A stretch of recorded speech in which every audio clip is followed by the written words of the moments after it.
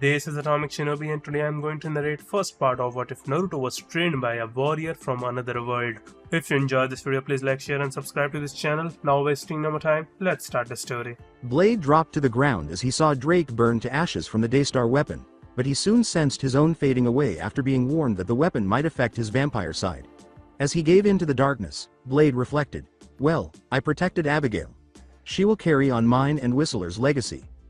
A gentle voice called Limbo Blade's name. He initially believed it to be his mother, but there was a strong tone to this soft voice. The vampire hunter asked, "Who are you?" "I'm God." The voice continued, "But call me Kami, I like the Japanese version of my name." Blade laughed, well, God actually exists. I am guessing that Judgment Day came early and I'm the first one to have my fate decided. Lucky me, so which is it? Heaven or hell?" Kami was sporting a tick mark on her face. "Quit being such a smartass, Blade. I am keeping your soul in limbo because I need you to do something for me." Blade responded, "Find someone else, Kami. I am not interested." Kami responded, "I will not, you are the only one capable of doing this mission." Blade responded, "Why should I?" Kami responded, 1. You are supposed to be alive. 2.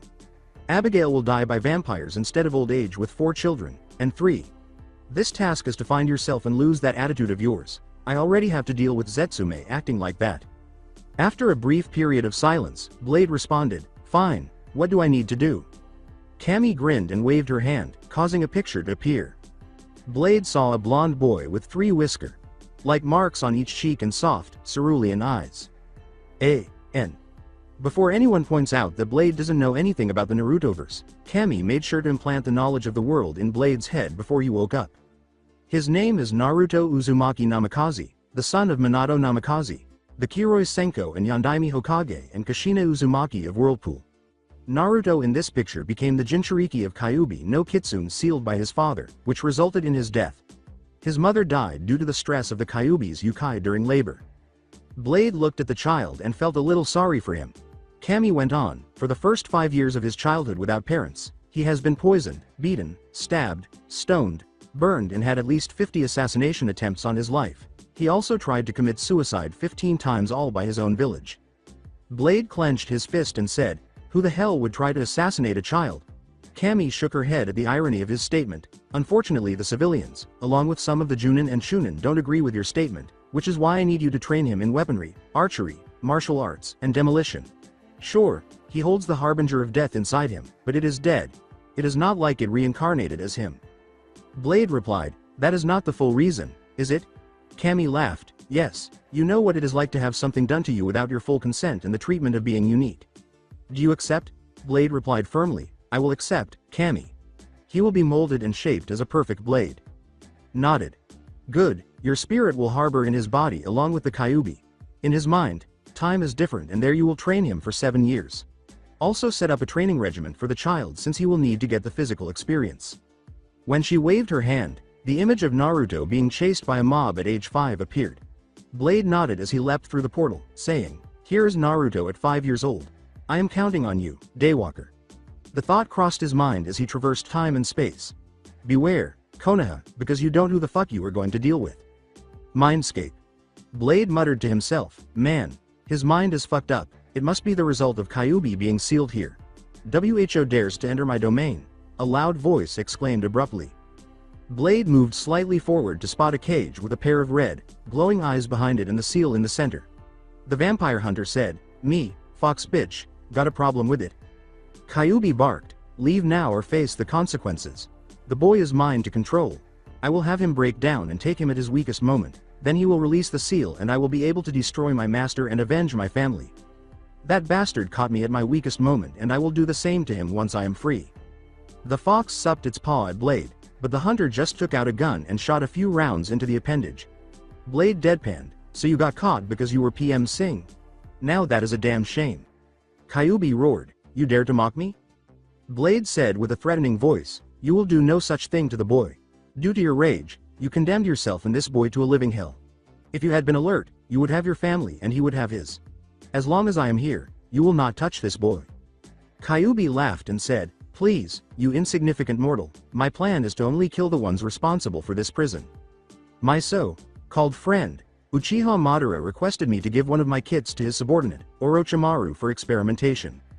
I refused him for that since we made a pact that we would never use our family for personal purposes. When I returned to the den, I found that they both had killed all 5 of my children and became vengeful. I raced to find him only to be caught in his ability of mind control. I could not fight it like I used to because my mind was preoccupied, and the next thing I knew I was fighting that man who sealed me. Once I was close to being sealed, he realized that I was controlled and whispered that he was sorry, and then I woke up here. Kyuubi's eyes were filled with wrath and, "That is why I will take over this boy for my revenge." Blade sighed and said, "Kyuubi, there are no words to describe your feelings you have, but this path you are trying to take will only lead you to you and the boy's destruction. If you train him in controlling your chakra and, what is called again, jutsu, I am sure he will help you find and lead your oppressors to justice." Blade rolled his eyes behind his shades. "Yeah, whatever, plushie. Now I need to inform our vessel of the training." Kyuubi considered this idea for a moment before mumbling, "Fine, damn it, but if he so much slacks off, I'm going back to my original plan." Our young hero, Naruto, was currently fleeing for his life from the mob once more. To get rid of his would-be killers, the boy ran in circles, twists, and through alleyways that only he knew how to find. "Come back here, you damn demon, so we can kill you. You killed our Yondaime, now you pay with your blood." They yelled death threats at Naruto, who turned into a nearby alleyway. He was out of sight when the crowd turned, and they started looking for him. Naruto lowered the camouflage fence tarp after listening and waiting until there was absolute silence. To the Kyuubi Jinchuriki, "Finally, I lost them. Yes, good job. Kid, I must say I am impressed, but we need to work more on your speed." He heard a voice say. The voice sighed, "Damn it, hold on a minute." Naruto jumped and whispered as he looked around in panic, Who are you, P? Please don't hurt me." Naruto replied, "Wah," before he suddenly grew weary and slumped behind the trash cans, out of sight. When Naruto awoke abruptly, he saw a dark-skinned man wearing a black trenchcoat, matching armor, and boots with shades. "This was Mindscape, again," he said. "Hey, kid." The boy abruptly scolded the man, asking, "Who are you? Why are we in a sewer? You aren't going to hurt me, are you?" Geez, those damn villagers made him paranoid and fearful. Blade replied, "No, I am not going to hurt you. My name is Blade and this is your mind, not a sewer. I called you here because I was sent here to train you in Kenjutsu, Taijutsu, and Demolition." Naruto responded, "What is Demolition?" A new voice said, "That is where I come in." Naruto looked behind Blade and saw a red-haired woman with 9 tails. Blade smirked and corrected, "Demolition, which is the art of making things go boom." Naruto grinned, "Oh, but wait, then who is going to train me in ninjutsu and genjutsu?" Her 34C cup and curves were accentuated by her form-fitting red leather suit and matching heels. "Pretty," was Naruto's abrupt remark. The woman blushed slightly upon seeing it. As she bit her finger, she asked, "Like what you see, Naru-kun?" Before Naruto passed away from embarrassment, Blade made the decision to step in and say, "Enough, Kyuubi, you can play with him later." Kyuubi grumbled, "You are no fun." Naruto mumbled, "But you are supposed T.TOBD. Dead." Kyuubi nodded her head. "Humans can't kill demons no matter how much power they have. The only way to defeat one is to seal it. You were the only one on hand and the Yondaime had no choice." He felt bad that he had to seal it inside his own son. Naruto responded, "Son?" Kyuubi replied, "I knew by the way he looked at you since that was my last memory of him when I was sealed." Naruto responded, "But Oji-san told me that I was an orphan and my parents were killed in the attack as civilians." Kyuubi responded, "He told you that because probably both of your parents had many enemies and they would try to kill you." Naruto responded, "But why me?" Blade responded, "Because he knows you can handle her power since you are his son. He trusts you than any other person. If she were sealed in me at your age, I would have gone crazy, but you never gave up. That is why he chose you, Naruto." Naruto responded, "But, they say I am a demon." Kyuubi responded, "Hell no. You are not a demon, Naruto. Imagine that you were a demon hating all humans, what would be the first thing you would do?" Naruto responded, "I would run around, killing everyone in my path." Kyuubi responded, "Correct, you are smarter than I thought you were." Naruto replied, "I realized that the teachers except Iruka Sensei were more hostile when I showed progress." Naruto shook his head in response to Blade's question, "Now back to the scenario, have you ever killed anyone before?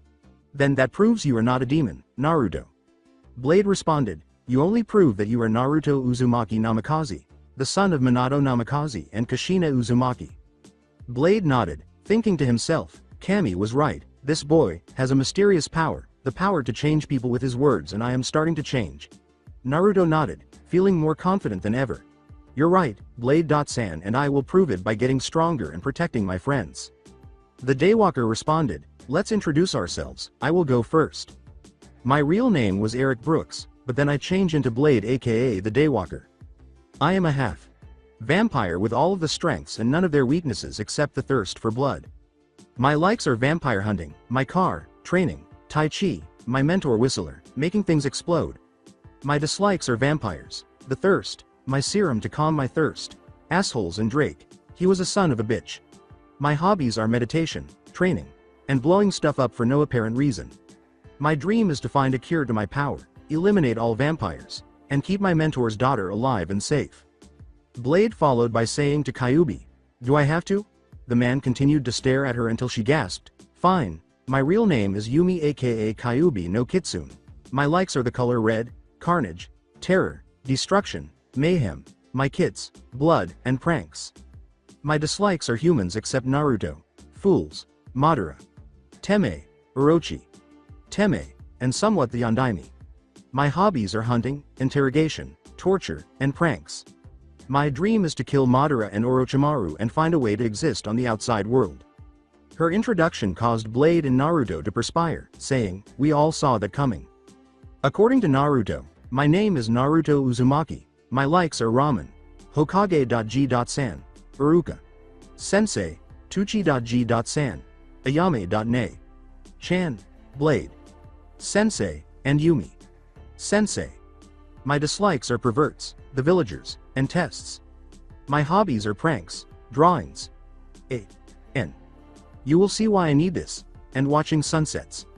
My dream is to become the strongest ninja to protect my friends and future family. Blade replied, good, now the time in your mind is slow. 1 month here is an hour out there. In here, you will be able to gain the mental experience in the mind, but not the physical. When I teach you, you will perform everything perfectly. If not, you will run 5 miles with me throwing stakes at you.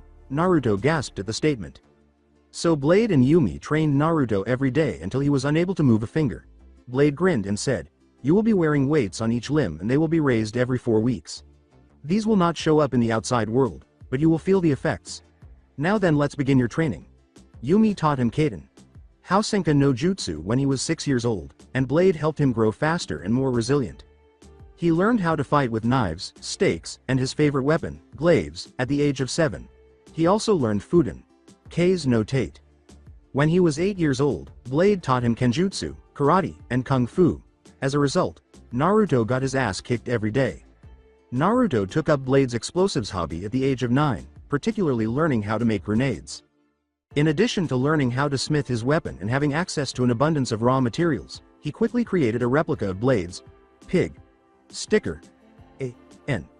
Gotta love that crazy vampire in the first movie. That year's only negative aspect was when Yumi gave Naruto some hands-on experience with the talk. Let's just say that Naruto blushed a lot around older, attractive women and was left scarred for 6 months.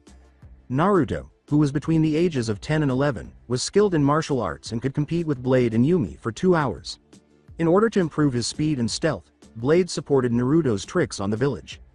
He was very skilled at demolition and Kenjutsu at the age of 12, and his use of explosives in his escape routes improved his skills. Yumi, Blade, and Naruto grew close and confided in one another over time. Since Fuden was Yumi's weakest element, he mostly used Kaden in his jutsu, but he also used Fuden.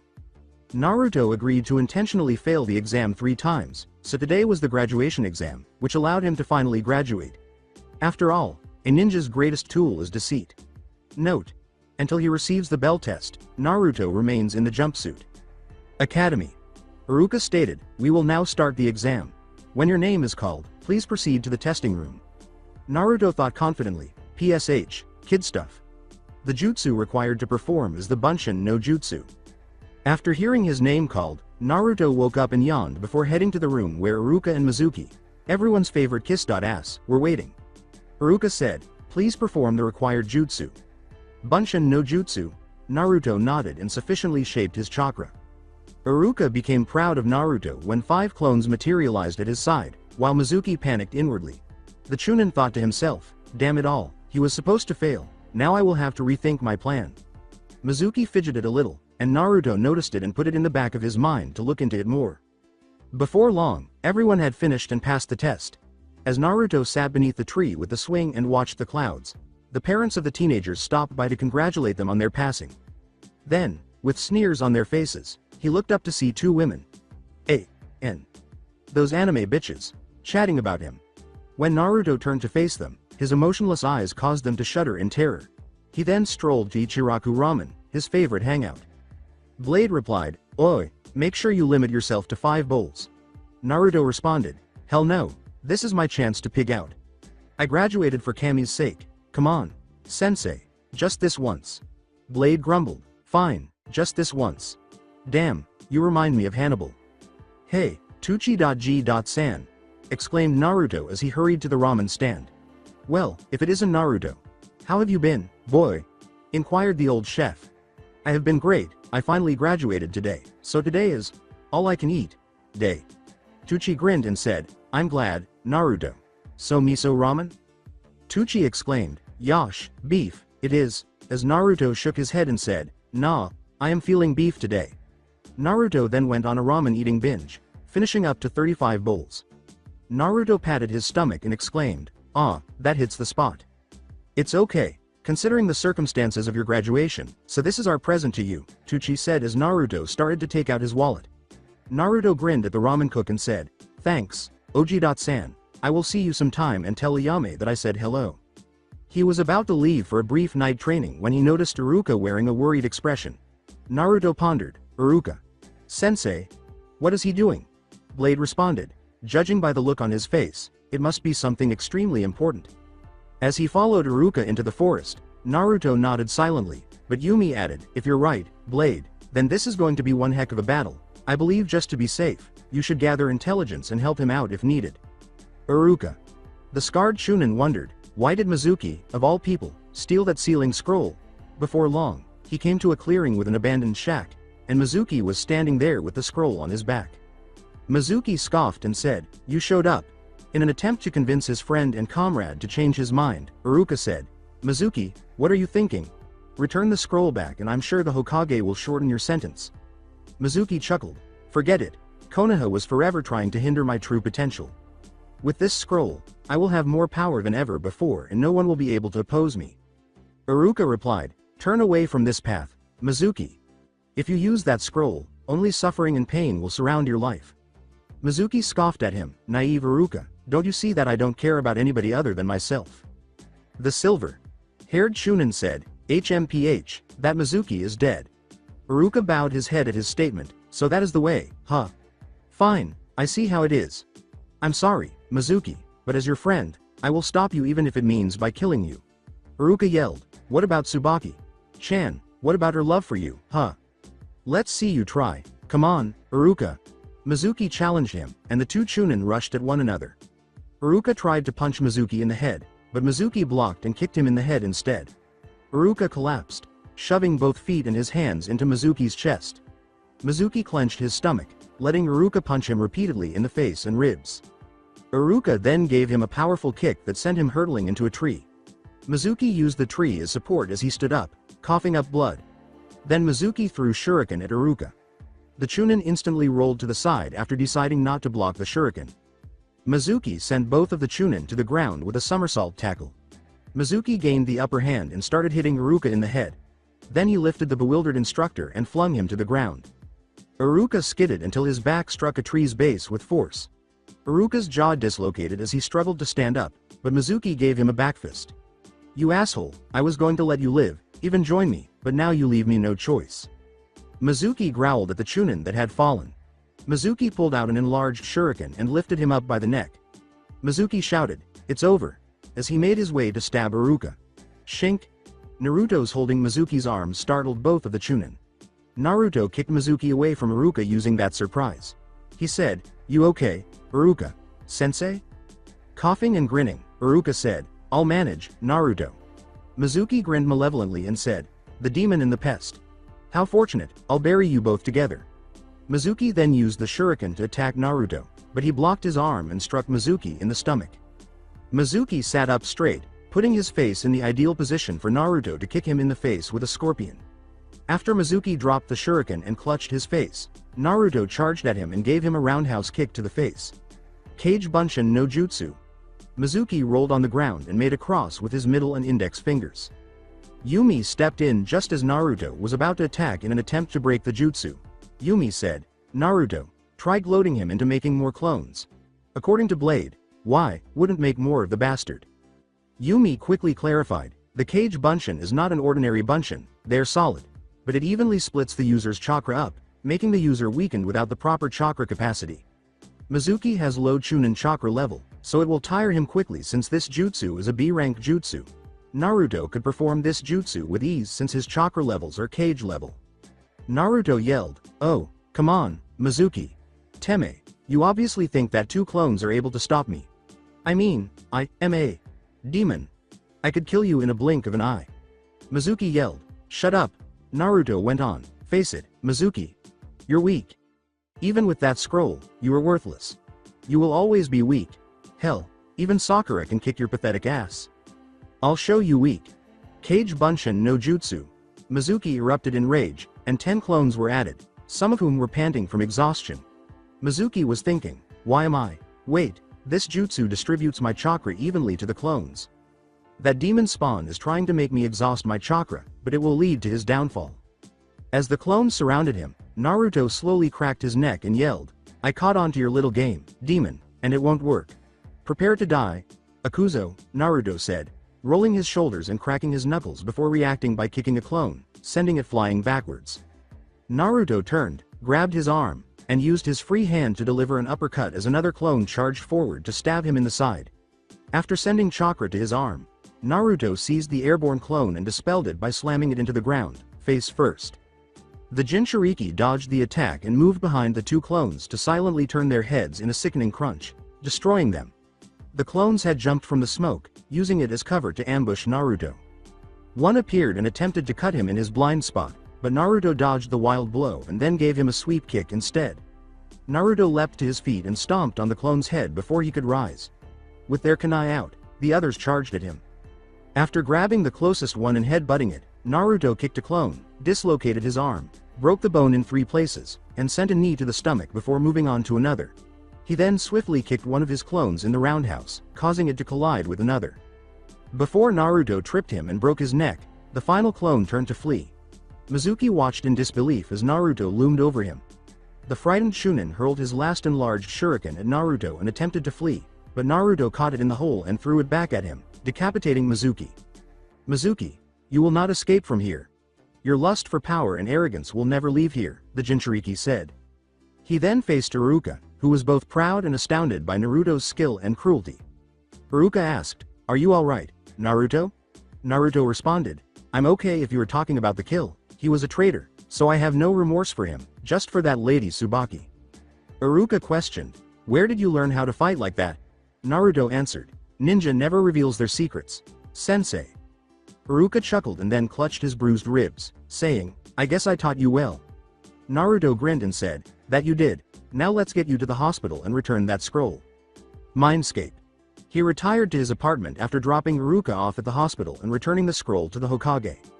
Blade had asked him to give him one final gift, so he went to his mind.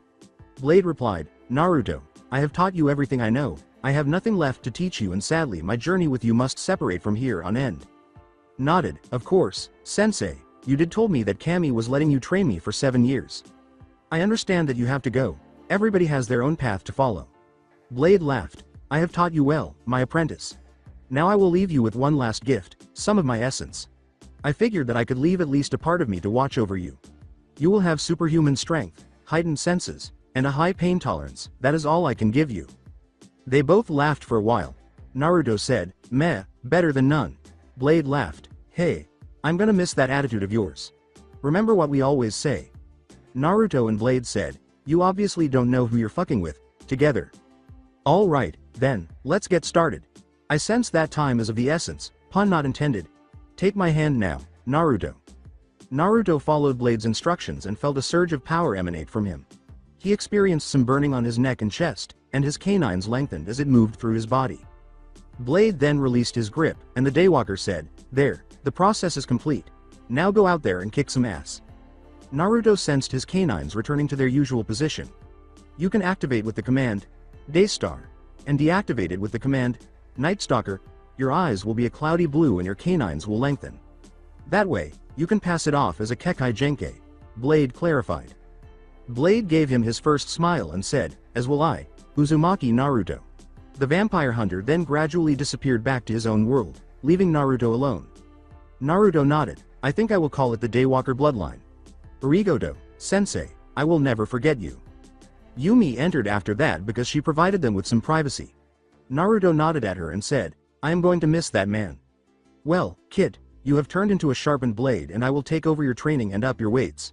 "Good, now let's get some sleep," she added. Knowing that a part of his sensei's legacy would always be with him, Naruto returned to his world and fell asleep with ease. In order to discuss his battle with the traitor Mizuki, Naruto got up the following morning, dressed in black pants and a green shirt with the Konoha symbol embroidered in red, and went to the Hokage's office. He entered the building and made his way to the secretary's desk. The secretary said, "Why are you here, demon?" As she raised her head and squinted at him, she jumped when Naruto growled at her, saying, "You know damn well, bitch, don't play with me, I'm not in the mood for this." As the boy approached the Hokage's office, the secretary hurried to buzz him up to let him know Naruto had arrived.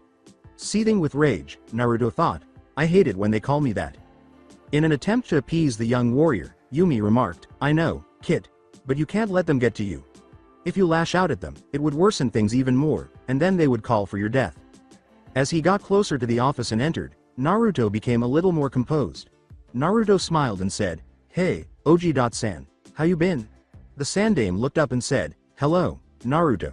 Sarutobi replied, "How are you? I mean, killing at a young age can be traumatizing." Sarutobi yelled, "What? Why didn't you tell me this?" Naruto retorted, "Actually I'm better now that Mizuki Teme is dead, he was messing with my tests." Naruto responded, "Come on, Oji-san, really? It is mostly that the council would let him go and believe that the demon was lying on him. If it was brought up, then it would have caused me more problems." Sarutobi exclaimed, "That may be the case, but..." The door suddenly flew open, revealing a boy wearing a long blue scarf around his neck and an odd hat. "Old man, I challenge you," he yelled, raising his shuriken and charging. When the boy's foot stumbled over his own scarf, he fell to the ground and the shuriken flew toward Naruto, who idly caught it between his fingers and put it in his pocket. With a sigh, Sarutobi covered his face and said, "Konohamaru, why are you here?" Konohamaru ignored him and yelled, "Who set a damn trap?" Suddenly, a slender man entered and said, "I am so sorry, Hokage. Sama, I should have paid attention." He turned to face Naruto and cursed at him, saying, "Come along, Konohamaru. Let's go." However, the boy pointed at Naruto and said, "You are the one who set the trap." Konohamaru yelled, "Liar," and Naruto shook his head, saying, "Kid, there is no trap." Naruto just grabbed him by the rumple of his scarf. "Put him down," the man yelled out. The man said, "I'm Ebisu, an elite Jonin, and that boy you are holding is the Hokage's grandson." Naruto looked at him and asked, "Who might you be?" After glancing at Ebisu and Konohamaru, Naruto placed him on the ground, until Naruto cocked his fist and struck Konohamaru's head hard. He said, "You think I give a flying fuck about who he is related to? Titles aren't but shit to me." Konohamaru claimed, "He's just like everyone else." After turning to face the Hokage, Naruto strode off to the village courtyard and said, "We will finish this conservation later." While his tutor was still in disbelief over Naruto's attack on the honorable grandson, Konohamaru made the decision to follow him. Street. "Kid, your stealth sucks." Naruto sighed and said, "Please teach me." Konohamaru emerged from behind the camouflage tarp. Naruto gave him a weary look and asked, "You are going to leave, are you?" The boy nodded yes. "All right," Naruto exclaimed, "I'll teach you." Naruto stated, "First, we will start with some push-up," in reference to Forest. Standing at attention, Konohamaru exclaimed, "Boss?" Naruto grinned evilly at him and said, "Good, now drop down and give me 100 push-ups." Konohamaru yelled, "Nani?" Naruto replied, "Make that 150. The boy sulked at Naruto and started performing his push-up sets. After a short while, Konohamaru finished and fell to the ground. "I hate you," Konohamaru exclaimed into his throat. An hour later, Konohamaru finally grasped the essence of it, but it was lacking because of the cloud effect. Okay, I am going to teach you the ultimate jutsu that defeats all perverts, my patented sexy no jutsu. Before Ebisu yelled, "Found you!" They were doing well. Naruto and Konohamaru listened to the Junin gasp. The honorable grandson yelled, "Hell no! Henge!" In response to Ebisu's statement, "Come, Konohamaru, let us not hang out with this trash." After being enveloped in smoke, Konohamaru transformed into a curvaceous brunette. Ebisu yelled, "What vulgarity is this?" with a slight nosebleed. Naruto responded, "Then maybe he needs a little push." Kage Bunshin no Jutsu, to Konohamaru's exclamation, "Damn, it didn't work." He knows the Kage Bunshin. Ebisu thought in disbelief as 15 clones materialized in the clearing. After he recovered from his shock, Ebisu fixed his shades and grinned, saying, "I am an elite Jonin and I am not a pushover like Mizuki." "You sound like that damn Uchiha. I don't have time to mess with you, Henge," yelled Naruto, and his 4 squads changed into a busty, pigtailed woman version of themselves. As a result, Ebisu was launched into the air with a significant nosebleed. He turned to Konohamaru and said, "Congratulations, kid, you mastered your first jutsu." Konohamaru cheered, "I am one step closer to becoming Hokage." Naruto changed back, saying, "I knew it, he is a closet pervert. I dubbed that harem no jutsu." Naruto remarked, "That was a baby step. You can't take shortcuts and you have a long way to go. You can be sure that other people will aspire to be Hokage." The boy halted his cheering and hesitantly inquired, "Is that also your objective? To become the Hokage?" Gazing up at the sky, Naruto said, "Being strong enough to defend myself and those I care about is my dream. Even though I don't want to be Hokage, I will if necessary." Then, "From now on, we are rivals," Konohamaru declared firmly. Naruto smiled at Konohamaru and said, "I'll accept your challenge, Konohamaru, and defeat you to become Hokage. Keep in mind that protecting the people you love and care about is the only way to genuinely achieve true strength." Naruto thought, "That Konohamaru, he is interesting, kinda reminds me of myself," and turned to leave. After completing his daily warm up at 6 in the morning, Naruto made pancakes and eggs and shuffled out the door wearing his orange jumpsuit and his face. Academy. Naruto sat down next to a sullen emo child he had never noticed. A shrill voice said, "Hey, Naruto, move your ass." Naruto moaned to himself when he saw Sakura Haruno, who said, "I want to sit to Sasuke.kun." Naruto sighed and said, "Fine, whatever." He got up from his chair and sat down next to a shy girl with black hair, thinking, "Funny, I never noticed her at all, I might as well introduce myself to her." "Hey, I'm to say that I never noticed you before seeing that you were shy. Who are you?" "My name is Naruto Uzumaki." The girl squeaked out, I'm H. Hinata Hyuga," as Naruto said. Hinata blushed a little and turned away when Naruto said, "I hope to be working with you, Hinata-chan." Naruto was left to think about her feelings. Blushing, shyness, that habit of pushing fingers together. Iruka burst in at that moment, saying, "All right, class, calm down while I announce the team matchup. To begin, Team 7 will consist of Uzumaki Naruto, Uchiha Sasuke, and Haruno Sakura." Naruto muttered, "What a bitch." Sakura yelled, "Love conquers all, Ino.pig, with a squeal." Next, Aburame Shino, Hyuga Hinata, and Inazaka Kiba will be Team 8, a blonde girl said, frowning at her with jealousy and envy. Ino cried, "No, Team 9 is in circulation." And finally, Team 10 will consist of Yamanaka Ino, Akamichi Choji, and Nara Shikamaru. Not a food boy or a lazy boy. Iruka coughed and said, "Now your Jonin senseis should arrive shortly." Kiba, Shino, and sadly Hinata approached their sensei as a woman wearing wraps and with red eyes said, "I'm Yuhi Kurenai, Team 8, come with me." A bearded man with a cigarette in his mouth then yelled, "I'm Sarutobi Asuma, Team 10, let's go." Ino then dragged Shikamaru toward their sensei after kicking him awake, with Choji following behind and continuing to eat a bag of chips. After 2 hours, everyone had left, including Iruka, sensei, leaving a sullen Sakura, a bored and a little irate Naruto, and a brooding Sasuke. Naruto then decided to assume the lotus position and start meditating. "What are you doing, Naruto?" "Baka," Sakura interrupted. "I'm bored and angry with this sensei of ours, so I'm meditating," Naruto said, opening one eye and focusing it on her. "I will eventually try to harm her or him if I don't." A silver-haired Junin with his headband shifted over one eye entered abruptly as the door opened, saying, How can I say this? I don't like you guys, that's my first impression." Naruto's eye twitched at the remark. The man poofed away, and as the three teammates ascended the stairs, one of them was growling menacingly. Okay, meet me up on the roof in 5 minutes. Roof. Well, then let's introduce ourselves. Sakura said, what are you interested in?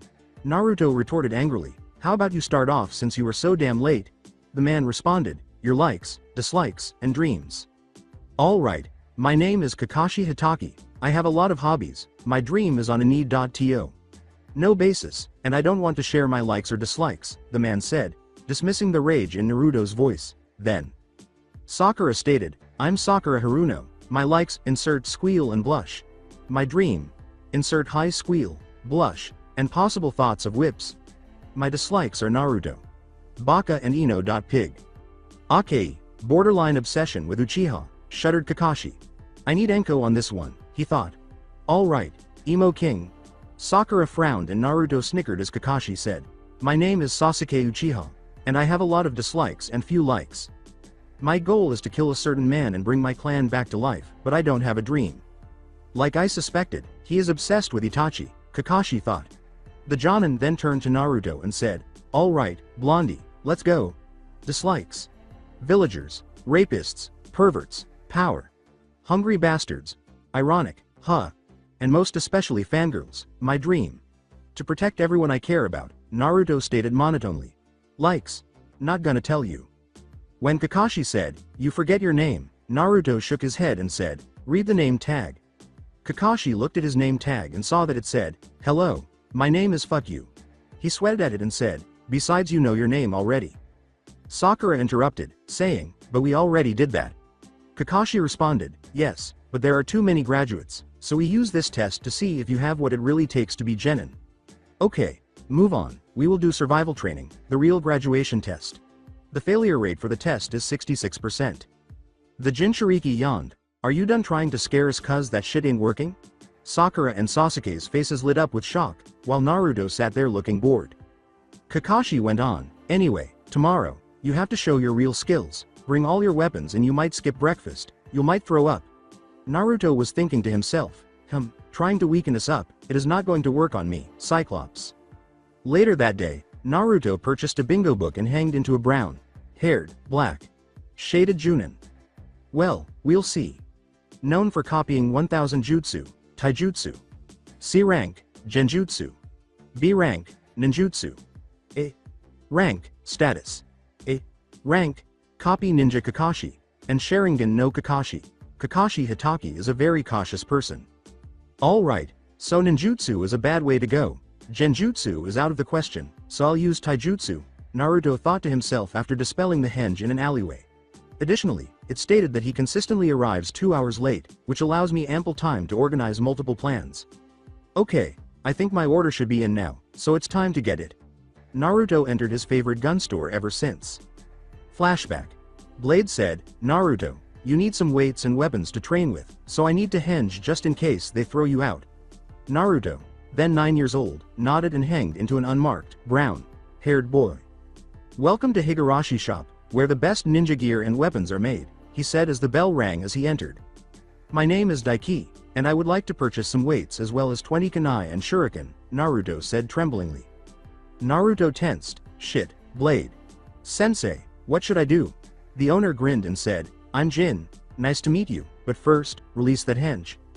Naruto nodded in his mind and let go of the henge when Blade said, I sense no ill will from this man, release the henge and if his intentions are harmful, you have my permission to attack with full force. Jin said, ah, so it's you. Naruto moved to defend himself right away, but Jin waved his hand in a gesture of goodwill. Whoa, calm down, I am not gonna hurt you, alright? I can understand you to be hostile since pretty much everyone says that to you, I bet. Without lowering his defenses, Naruto nodded. Jin exhaled. Look, kid, I know you don't trust me, but I'm not like those stupid villagers. I know you are discriminated because of your condition. Besides, if that condition kicked in, you would have killed us by now. How can I know I can trust you? Naruto asked suspiciously as he lowered his defenses. Naruto grinned and said, thanks, Jin. Sama. Jin grinned back, just call me Jin. Jin. Sama makes me feel old. Let's merely say you remind me of someone like you and the things are free of charge this time. The man thought as a picture of a red-haired woman with blue Green eyes smiled down on him. The Jinchuriki smiled. Alright. Jin, I will see you sometime. Okay. Jin waved as he watched Naruto run out. Hey, he reminds me so much of you, Kushina. Chan, you would be proud of him. Flashback ends. Hey, Jin, I'm back, shouted Naruto, shocked. From the back emerged Jin in a brown-eyed girl with buns in her hair and a pink Chinese shirt. The man said, Hey, Naruto, how are you doing? Nice to meet you, Tenten. Are you by chance a shinobi? Naruto shook her hand and said, Great, may I ask who this is? The girl smiled and said, I'm Tenten Higurashi, his niece. Tenten replied, Why yes, I am. How do you know? According to Naruto, no girl these days would have calluses on their hands or focus on their skills than getting their so-called pretty boy. Nice to meet another girl who takes their training seriously. Naruto turned to Jin and asked, Is my uniform and weapons ready?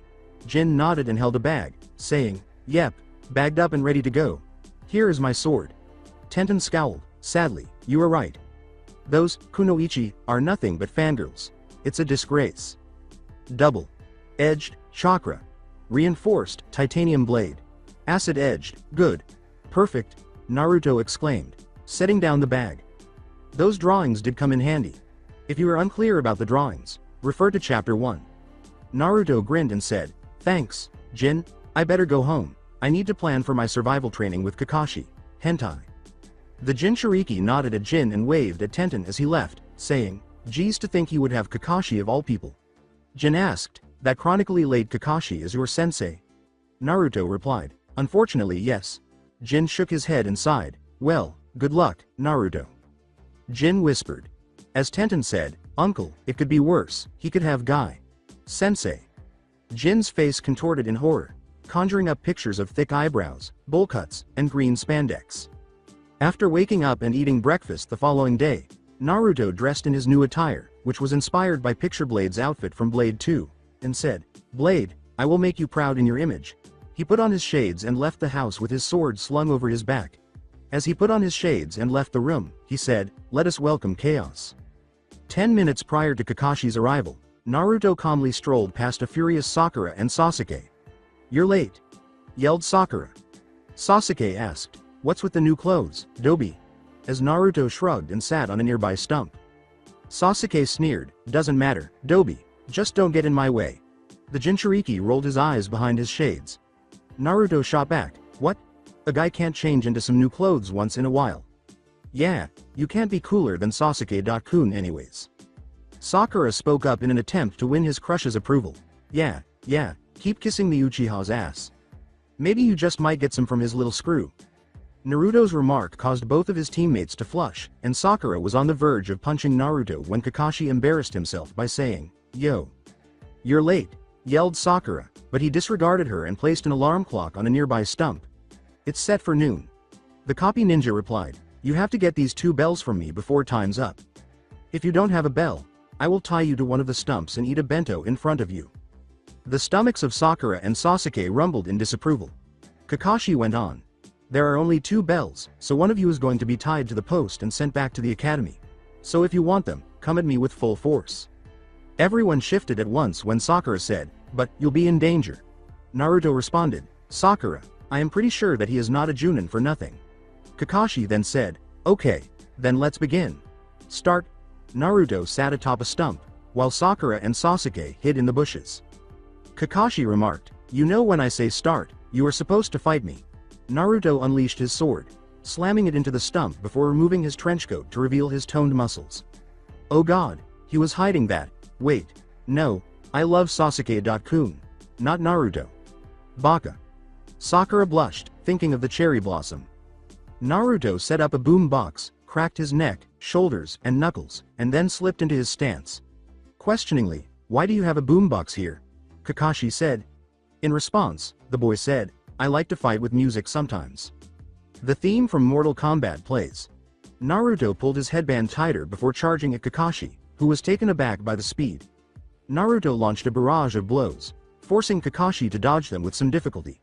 The Jinchuriki easily caught the kick that Kakashi was aiming at Naruto's torso and twisted his foot, causing Kakashi to spin in midair and land on the ground. Kakashi stood up and looked at Naruto, who was holding an orange book and quickly turning the pages. Man, Kakashi, are you that sexually deprived to read smut? Replied Naruto. Kakashi swiftly kicked him out of the way and grabbed the book, inspecting it for damage. The copy ninja grabbed Naruto's leg and swung him to the ground after he launched a flying kick.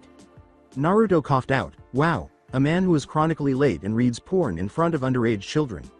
This team is sure to make it fun if it passed, that is." In order to protect his face, Naruto instantly extended his hands and slammed his left leg into Kakashi's torso. Kakashi released his grip on the leg of the Jinchuriki. "Kakashi. Sensei, I advise you to put away that book or you might get hurt," Naruto replied. As the Jonin slipped into the Goken stance, he put the book away. Kakashi thought, but, he is supposed to be the lowest in the class, was he holding back all this time? Kakashi's eyes widened in surprise at the remark. "Now we are getting serious, although it is not your true power, but then again, I'm not showing mine either." "Just how strong are you, Dobi?" "I will find your power and defeat him," Sakura muttered. "Sugoi." Kakashi asked, "When did you get this strong? Your taijutsu is at least mid-chunin." Sasuke erupted in rage and amazement. Naruto hurried him again as Kakashi reflected, "This is an interesting team. Well, I did a lot of push-ups, ate healthy, and drink a lot of juice. Look, sensei, as much as I enjoy this conservation, how about we get started?" Naruto replied. As Naruto and Kakashi engaged in combat using only taijutsu, Sasuke, the Uchiha, looked on in wonder and jealousy. Sasuke turned to see Naruto waving, saying, "Pissed? Sasuke. Teme, over here. How the hell are you fighting Kakashi with a mere normal bunshin?" Sasuke shouted. Naruto asserted, "I figured out the test, it's teamwork, we need to team up to get the bells." "Shush, not so loud, Kakashi is fighting a cage bunshin. They are solid unlike the illusion bunshin." In response, Sasuke said, "HMPH, I knew you would screw up." Naruto shot back, "I haven't messed up." Sasuke said, "Whatever, just stand back and let the experts handle it." Naruto said, "Mate, Sasuke. His strongest skills are ninjutsu and genjutsu, and I am only using taijutsu to keep him busy. That fucking Teme is going to spoil it, Kuso. I'm hoping I reached Sakura." Kakashi. "I don't have any time for ninjutsu or genjutsu because of Naruto." Before a shower of kunai struck him and Naruto, Kakashi thought, "TCH, what a predicament I am." The two separated to avoid the lethal projectiles. "Teme, what the devil?" the real Naruto yelled, and Sasuke retorted, "Silence, you idiot. Now, I'll finish what you started." Naruto shot back, "You jerk. We must work together." Sasuke continued to make hand signals that Kakashi recognized right away, and Kakashi yelled, "Sasuke, stop. Kaden. Jutsu no Gukakyu." Sasuke yelled and blasted a massive fireball at the two-point blank. The fiery death trap engulfed the student and sensei, causing Sasuke to smirk before frowning to see Naruto coughing from the smoke and without Kakashi. Naruto yelled angrily, "What the fuck, Uchiha? You nearly killed me with the fireball." Sasuke retorted, "You moved, didn't you? You son of a..." Naruto said, "I knew you would be alright based on how quickly you and Kakashi were going at it." The two boys were suddenly frozen by a voice that said, "Doden. Shinju Zanshu no Jutsu." Each boy's ankle was grabbed by a hand, which pulled them to the ground. "Sasuke, that was very reckless and rash of you to do that. He is a member of your team." Kakashi uttered those words. With a frown, Sasuke said, "Did he not move? In addition, he was in the way." Kakashi realized that he would not succeed with him inside. "Alright, if that's how you feel, I'll just let you think about your reckless behavior. Since you proved to be an issue against me, Naruto, you will remain there." "Sensei, 2 words, Naruto said. "Cage bunshin." When Naruto vanished in a cloud of smoke, Kakashi exclaimed, "Son of a," and hurried off toward the forest, where the teenager was most likely to go. The cherry blossom Sakura ran through the forest in pursuit of her love interest, Uchiha Sasuke, the world's most conceited jerk. Anywhere I heard that sound, I knew it was Sasuke. Kun's renowned Gukakyu. If he had to use that, he must be in trouble, the pseudo Kunoichi thought. And I bet Naruto is obstructing him as usual. He is everything if you give him a sword, shades, a new outfit, and those attractive arms. Did I just think that? Sakura was about to scream when a hand suddenly grabbed her waist and clamped another hand over her mouth. She bit the attacker's hand, but he refused to give up and simply grunted at the pain. The attacker growled, "Stop talking and pipe down, Sakura." Sakura calmed down a little when Naruto said, "I'm going to let go now, and you can't scream or yell at me right now unless Kakashi." Sensei finds our asses. Sakura slowly nodded her head, and Naruto's hold on her mouth and waist was quickly released. If you understand, nod your head. Sakura responded, you are definitely Naruto. Now what did you do to Sasuke-kun? Naruto responded, nothing. The asshole tried to get Kakashi by shooting a jutsu at him with me engaging him. Then we both got caught in Sensei's jutsu, but I managed to substitute myself with a nearby shadow clone and moved to find you. According to Sakura, for what? How can I help? This test is not just about getting the bells. It's also about working as a team to get the bells, Naruto stated. I attempted to use Sasuke, but he is buried neck deep in the ground. I also need you to set traps, throw kunai and shuriken at Kakashi, and keep moving so that Kakashi can't find you, even though you lack any real skills because of your fangirl behavior. Sakura wondered, but what about Sasuke-kun? Unfortunately, fate chose to let the alarm clock ring. Naruto responded, I'll send some Kage Bunshin to dig him out while I'm engaging Sensei. So just worry about the traps, okay? Damn, time's up. Stumps. Kakashi observed a gaunt Naruto, a disillusioned Sakura, and a weary, unkempt, filthy, and irate Sasuke bound to a stump. You three look hungry and Naruto. I am amazed at your skill in taijutsu and speed though I was holding back, Kakashi said in a disapproving tone. Kakashi turned to Sakura and said, although you did absolutely nothing to even attempt to get the bell because of your fangirl attitude, you eventually agreed to work together with Naruto. Sakura brightened at the remark from her sensei. Naruto snickered, really? And then lifted one of his pants legs to reveal the weights. Cuz I was not either. The Jonin said, as for you, Uchiha, you should give up a shinobi. What? Sasuke, struggling against his bonds, yelled, you would pass a useless fangirl and adobe pass but not an elite Uchiha. Naruto was about to object to Sasuke's outburst to Sakura's defense, but Kakashi got him before him. Yes, I would. While you purposefully turned down Naruto's offer and nearly killed him, she made the right decision by joining forces with him.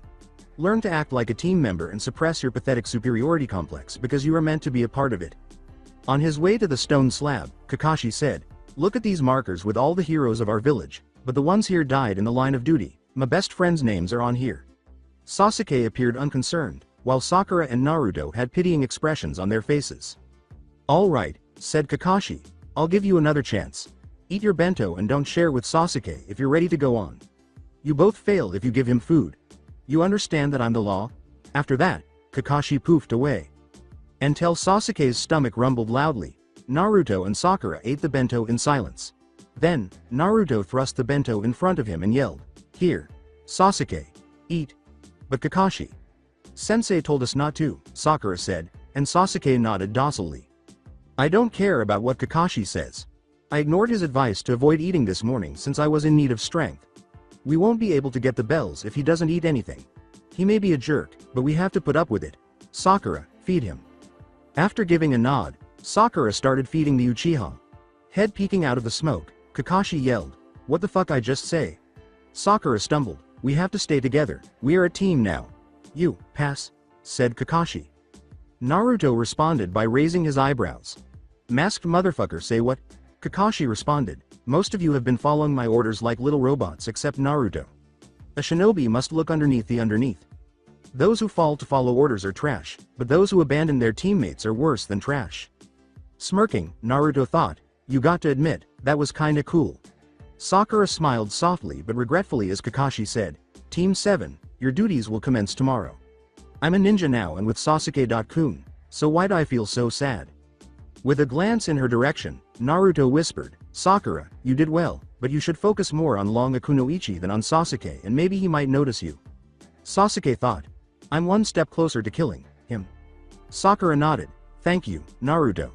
Both of them returned home to reflect.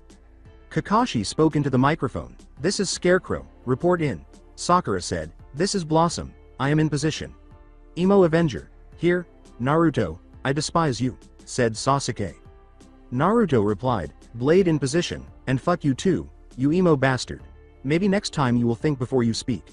Target sighted and apprehended, confirmed with ribbon on right ear. Kakashi grinned, good, then mission. Find Tora is a success. Tower. Team 7 felt sorry for the cat as it tried to get away from Lady Shijimi, its owner. Poor Tora, poor little kitty, I almost thought you died. The Hokage cleared his throat while speaking. Now the next assignments are babysitting for the village council. run errands to the neighboring village, help dig up yams. Sarutobi merely eyed him and said, I'm sorry, Naruto, I would give you guys a C rank, but Team 8 already took it. Naruto interrupted, saying, hell to the fucking no, I simply refuse to do any more chores. Iruka, helping the Hokage, went forward and read the note when a messenger Ha suddenly appeared from the window. The Chunin stammered, Hokage. Sama, why don't you need to R? Read this. His face twisted in horror as he finished scanning the letter. Kakashi, it seems that Hinata Hyuga and their sensei, Kurenai Yuhi, have been captured by the alleged demon of the mist, Zabuza Momochi. Their client lied to them because he couldn't afford a mission higher than a C rank. This mission is officially an A rank now and your skills as an assault team are needed. Your mission is to get both Kunoichi and continue their mission as well. The Sandaime took the letter, his face turning grim as his gray eyes skimmed it.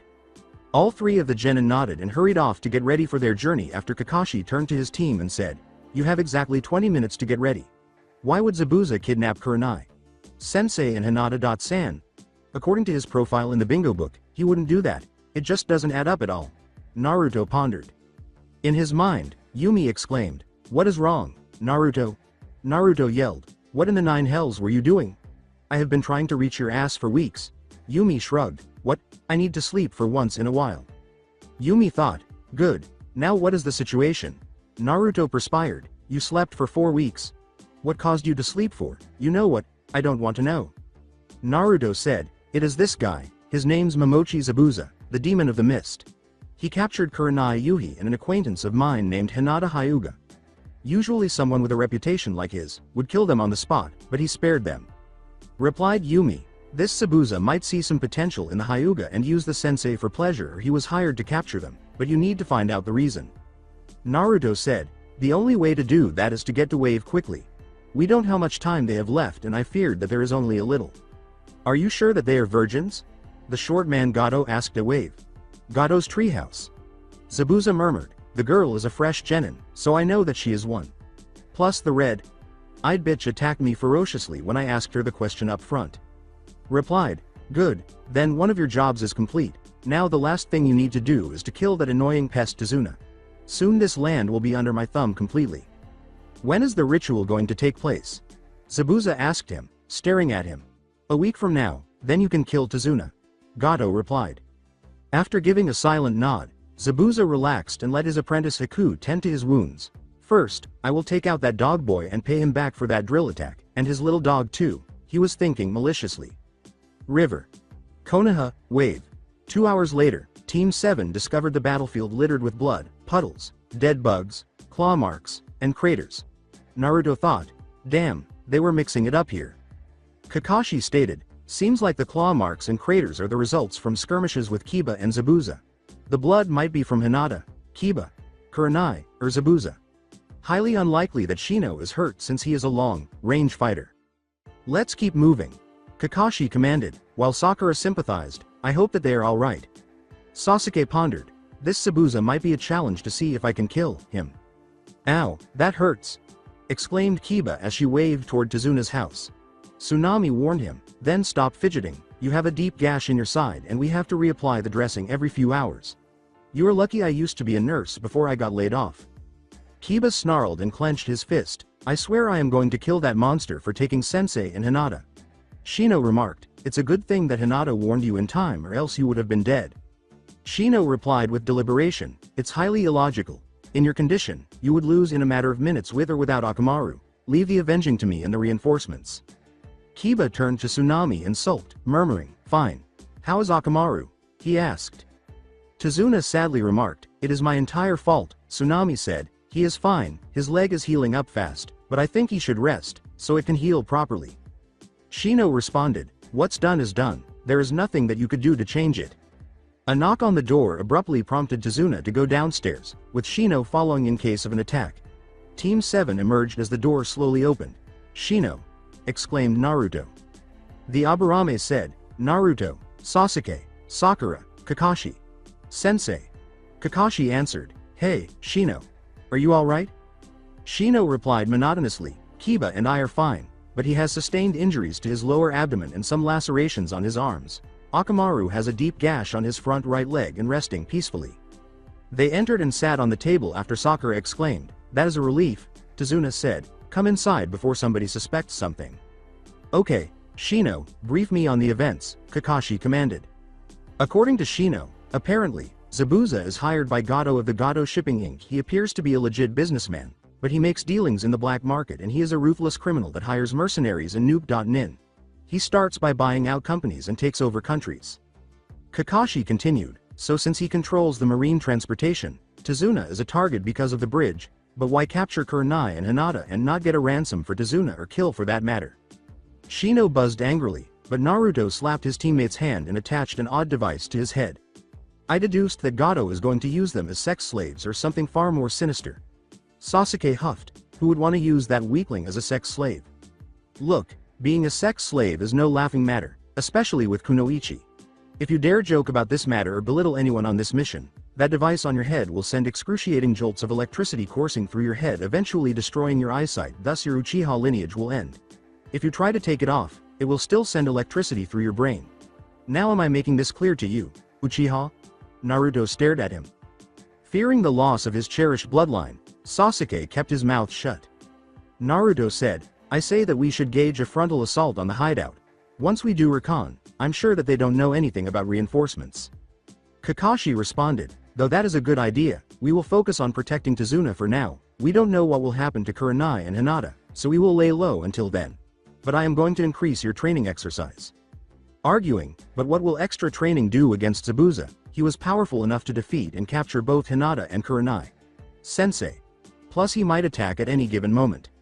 Sasuke said, so we'll train while we're waiting. Oh, boy, more ninja, like that will work on Gato. Shino pushed up his glasses and said, actually we did enough damage by Hinata and Kiba, and his injuries will not recover until a week's rest. They turned to see a boy wearing overalls. As she introduced the young boy, Tazuna said, oh, sorry, this is my grandson, Inari. Inari went on, you might as well give up or you'll end up like that dog boy and those ladies. Inari, what did I tell you? Tsunami said as he approached. Naruto started to laugh when Inari said, it's the truth, no one can beat Gato or his men. Is that so? They all asked, turning to face the black-clad ninja. Then I'll bring Gato's head served on a silver platter. Naruto grinned. Naruto followed Inari to speak with him until he heard him sobbing. Daddy, Inari said, whatever, I'm going to watch the ocean from my room. It wasn't time to deal with Inari's attitude, Naruto thought as he turned. The following day, Kakashi said, all right, you guys are going to climb trees. Shino pulled up his shades and said, I think he means the tree walking exercise.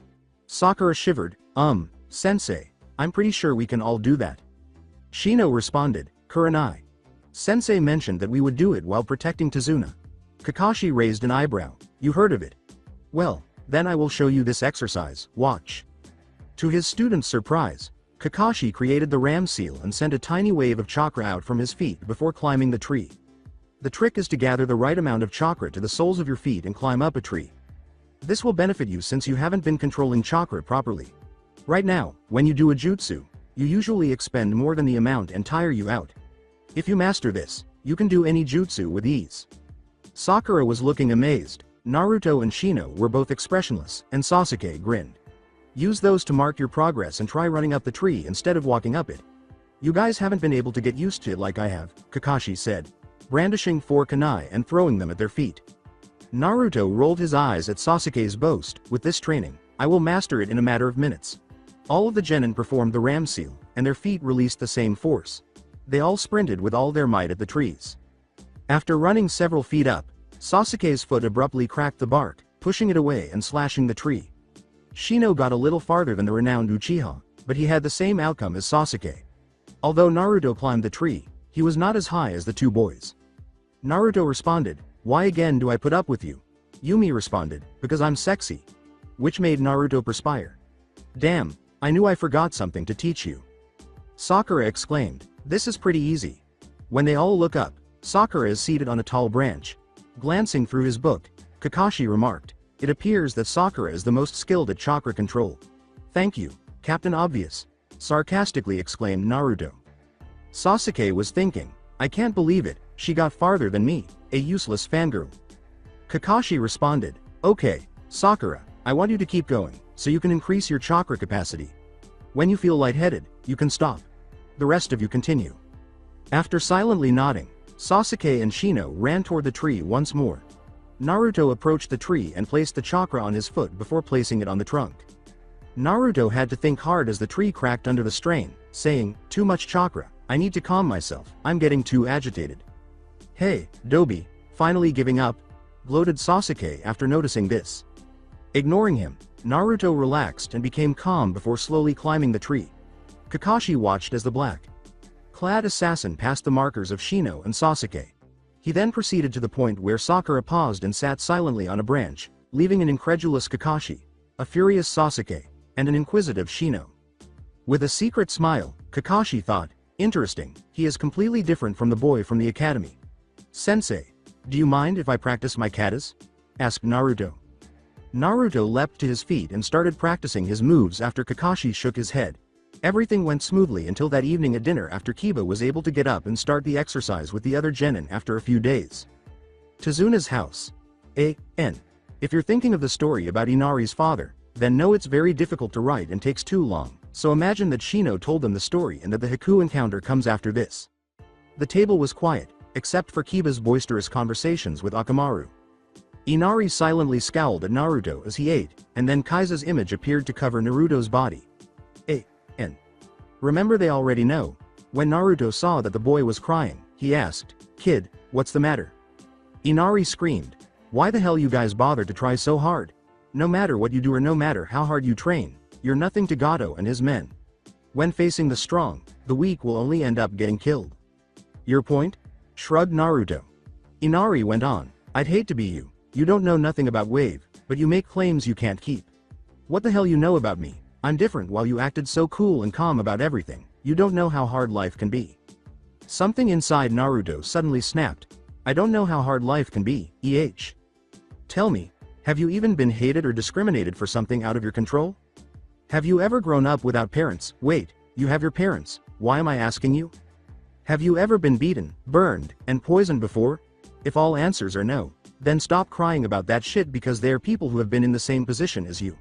Face it, your dad is dead and you feel betrayed, yet you sit in your room crying about it. Are you looking for a pity party or something? Your father was be so ashamed of him, wishing he could die 1,000 times than watch you drowning yourself in tears, you brat." The Jinchuriki remarked scornfully, "You know nothing about me and assume I have it made. You have a mother and grandfather while I had nothing until I turned 6, so be grateful for what you have, you jackass." Naruto's words, "I'd hate to be you," caused Inari's eyes to well up with tears. "Naruto, enough." Sakura slammed her palms, but she recoiled as Naruto gave her a chilly blue-eyed glare. As he bounded into the night, Naruto sarcastically declared, "Don't bother coming after me or I will seriously hurt or maim you." Kiba was taken aback by the outburst and asked, "Did all that happen to him, sensei?" "Kiba, that version was only G-rated," Kakashi said. Sasuke and the other genin wondered why Naruto was treated that way. Later, Kakashi appeared while Inari was sitting on the pier outside and said, "How about I join you?" said the Cyclops. The boy said, "Naruto never meant what he said, but indeed he had a rougher past than you," while the Jonin sat next to him. "Despite the fact that he has no parents or friends, I have never witnessed him cry or gripe about it. He always tries his hardest and wants to keep everyone and everything near him safe. He will put his life in danger for that dream. Naruto may be the person who understands your emotions the best, and he is aware of what strength is." "What?" Inari asked, turning to face the silver-haired ninja. "Naruto can't help but care about you," Kakashi said, glancing at the stars. "Forest. Gra!" Naruto screamed as he punched a tree into splinters. Yumi tried to placate him. "Naruto, calm down. You simply exhaust yourself." "Leave me the hell alone," shot back Naruto. "I need to let go of all this anger that has been building inside of me. I could harm myself and those around me if I don't. That child also really irritated me. I might kill Sasuke for his next remark if I don't do this." Yumi exclaimed, "Look, then I would be ranked as a nuke.nin for killing their precious Uchiha, so that is not going to happen," Naruto stated. "I would kill that haughty little shit in a heartbeat." Mumbling, Yumi said, "I still say to do it." Naruto disregarded her and continued to destroy the forest. The following morning, Haku went down to the dungeon to see how the inmates were doing. In this FIC, Haku will be a boy, and his hairstyle is similar to Itachi's from his time in Anbu. with the rest of his hair pulled back in a ponytail. He approached the bars calmly, being careful not to approach them too closely because the bars drained their chakra, which made them somewhat weaker. "How are you two doing?" he questioned a glaring Kurenai and a trembling Hinata. "Haku, what do you want?" "Nothing in particular, but I wanted to make sure you were taken care of," the Jonin spat out in venom. "I am not heartless like Gato and Zabuza, Dono." Kurenai looked at Hinata worriedly as she started to cough and shiver uncontrollably. "She has a fever," Haku said. Kurenai turned to face the androgynous boy. "You're a medic?" "Yes, I am," Haku replied. "Who do you believe helped heal Zabuza from those fights at the bar?" "I'll have to go to the forest and gather some herbs. I will return." Haku hurried out of the jail cell after bowing. Forest. Haku noticed that a small acre had been destroyed and thought, damn, someone was pissed off. Then, in the center, he noticed a blond boy wearing black on the ground with his hit A.8. They must have sent for reinforcements then. Haku reached out to choke the boy, but Naruto's hand caught his waist instead. Naruto awoke groggily and said, "Well, may I ask who you are?" "You'll catch a cold sleeping out here," Haku said. "Sneaking up on people is not a good idea against a ninja." "Haku, and you?" Haku replied. In response, the shinobi said, "Uzumaki Naruto. It's good to meet you, but why are you in this location?" Haku pointed to the basket and said, "I am gathering herbs for medicine because my friend has a high fever." "You were out here, but why?" Naruto responded, venting out some frustration. "One of my friends was kidnapped by Gato and a kid pissed me off." Haku responded, "You will become strong as long as you protect that friend of yours." Images of Hinata, Yumi, Blade, Sakura, Kakashi, Shino, Kiba, and a small part of Sasuke made Naruto smile inwardly. "I will." Haku, or should I say Hunter.nin. Haku tensed up, but Naruto raised his hands in a soothing gesture. "Don't be concerned. I need to know where Gato is," he said, "but I don't want to kill you. I must save Hinata because he is the cause of all this pain and suffering," Haku remarked. "How?" Kiba, the dog boy, remembered that Zabuza smelled like crab cakes, but another scent. "Your scent smelled like peppermint," Naruto replied. "I smelled you after sending chakra to my nose." "You must hurry," the ice boy said, adding that Gato had mentioned a ritual involving them. "It has to do with virgin blood." "Oh shit!" exclaimed Yumi. "Sensei? What is it?" inquired Naruto. The virgin said, "That ritual involves two virgins and their blood. If that's complete, then the one who initiated the ritual will possess a power of a superhuman, but it can only happen on a full moon." Naruto was thinking, "Shit. That's tonight," Yumi responded, "Then you must be swift." "Do you have a map of Gato's hideout?" asked Naruto. Haku nodded and took it out of his yukata. Naruto replied, "Good, now when you guys hear silence, I want you and Zabuza to hide yourselves somewhere on the middle floor, then escape off with Kurenai. Sensei and Hinata.san, I will deal with Gato. Now go before one of my teammates finds you." Haku nodded at the plan and drove off, with Naruto dodging into a stream to avoid being discovered by Kiba or Shino. "I got to do this alone, I am sure Kakashi Sensei will not consider this statement seriously, especially with that grudge against Yumi Sensei." As midnight wore on, Naruto's eyes snapped open. Confidently, he made a kage bunshin and left the house without a word. He then equips himself in the forest with a bow and a few quivers, a kunai, an iPod, a shuriken, explosives, and, finally, a sword. Because of the reinforced copy and the possibility that it would hinder him in combat, he left his trenchcoat at home. Yumi asked, "Ready?" "Hi, let's welcome chaos," was Naruto's response. Hideout. Naruto arrived at the treehouse to find 4 sentries, 3 guards for each compass point, covering it. After drawing the bow, Naruto tuned 3 arrows. When he fired, one of the crucial spots was penetrated by the 3 arrows. After the bodies fell silently to the ground, Naruto ordered Kage Bunshin to conceal them while murdering the others. After the exterior guards were dispatched, he crept into the corridors and discovered a room filled with henchmen who were drinking and laughing. He produced and rolled in a smoke bomb with a delayed mechanism. Naruto jumped in and literally beat the living daylights out of them, breaking bones as he did so, as the smoke filled the room. Only Naruto walked out coldly after the smoke cleared, but not before placing a poison fog bomb in the room and jamming all the doors and windows, completely destroying any chance of escape. There were 3 pathways in front of him as he proceeded down the corridor, so in order to save time, he had 2 Kage Bunshin descend and place the explosives there. He then attempted to sense the chakra signatures of Hinata or Kurenai. Even though it was dim, Naruto could sense that it was 3 stories above him. That means that the next floor, I'll meet Zabuza and Haku possibly. Then he sensed his clones sending information into his brain.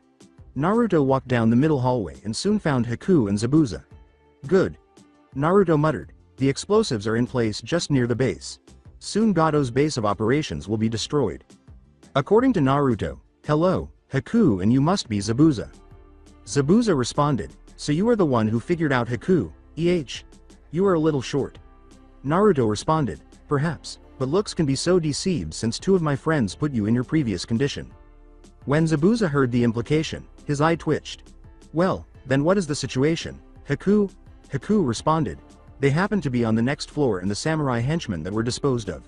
I knew that Slimeball wasn't going to pay us. I am guessing you listen in on his conservation, right? Asked Naruto, raising an eyebrow. Haku nodded in agreement.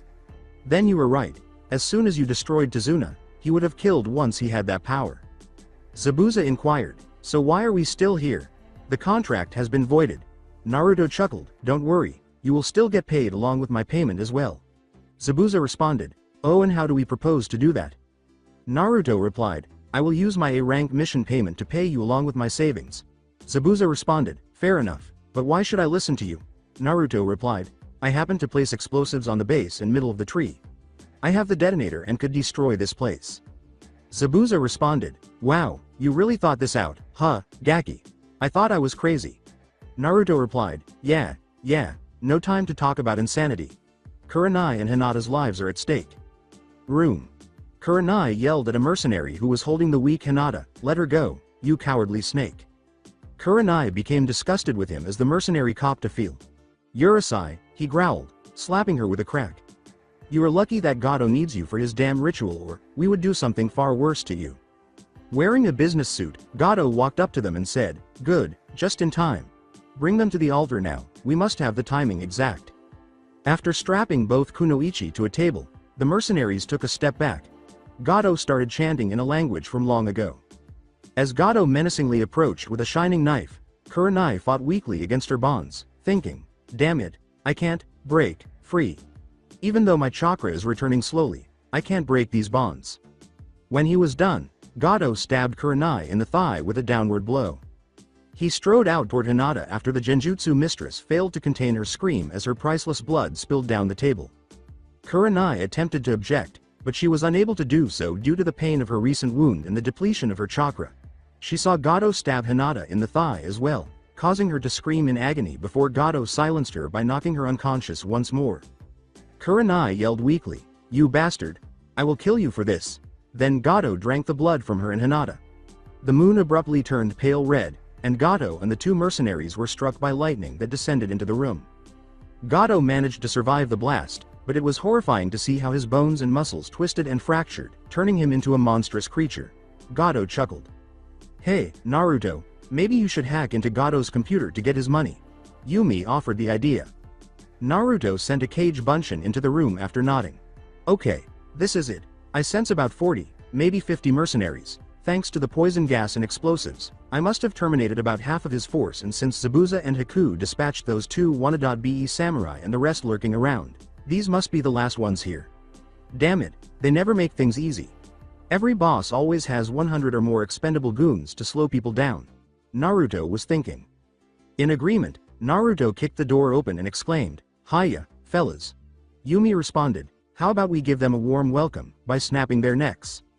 A tall, muscular man appeared in front of the Jinchuriki as he moved slowly forward until he was in the center of the crowd. I don't know who the hell you are, but you made a big mistake and you aren't leaving this place alive. When the man attempted to stab him, the new daywalker grabbed his speak, sunk the tip into his gut, and struck his chin with a palm strike. After a few minutes to process what had happened, the mercenaries surrounded Naruto. After back kicking one, Naruto used the momentum to kick another with the same leg in front of him. He then swung around it, kicking in a circle, using the spear as a pole. Then he raised the spear to slash downward, throwing the corpse that was still clinging to the spear at a group of people nearby. He then hurled the spear, pinning a head to the wall and scattering blood, brain, and skull fragments across the porcelain wall. Naruto hit the play button on his portable boombox and remarked, this should be fun. If you've seen Blade, you'll recognize the song, New Order, Confusion, From the first film when Blade crashes the vampire rave party. Naruto kicked a merc hard in the chest, causing his ribs to cave in his vital organs. He then grabbed the dead body and threw it into a group that was gathering behind him. Naruto gritted his teeth in agony and retaliated with a vicious palm thrust to the head after a sword slash soon sliced his cheek and then his back. Fortunately, Naruto was trained to sense people around him and turned on his heel to avoid danger when a merc with a rusty knife attempted to slash him in his blind spot. To stab himself in the kidney, the Jinchuriki grabbed the merc's own arm. Naruto wailed, "Kage Bunshin no Jutsu." 15 clones showed up and enthusiastically began to kill or maim the mercenaries. As soon as Naruto unshed their blades, they swiftly and effectively killed and separated body parts, causing screams of pain to fill the room. 10 severely scarred mercenaries remained before Naruto after his clones were quickly sent away. One of them said to the Jinchuriki, "Please let us go." The young man. "No," he sighed. "Your lives are forfeit. I know the kind of people you are. You rape, pillage, steal and kill innocents for fun, pleasure or money. You will never be able to harm people this way. Come, meet your executioner, your Shinigami."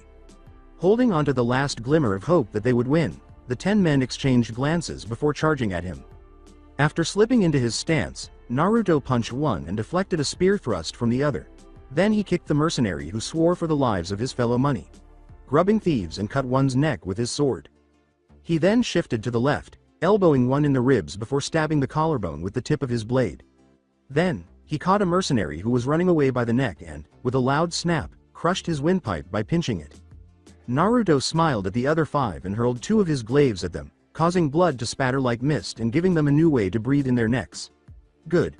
Now there is assurance that nobody will interfere with this. Now to save my friends. Yumi, are you ready? Yumi jokingly said, "Red 5, standing by. Let's kick this guy's punk ass." Naruto rushed into the room to find Hinata and a morphing Gato alongside a bleeding Kurenai. Making a Kage Bunshin in secret, Naruto carried the 2 of them out of the room. When Naruto appeared, Kurenai's eyes widened in surprise and he put a finger to his lips without saying anything. Kurenai said, "Naruto, what are you doing here? Where are the others? Why isn't Zabuza attacking?" As he soon met up with Zabuza and Haku. Naruto took care of her wounded thigh. "I came here to rescue you. Everyone else is asleep and I told Zabuza of Gato's plan to kill him after he killed Tazuna, so his contract is void and he will be joining us for the evening." "But you should have alerted Kakashi. Why did you tell him about this meeting?" Kurenai said. "Then you." Naruto looked at her sternly and said, "I did what I had to do, plus they would have done countless things to you too." Naruto thought about it, because if I know Kakashi, he wouldn't listen to me, especially since my tenant told me about this blood ritual. I'm pretty sure that he holds some resentment against it and will tell me not to listen to it. After all, his sensei, the Yondaime, did die fighting it, right? The Ice Queen pondered. Kakashi and Yondaime Sama were close after Obito died and Rin's disappearance. Wink wink, nudge nudge. He would hold some kind of resentment to the Kyuubi. Naruto said, "Now Zabuza, Haku, your new assignment is to take Kurenai Sensei and Hinata out of here. I'm going to stop Gato." He finished and tied the remaining sterile bandages around Hinata's thigh. Kurenai's ruby eyes widened when he, "What? No, you can't stop Gato all by yourself. You will be killed." Naruto glanced at her. "You or Hinata-san are in no condition to fight, but your wound is worse than Hinata's. Plus I am not going to risk Zabuza and Haku's lives when I am fully capable of risking mine. Remember, I have an inner power." Kurenai said, "No, Naruto, I will not let you throw away your life like this." Naruto countered, "And why not?" Kurenai found it difficult to respond, thinking, "Because Hinata would die if she found out that I could not stop you." Naruto went on, "Look, Kurenai Sensei, Gato has superhuman strength due to the ritual. With my high pain tolerance level and an incredible healing factor, I am the most capable to defeat him. If I don't kill him now, Wave will be destroyed and soon he will try to conquer the other countries." Arguing, "But I can't let you do that, it would break Hinata's heart to find out someone died for her sake." "Then it is best that she forgot about me," Naruto said quietly as he looked at his inventory. Kurenai screamed, "Naruto, I am ordering you to stand." After slamming his fist into her solar plexus and rendering her unconscious, Naruto turned to face Haku and Zabuza. "I was wondering when you were gonna shut her up," Zabuza replied. The former nin nodded and shuffled out of the area when Naruto said, "You get these 2 and yourselves the hell out of here. When you are 5 meters away from here, wake up Kurenai or Hinata to escort you to Tazuna's house, alright?" They had no idea that Hinata had been awake the entire time of the conservation. Naruto thought, here we go, and turned to kick open the doors for the new Gato. Fortunately, a tattered amount of Gato's business clothes, which were rags, covered his nether regions. Gato's muscles protruded as he grew from 4 feet 1 inch to 5 feet 8 inches. Gato demanded, who the hell are you? Where is Zabuza? He is gone and me. I am your executioner, Naruto replied. Gato laughed. Huh, like you can defeat me now. Now I am stronger than ever. I will rule Wave with an iron fist.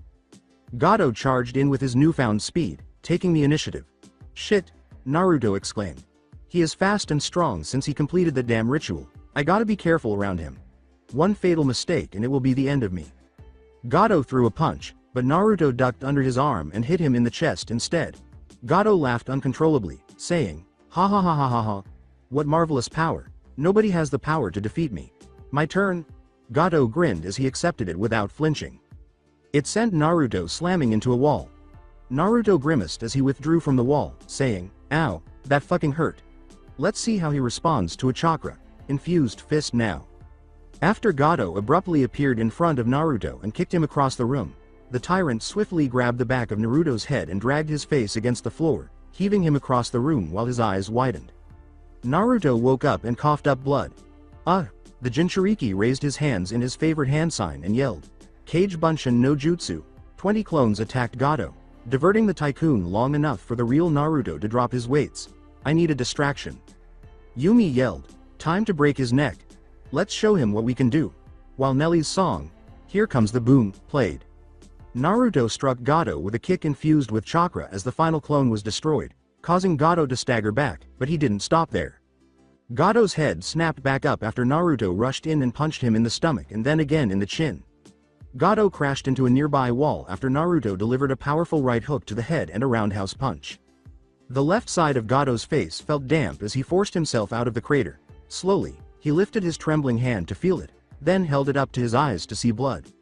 No, I'm invincible. I am stronger than this. I can't be defeated, especially by a short, pathetic weakling.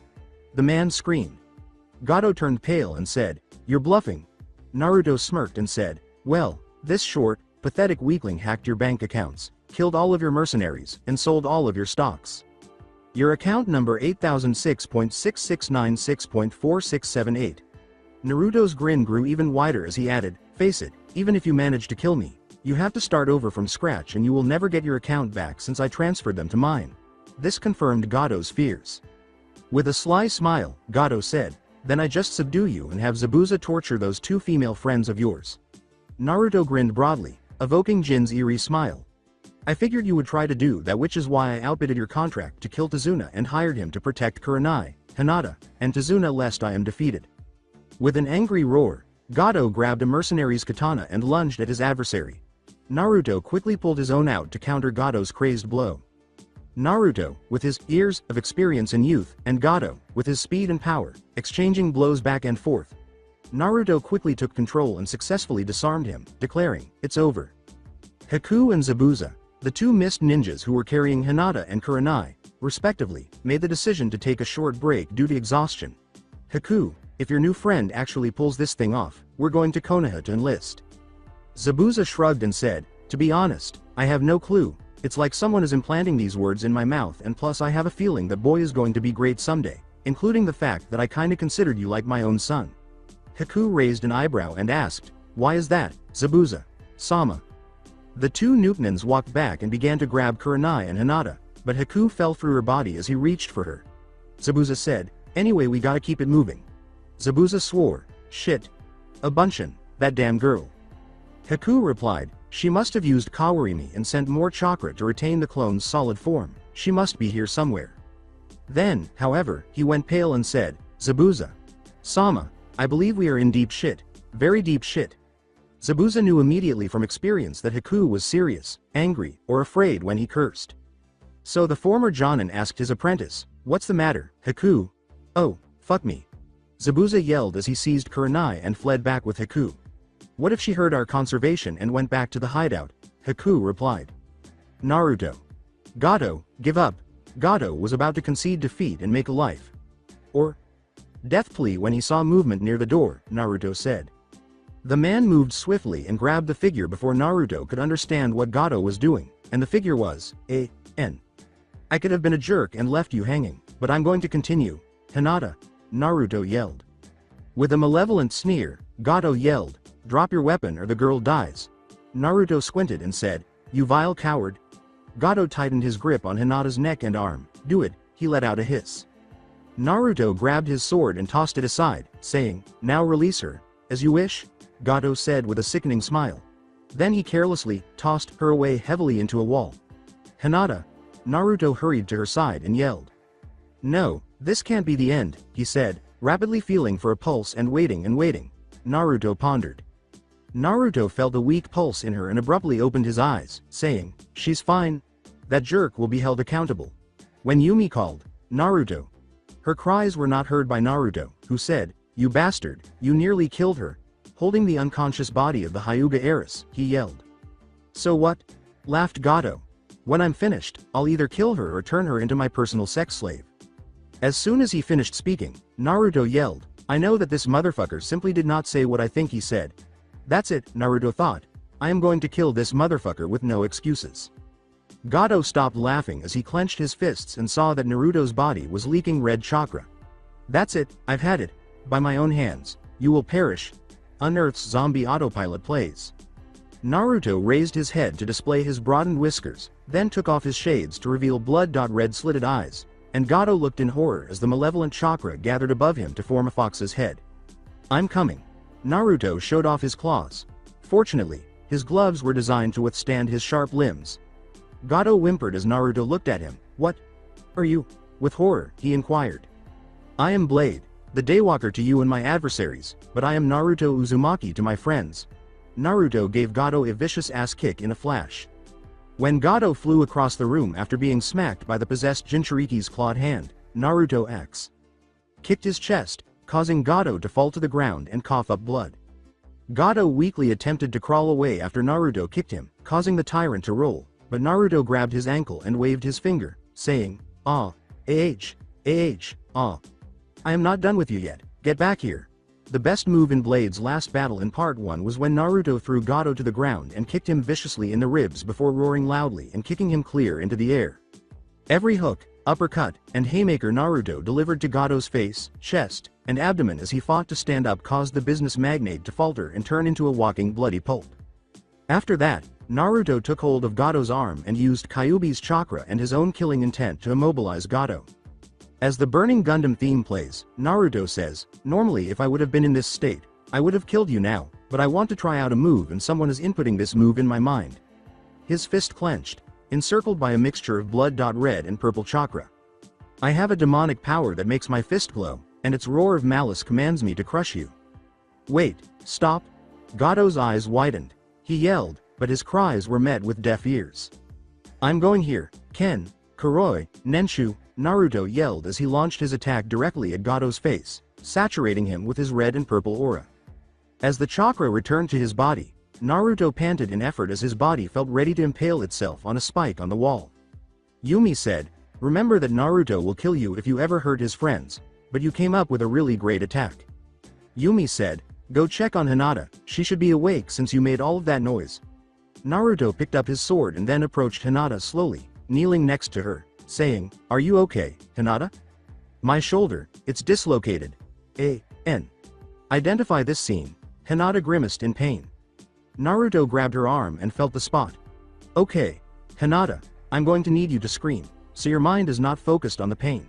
Hinata nodded, alright. Okay, now we better G. Naruto began to say, but Hinata abruptly moved to attack him. Smack! Naruto grabbed her arm and quickly replaced it, causing Hinata to scream in agony. The sight of Hinata's palm resting on Gato's chest, just above his heart, caused Naruto's eyes to enlarge. In an attempt to kill Naruto, Gato apparently pulled himself out of the spike after surviving the Nenshu Kuroiken. She saved me.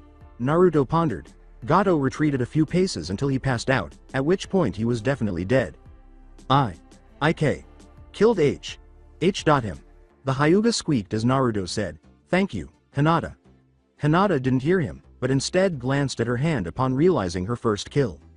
Yumi yelled, idiot, Naruto thought, Oh, crap, she's going to have a mental breakdown.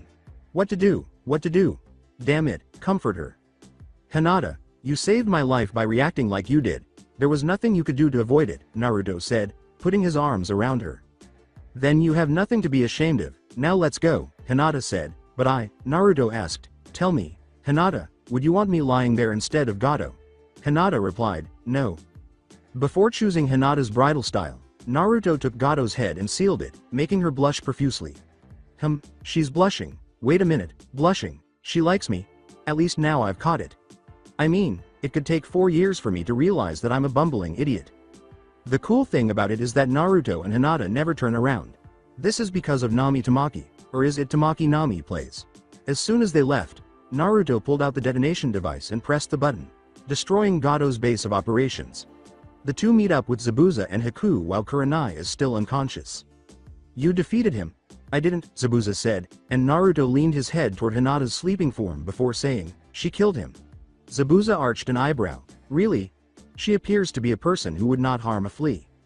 Naruto replied, that she is, Zabuza, that she is. Now let's get to Tazuna's house before I passed out. Team 7 and 8, Tazuna, and Inari emerged from their rooms as the sun threatened to pierce the blinds and the sound of birds woke everyone at Tazuna's house. Tazuna remarked, damn, Tsunami must be cooking something good. I agree, she must be very chipper today. I wonder why? Kakashi said, nodding in agreement. Team 7, 8, and Inari concurred with Kakashi's assertion, but then a door abruptly opened, revealing Tsunami, who was massaging her eyes and saying, good morning, everyone. Wait a second, if you're here, then who is in the kitchen? Everyone exclaimed as they stared at her. A startling surprise awaited the ninja and civilians as they hurried downstairs. They all noticed Zabuza, an unidentified boy, a happy Hinata, Kurenai, and most importantly, Naruto preparing pancakes and hash browns at the table. What the fuck? Exclaimed Kiba. Kurenai said, Kiba, language, in a reprimanding tone. Sakura stumbled out, how are you guys here and with Zabuza? Kurenai. Sensei, do you mind explaining how you got here? Why are you conversing with the enemy? And why is Naruto's cooking smell so good? Shino said in a monotone, but his body language conveyed that he was equally as shocked as the group. Whoa, too many questions, Kurenai exclaimed, before pointing a thumb at Naruto and saying, ask this guy. Naruto turned the stove down and responded, the answers are as follows. I went on a one-man army mission after meeting Haku, who gave me a map. Zabuza and Haku will be joining us back to Konoha to become ninja of our village, which will benefit us in the last question. Come on, you don't think I am that helpless, do you? I picked up some skills along the way. Tazuna responded, but they are your enemies, they tried to kill me. Naruto responded, correction, old man, they were our enemies. Gato promised them money for the job, but now I outbid their offer and hired them. Now that their job is done, they will be joining us. Sasuke laughed. Stop lying for them and move, so I can fight them. We all know that you don't have any money to your name. Naruto laughed. Ah, you are right, Teme, until now, I happened to hack into Gato's mainframe and transferred his money to pay for the A-rank mission for all of us. Pay for Zabuza's mission along with Gato's and the rest in Tazuna's account. Currently I'm the one owning Gato Industries now, and if you were wondering how I got all of your account numbers, I had Kage Bunshin look up your personal accounts to put the money in. Funny, Sensei, you said the same thing to Obito, and yet you didn't do a thing about it. Well, kinda, but not the point. Kakashi said, his anger in his voice. Naruto, you planned this all along? Why didn't you inform us about this plan? I could have you removed for insubordination. Naruto turned to his sensei. Kakashi's expression changed as he asked, how? Naruto went on, the reason, Hitaki, when Haku informed me of Gato's ritual that required 2 virgins and their blood, my condition or 6th sense I call it, told me that it was bad. Also I searched my memory on such rituals and fortunately I did. If you want more information, then you must come with me along with Kurenai and Hinata in private. Sakura responded, wait a minute, but why can't we listen? Naruto looked at her and replied, because it involves an SS class secret which will most likely get you executed. Also I don't trust you guys with that information since Kiba has a big mouth. I can't trust Sasuke since he almost tried to burn me alive last time. Shino, I can trust, but I am sure he figured it out already and he needs to keep an eye on you guys just in case you decide to attack Zabuza or vice versa. And Sakura, sorry to say this but I still believe that some part of you still has that fangirl attitude with Sasuke. Kiba objected, saying, I don't have a big mouth. Kiba closed his mouth and flushed when Naruto said, "Kiba, you snitched on Shikamaru when he pranked Ino." Naruto replied, "Well, enjoy your breakfast while I will explain to Sensei." Sasuke pondered, what is this secret that Naruto has?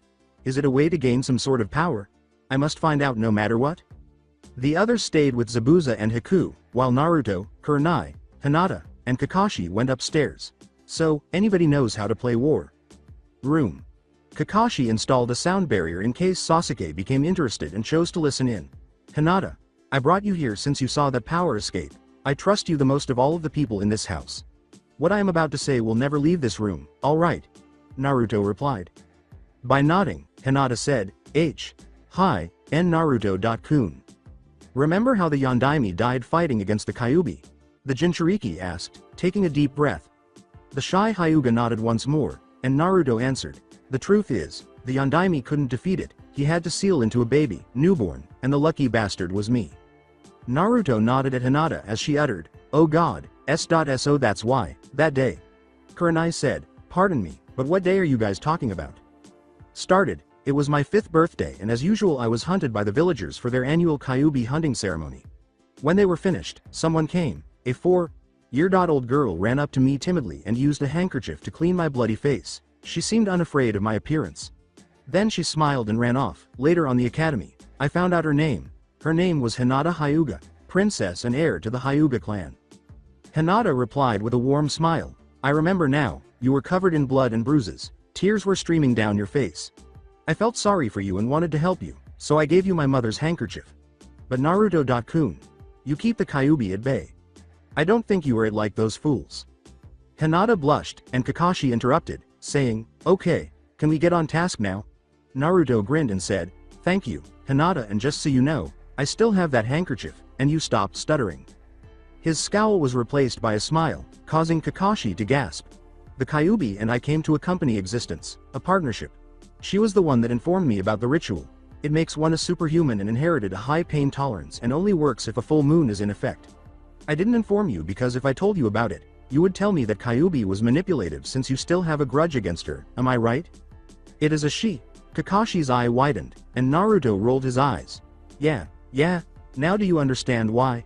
Kakashi replied, okay, Naruto. You proved your case. Kurenai added, good, let's eat. I fear that the genin might try to kill Zabuza's life. Downstairs, they discovered Team 7, Team 8, and the Mist Nin playing war with cards. Ha, I win! Exclaimed Kiba, and all but Shino and Haku tossed their cards onto the table. With a smile, Kurenai said, I see, you guys are getting along well. With a smile, Kiba said, yeah, well, the old guy isn't so bad at all. Zabuza had a tick mark appear on his forehead and said, oi, puppy, who you calling old? I'm only 30, damn it.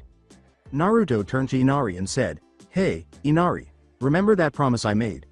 That you would bring Gado's head on a platter? Inari asked. That is the one, look outside. When they saw Gado's head on a silver platter on a log a short distance away, everyone went outside. Grinning, Naruto remarked, I kept my promise like always. Naruto grinned and said, listen, Inari, never cry unless you are truly happy. Inari ran and gave Naruto a hug, which caused them both to fall to the ground. Inari grinned with tears in his eyes and said, thank you, Naruto.ni-chan, thank you. Kakashi said, thanks for everything, Tazuna.san. Naruto grinned and said, I assure you that we will visit you guys sometime. 2 weeks later, Tazuna said, thank you all for that you have done. We finally finished the bridge and Gado is gone from our lives. Naruto knelt down to Inari's level and said, hey, Inari, I want you to protect your mother and grandfather, alright? Inari sniffed, you better. He was given a gorgeous handcrafted knife by Naruto, who said, if anyone threatened you or those precious to you, protect them no matter what. Naruto reached into his pack. With a forceful nod, Inari said, hi, Naruto.ni.san. Naruto turned to go with his group and left. Sakura noticed tears streaming down Naruto's face as Inari began to cry. HMPH, damn Gaki! Exclaimed Naruto. Smiled Sakura, you have a good heart, Naruto. I only wish Sasuke-kun was just like you. Tazuna laughed, hey, I finally got a good name for this bridge. A fitting name, 2.san.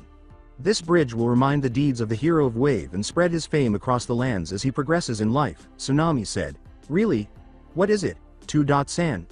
Tazuna turned to face Naruto as he said, how about the great Naruto bridge? Flashback no jutsu. Azumo addressed them, saying, halt, there's a nuke.nin behind you, Kakashi, Kurenai. Naruto responded, Azumo.san. Katetsu.san, stand down. Zabuza is currently under our jurisdiction and wishes for him and his son to join the ranks. When Zabuza smiled and Azumo and Katetsu glared at him, it unnerved the two Chunin. Naruto said, Zabuza, behave. I can't even scare them a little bit, Zabuza remarked. Together with Zabuza and Haku, the teams made their way to the Hokage's office. Sarutobi responded, ah, you're back, but why is Zabuza here? Naruto responded, and here. I thought you would be freaking out by now, and where is Heishi? He should know that Hinata-chan is safe and sound. Sarutobi responded, well, there is Anbu here, me, 2 Jonin and 6 Genin against a Jonin and an unknown shinobi. As for Heishi, I have no idea why he is not here to see his daughter. Hinata pondered, that is because he only cares for my sister, Hanabi, not me, the failure of the Hyuga clan. Naruto glanced at her and said, I know that look, the same look I had 6 years ago, but how I can cheer her up. Yumi responded, ask her out on a date. Naruto pondered, date, but I don't know what to do on a date, and what if she rejects me? Yumi responded, just be yourself and be polite. If you are still unsure what to do, then go and ask Aruka or Yame, and trust me, she will not refuse you. Naruto. Naruto was thinking, right, I will do that then. Yumi pondered, good, maybe he will finally see that she likes him a lot. Sarutobi responded, so, Kakashi, you are telling me that Naruto here snuck out in the middle of the night, incapacitated over 100 mercenaries in Gato using explosives, arrows, and other bladed weapons, hacked into his mainframe and now owns Gato Shipping Incorporated. That was reckless of you, Naruto. Why would you do such a thing? You could have been killed. Naruto calmly responded, because, Sarutobi. Sama, that ritual allows a person to become a superhuman and could be done multiple times to increase their strength. Kakashi nodded in agreement, and Sarutobi turned to face Naruto. Sasuke was thinking, that ritual may be enough to defeat Itachi, I will get the Dobi to tell me about it. Naruto pondered, luckily I destroyed known evidence in Gato's hideout, the requirement is on a full moon though. I doubt Kurenai and Hinata would know about it since they were locked away. Naruto went on, if I didn't go with my gut, Gato would have the power over the 5 great countries and destroy everyone. Me sacrificing my well-being to save 100 lives is something that I would do over and over again, isn't that what you do, Sarutobi? Sama. Kurenai replied, Lord Hokage, I know that firsthand that Naruto is stubborn since he knocked me out, but he is willing to sacrifice his life for others. To tell you the truth, he sounds like someone you once knew. With a gentle smile, Sarutobi said, yes, he does sound exactly like him. How about, who, Hokage? Sama? Sakura inquired. As Sarutobi gazed into space, everyone looked in the direction of a specific image. The Ondaime, he used to be like Naruto in a lot of ways. Kakashi, Kurenai, you two will submit me your reports first thing tomorrow. Zabuza, you will have a month probation since you are a nuke.nin from Kiri, the rest of you are dismissed. The Genin nodded and left the room. Then Sasuke addressed Naruto in a stern, hey, Dobi, tell me more about this ritual. Naruto replied, what I told the Hokage is all that I know about the ritual, Sasuke. If you even think about using that ritual to get your so-called ambition, I will destroy your ambition and then destroy you. I don't give 2 shits about your relationship with your brother, but sacrificing innocent lives for that is sickening. Sasuke replied, bastard, I need that ritual to kill him and restore the Uchiha honor. Replied, what is the point of your honor if you are going to sacrifice innocent lives for your stupid ambition? You rather have their blood on your hands and on your conscience will make you better, then you will just be like Itachi, Sasuke. After glaring at him, Sasuke strode off, shoving past Sakura and Naruto of Team 8. Sakura pondered, okay, now I see why that Naruto doesn't like to deal with him. Now I don't like him at all, willing to sacrifice lives in order to attain power. Kiba responded, I really don't like that arrogant prick, you should have kept that electrocuting device on him. Naruto responded, yeah, but the council would have a field day and they loves to kiss his ass, well, except the clan heads. Kiba responded, so, what is like, Naruto? Naruto responded, I don't follow you, Kiba. The Inazaka responded, your first kill, what is it like? Naruto responded, my first kill, you feel like you were a monster, but I remembered that they did things that are worse than death and it helped me cope. I can't believe that you killed Gato, Sakura uttered. The young Uzumaki replied, well, technically, I didn't kill him effectively, he was going to die, but he had enough time to drive a killing blow against me. Shino responded, so if you didn't kill him, it must have been Kurenai, sensei. Naruto nodded. No, Shino, remember that I knocked out Kurenai before I went after Gato. The person that killed Gato. He glanced at Hinata. Was Hinata, while my back was turned, tending to her after she came after me. She reacted to save me from certain death. That reminds me. Hinata, as thanks for saving my life, would you like to go on a date with me tonight? N. Naruto.kun is asking me out. Hinata's eyes widened, and she was on the verge of fainting when Naruto grabbed her shoulders.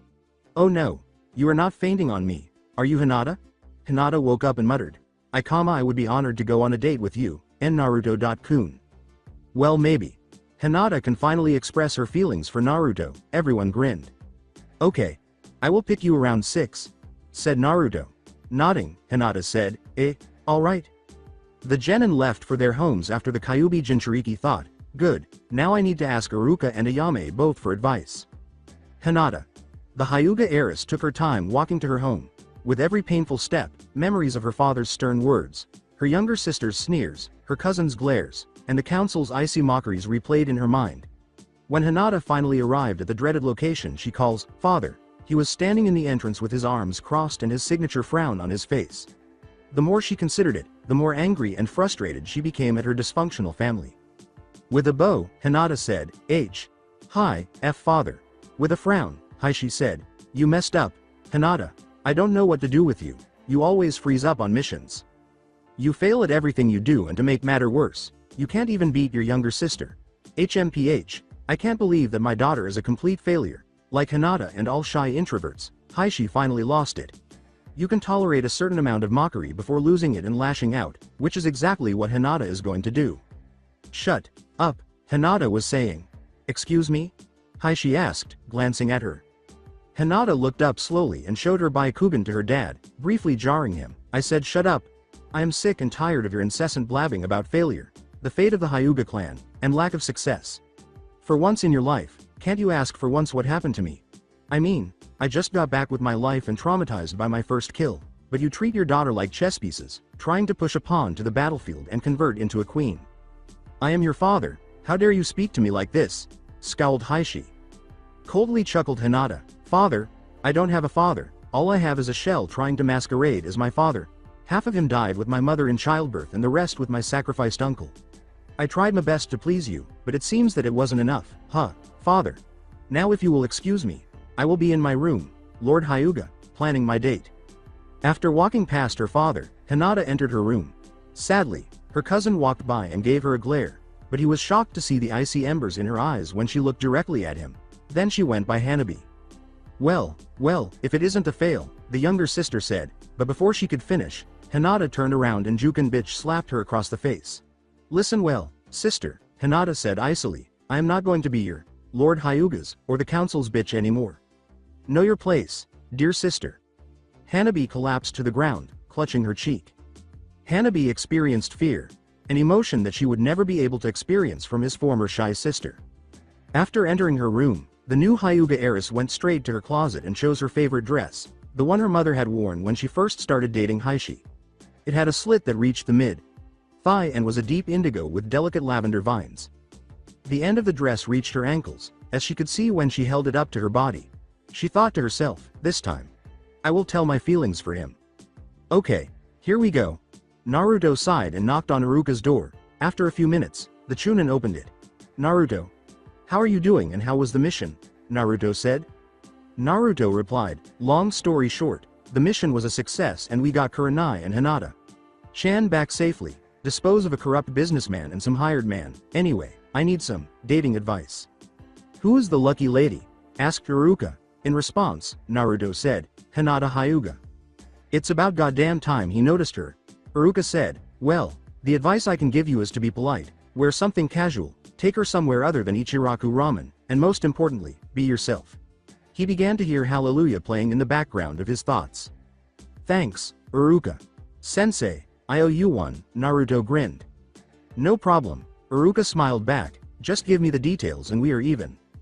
Naruto nodded and sprinted off, thinking as he went, okay, now from a woman's perspective.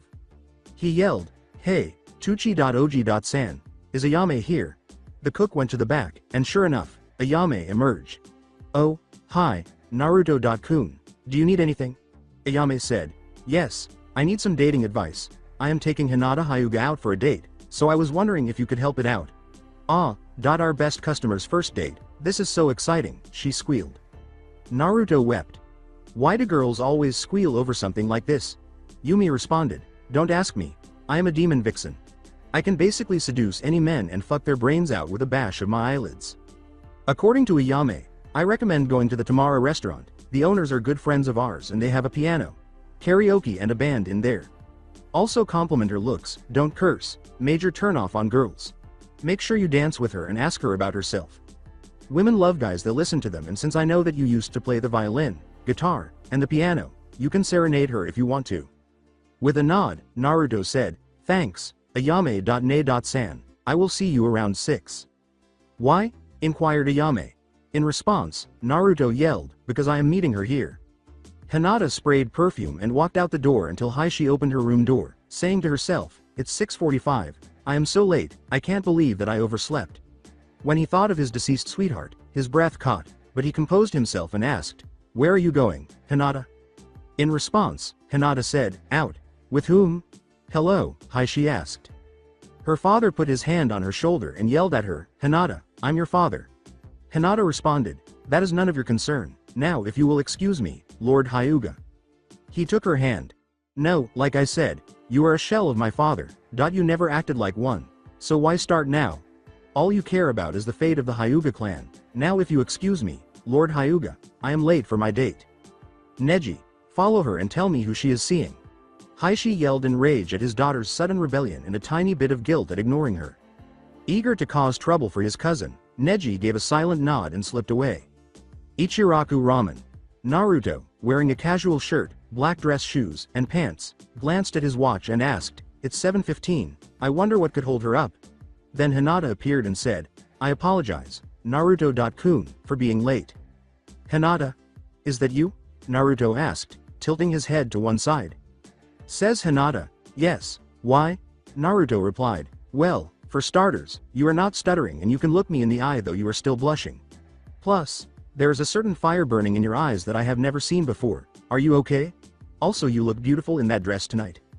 Hinata was about to enter Ichiraku Ramen when Naruto grabbed her wrist and said, nope, our date is not here, we are going somewhere different. Let's just say, I had a recent change of heart this afternoon and thank you. Naruto pulled her gently in the direction of their destination. I got a feeling that tonight is gonna be a good night. It appears that we have an unexpected visitor, Naruto muttered as they were strolling. Hinata silently triggered her Byakugan and moaned to herself, that is my cousin Neji. Issues with family? Inquired the Jinchuriki. Apparently some people don't like my recent changes. Shall we delay him on spying? Hinata said with a slight nod. The couple paused in front of the Tamara restaurant, to which Naruto responded, no, if your father wants to figure out if I am a threat to you, then I am sure the two of us can handle it. According to Naruto, we're here. Hinata remarked, the Tamara restaurant, nice touch, Naruto.kun. They entered, and Naruto said to the waitress, please, a table for 2. Naruto grinned and said, thank you, Hinata-chan. Naruto and Hinata were escorted to a reserved table by the waitress, who grinned at them. Hinata was amazed by her surroundings, which included a piano, a karaoke machine, and a crystal chandelier over each table. The Hyuga heiress said, this is a nice restaurant, how did you come across this? Ayame.ne.san recommended this place to me and to tell you the truth, it is a nice restaurant, Kyubi Jinchuriki retorted. The server replied, now what would you orders be? Naruto responded, I would like a medium, rare steak, mashed potatoes along with a side of salad. Hinata responded, I would like a baked potato with chive, sour cream and cheese. Also I would like some salmon with lemon and a side of salad. Despite Hinata's discomfort, the waitress nodded and swayed her hips, but Naruto ignored her. So are you okay with the killing? Hinata responded, no, I wanted to tell Lord Hyuga about my situation, but then he ridiculed me and when I heard the word failure run from his mouth, I just snapped. I told him what I thought of him without stuttering and looking at him straight in the eyes. After returning and setting the food down, the waitress said, enjoy, you too. As Naruto and Hinata ate, Hinata kept telling her story in between bites until she got Neji's glare and essentially slapped her cocky sister. Naruto laughed and nearly choked at this. With a demanding tone, Hinata questioned, "What's so funny?" Naruto replied, "It's ironic. Your father wanted you to become a cold Hyuga and he just go this wish, but he doesn't like it at all." Hinata responded, "Well, he better get used to it." The shy, stuttering Hinata is only reserved for one person only. Hinata thought, this is it, but before she could say anything more, Naruto grinned and said, "Really? Pray tell, who is that person you admire or like so much?" Naruto got up, held out his hand to her, and asked, "Would you like to dance?" The two strode to the dance floor after Hinata accepted his outstretched hand. Neji pondered, what are they doing now? He approached the dance floor and asked a random woman to join him for a dance, not realizing it was Tenten, a teammate. Hinata put her left hand on Naruto's shoulder, while Naruto put his right hand on her hip and clasped her right with his left. They then started to move to every beat and synchronize with the harmony as they spun around the dance floor. As Neji danced with Tenten, he thought, well, so far, he is in the clear and he is a good dancer. I have not seen against that will make Heishi have a fit against Lady Hinata. The music soon ended in a solemn tone, and Naruto said, "Hey, Hinata, do you want to try something more robust?" Tenten followed his gaze to see his cousin dancing with an enigmatic individual. Who is that guy? He is kind of hot and a good dancer. Why is Neji here following Hinata? He literally dislikes Hinata as far as I know, unless he is spying on her. Naruto gestured to the band and muttered a song before bringing Hinata to the center of the floor. Hinata grinned and said, "Of course, I am always willing to try something new, plus maybe it might give Lord Hyuga a heart attack when Neji reports it." A.N. James Horner's Spanish tango plays. You know, the song in Mask of Zorro where Antonio Banderas and Catherine Zeta-Jones dance a little promiscuously. Okay, the link is on my page, so imagine them dancing like them, don't own. Okay, now that needs to be reported. Neji pondered, plus I get the pleasure of seeing Heishi almost have a heart attack. He glanced at Tenten, and I probably have to explain myself to Tenten later on. Tenten glared at him, saying, "You used me to get your cousin in trouble, didn't you?" A.N. You know how Neji always uses his favorite word when he makes a comeback. It was fate that I had to spy on Hinata and fate decreed that you were chosen to dance as my cover, Tenten. I am sorry that it had to be this way. That is complete utter bullshit. You dislike Hinata and you want her to suffer. You don't care about anybody but yourself. Neji. Tenten shot back abruptly. A.N. Tenten is set up now, don't worry, you will see her a bit later in the chapter. Hinata responded, "Thanks for the lovely dance, now I need to take care of something." Hinata added, "It is something that I have been wanting to release from my heart for a long time now." Naruto tilted his head to one side and asked, "What is that?" The band leader nodded, and the group moved away. Sensing that everyone was watching her, the Hyuga heiress went to the piano.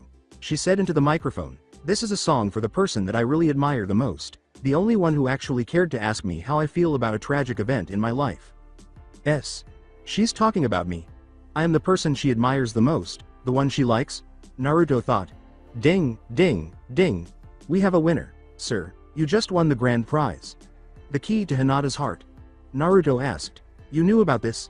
How long have you known about it? He replied, 7 years since she gave you that handkerchief and fend off those bullies when you were 8. Flashback no jutsu. Hinata, 7, was surrounded by local bullies as she knelt on the ground and sobbed. Look at her, I thought Hyugas were supposed to be fearless, but she is a weakling.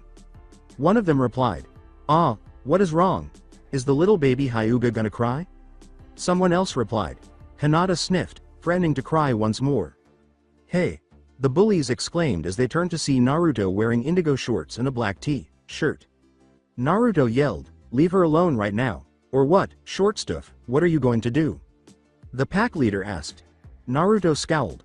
Or I will beat you up, you all are insecure if you're going to prey on the defenseless. It proves that you are weak idiots, you little brat. The older boy exclaimed. The Jinchuriki was about to punch him, but he ducked and swept the older boy's legs from under him. Who's next? Inquired Naruto. The other boys lunged at Naruto, but he appeared to dodge them and dislocated their arms, rendering them ineffective. Let's go! Exclaimed the bully's leader as he hobbled off. After Hinata shook her head, Naruto took out her old handkerchief and said, Remember me, miss. Why? You're T. That boy in T.the alley, she replied. Then, with a smile, Naruto nodded, I have been trying to find you for the longest while to give you this back. Hinata gently pushed it back to him, saying, N. No, K. Keep it. Then, can I have your name, miss? Hinata replied, H. Hinata. Hyuga H. Hinata.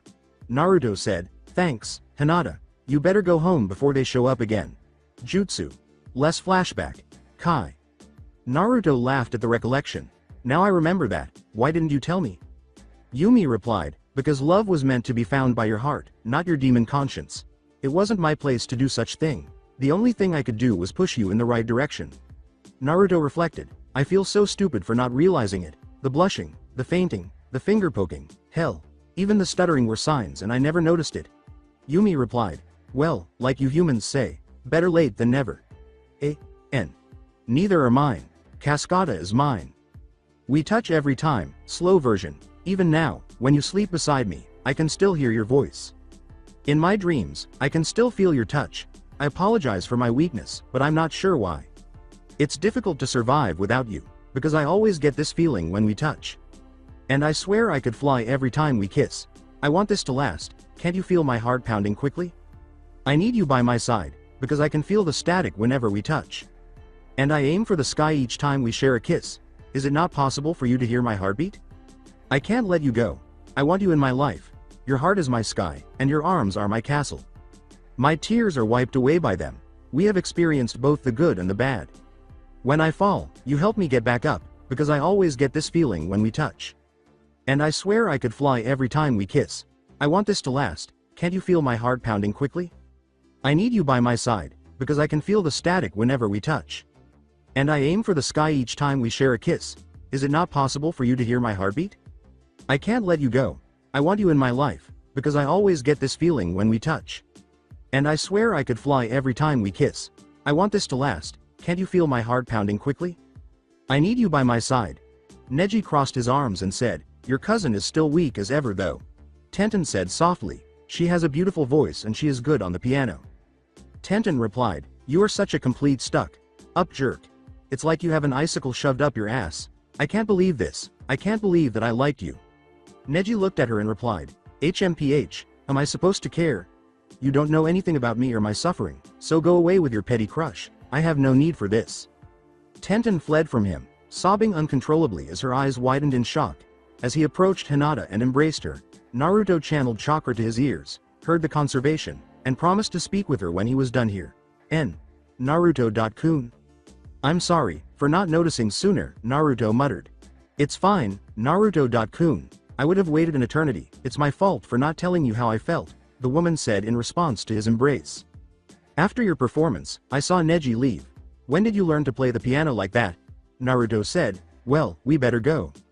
Replied, my father before he died had given me lessons at the age of 4, but then he stopped when I turned 7 to focus more on training. After giving the waitress a generous tip, the Kyuubi Jinchuriki said, we should do a duet sometime, but for now, let's get you home. The two then started to walk to the Hyuga manor. The Hyuga heiress said sharply, Naruto.kun, I told you, it isn't your fault and I don't blame you at all. Naruto started, thanks for that song. Hinata. Chan, I never would have known if, I guess. Naruto said, I mean, you are a beautiful princess while I am a pauper, so you were a little scared of what would happen. The boy grinned and said, thanks, Hinata. Chan, since we didn't make it official, would you like to be my girlfriend? The boy responded, you are not a pauper, you are a strong knight, Naruto.kun. A.N. Yeah, people, Naruto is a little anxious about dating. 2 reasons for this are that Blade never had a social life and was never the ladies' man, if you get what I mean, and Yumi is a demon vixen who can essentially woo any man or woman to her will. I doubt you will get dating advice from those 2. Hinata responded, yes, I would love to. Naruto responded, great, then I will see you tomorrow. And I will take things slow if you don't mind. I am new to this dating thing. Hinata responded, of course, good night, Naruto.kun. After she kissed him chastely on the cheek and left for the manor, Naruto returned, blushing and gingerly holding his cheek while muttering, what a night. Yumi responded, Earth to Loverboy, aren't you going to find that bun-haired girl? To which Naruto replied, oh, right, thanks for reminding me, sensei. In response, Yumi said, no problem, Naruto.kun. Heishi was in her room when Hinata arrived, and the Hyuga lord inquired, so, you were out with Uzumaki. Yes, Lord Hyuga, is there a problem? Hinata asked. Yes, there is, Heishi said. I am afraid that is not possible, Hinata shot back, but I want you to avoid him. Hinata, he is dangerous. You have no idea what he is, Heishi remarked. Don't doubt my judgment. He is not dangerous, he is not the Kyuubi itself, the Hyuga heiress declared. He is Kyuubi no Kitsune's Jinchuriki, the container. With a pale face, Heishi said, who told you this? He did, and you won't stop seeing him, Hinata said with a scowl at her father. You never showed concern for me, but he did, and he helped me deal with my first kill. Hinata retorted, he may have lost control due to the beatings from the villagers and some of the ninja, including the Hyugas from the main house, but he is still strong.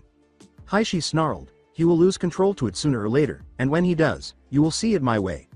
Now, Lord Hyuga, get out of my room before I get angry and impatient. With a sigh, the young woman said, I am believing that our relationship is going to get complicated, Naruto.kun. The Lord got up and stormed out of the room, slamming the door behind him. Tenten. What a dumbass Neji. I can't believe that he would do such a thing, she cried in her mind, doesn't care about anybody but his damn self. She went to the training field to release some pent-up energy, and the dummies had kunai stuck in areas that killed a person, and the private area as well. Tenten was shocked and threw a kunai in the direction of the male voice that said, indeed you are correct, miss. It's all because of that damn Hyuga clan's insecurity. Thunk. To dodge the blow, the boy cocked his head to the side. Who the hell are you? When the teenager emerged from the shadows to reveal Naruto, Tenten said, oh, it's you, Naruto. Naruto responded, I heard your conversation with Neji, he should not have done that. Tenten apologized, saying, I don't like people sneaking up on me. Tenten snarled, yeah, well, I don't give a fuck if he's an asshole. I agree. By the way, I see you dancing with Neji. Naruto said, all he cares about is fate and his mission to make Hinata and his uncle, Heishi, miserable. You are very light on the dance floor, so I'd like to congratulate you.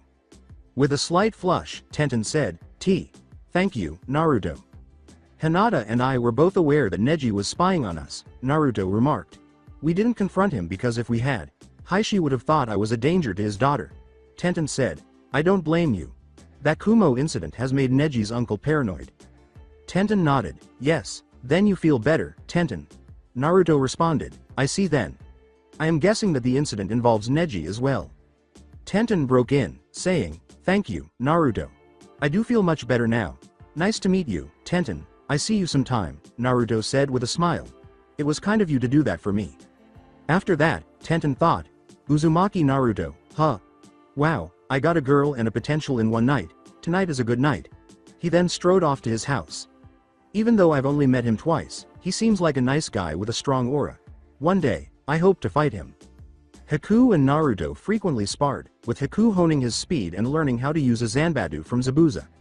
The former Mist Jonin believed that a person who has killed more than 100 people directly and indirectly should be allowed to use one since Haku never desired to learn how to use one and carry on his legacy. Naturally, Zabuza would finger Kabikari Hucho in a menacing manner, and the container knew that it was only a matter of time until he told the council about it, so Sasuke bitched about it for a while but never did anything about it. Due to his limited experience with light weapons, Naruto was a little slow to pick things up and needed to use weights on his arms to boost the force and speed of his swings. Hell struck while he was rehearsing his swing. Uzumaki-san, the council would like to request your presence. And Anbu responded. Did the Hokage call this meeting, Anbu-san? Inquired Naruto. The Anbu grabbed Naruto's shoulder and shunshin with him in a leaf fashion. That is classified, the Anbu said. In other words, no one in the council is probably going to bitch about it if I don't go, fine.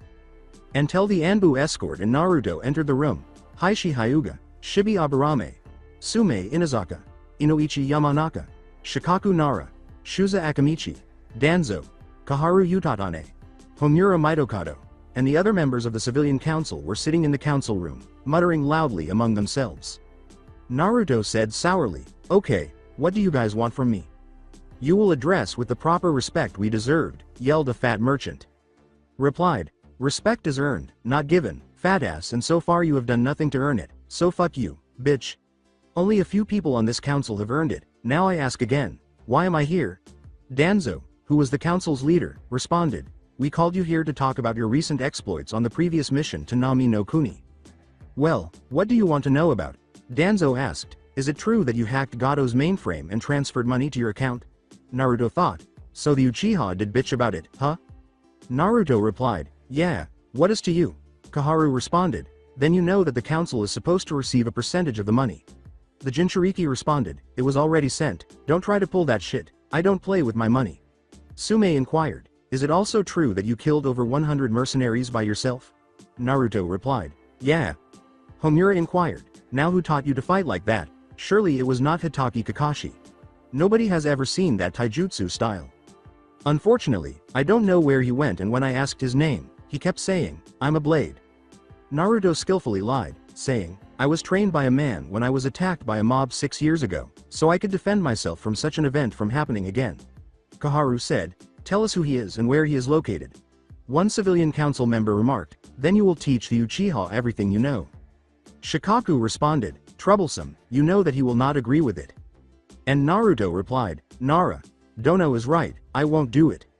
Another yelled with rage, you will do as we say. Naruto responded, no, fuck you and fuck your Uchiha. Why should I give Sasuke my style and hard work? What is next? You going to ask the Hyugas to give him their techniques? The Inazakas? The Akamichis? The Yamanakas? Aburames? They're entitled to their unique styles, and so am I. No offense to the clan heads for the comparison.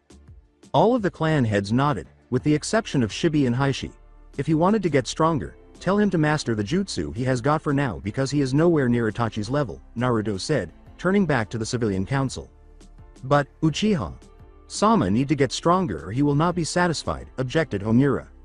Replied, wow, all of you except the clan heads are pathetic. You have spoiled him to the point if he so much whimpers, you start shoving your head up his ass.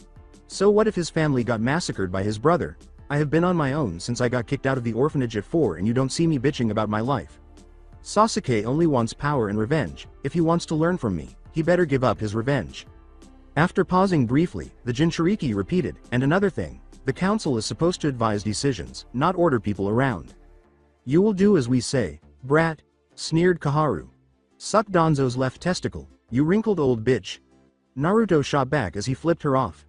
Sume suppressed a laugh as smirks rang out over the Ino, Shika, and Sho trio. Danzo yelled, enough. We have gotten far off track. According to the report, there was a ritual mentioned in it. Can you explain its requirements? Danzo remained silent while Shibi remarked, it said that ritual provided one person to become a superhuman. Naruto frowned, no doubt the Uchiha bitched about that, or you have hidden root spies still. Really? That could happen? Sume asked.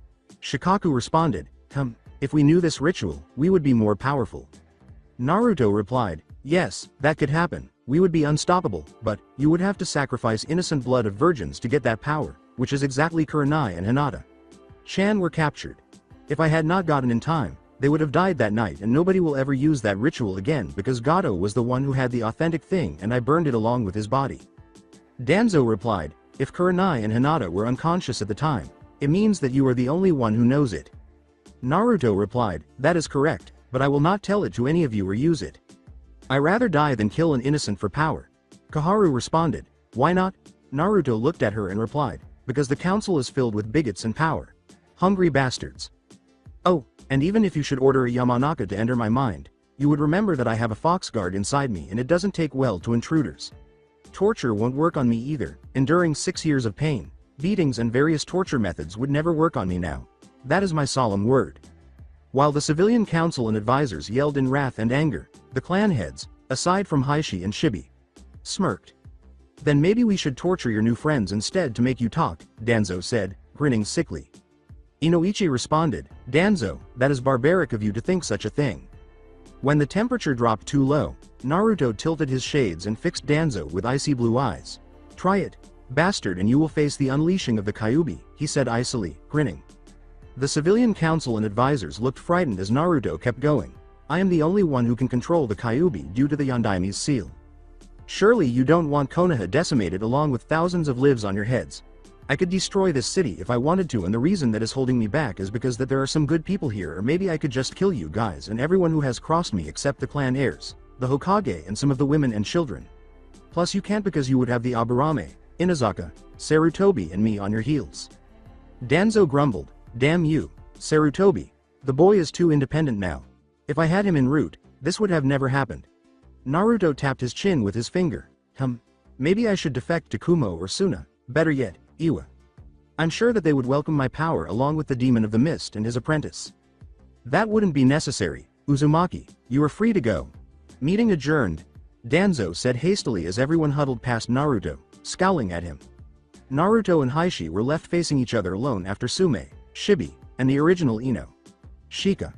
Sho nodded at him. I am guessing this is the part where you threaten me and tell me to stay away from your daughter, nay? Said Naruto. The head of Hyuga responded, you saved my daughter's life, I am grateful, so I will tolerate you for the moment, but you will lose control to it and prove that you are dangerous. Naruto responded with coolness, are you so sure, Heishi? Sama. Do you doubt the ceiling of the Ondaime? I have not lost control in 12 years, what makes you so sure now? Heishi responded, let's not think about that what I would do to you. Naruto responded, don't you mean can't? After all, I would have the Kyuubi's power at my disposal and could easily destroy you, nay? As he left, Naruto remarked, oh, I won't do that, unlike you, word of advice, if you want her not to isolate you, you better start kissing up real good. Heishi added, just don't hurt her. Courtyard. Naruto had the odd sensation that he was being followed as he made his way back to his house. He spun around and drew a small crossbow from his cloak. It appears to be a scaled-down version of Van Helsing's crossbow. Snake 1980 suggested and possessed this design. Pointing at a square rock. With a sigh, the Jinchuriki said, okay, Konohamaru, come out, and your friends too. I can sense your chakra signatures. Coughing fits and billows of smoke emerged from beneath the rock. Udon, said Konohamaru, you used too much gunpowder. Udon responded by saying, don't blame me, Moegi knocked most of the bombs out of my hand. The Konohamaru core emerged from the smoke. Naruto raised an eyebrow and remarked, what's with the shades? I thought you wanted to create your own image, not copy mine. I do, but until I make Genin, wanna play ninja with us? Naruto responded, sure, my sensei won't show for 2 hours anyway, I got time to kill. After introducing the academy students, the Jinchuriki said, these are my friends Moegi, Konohamaru, and Udon. Sakura then approached Naruto and said, oh, hi, Naruto, who are these three here? Oi, Naruto, is she your girlfriend? Inquired Konohamaru. Konohamaru nodded and turned to Sakura, asking, got ya, so Sakura, would you like to play ninja with us? Sakura blushed slightly when Naruto said, well, Sakura is a girl and she is a friend, so in that way, yes.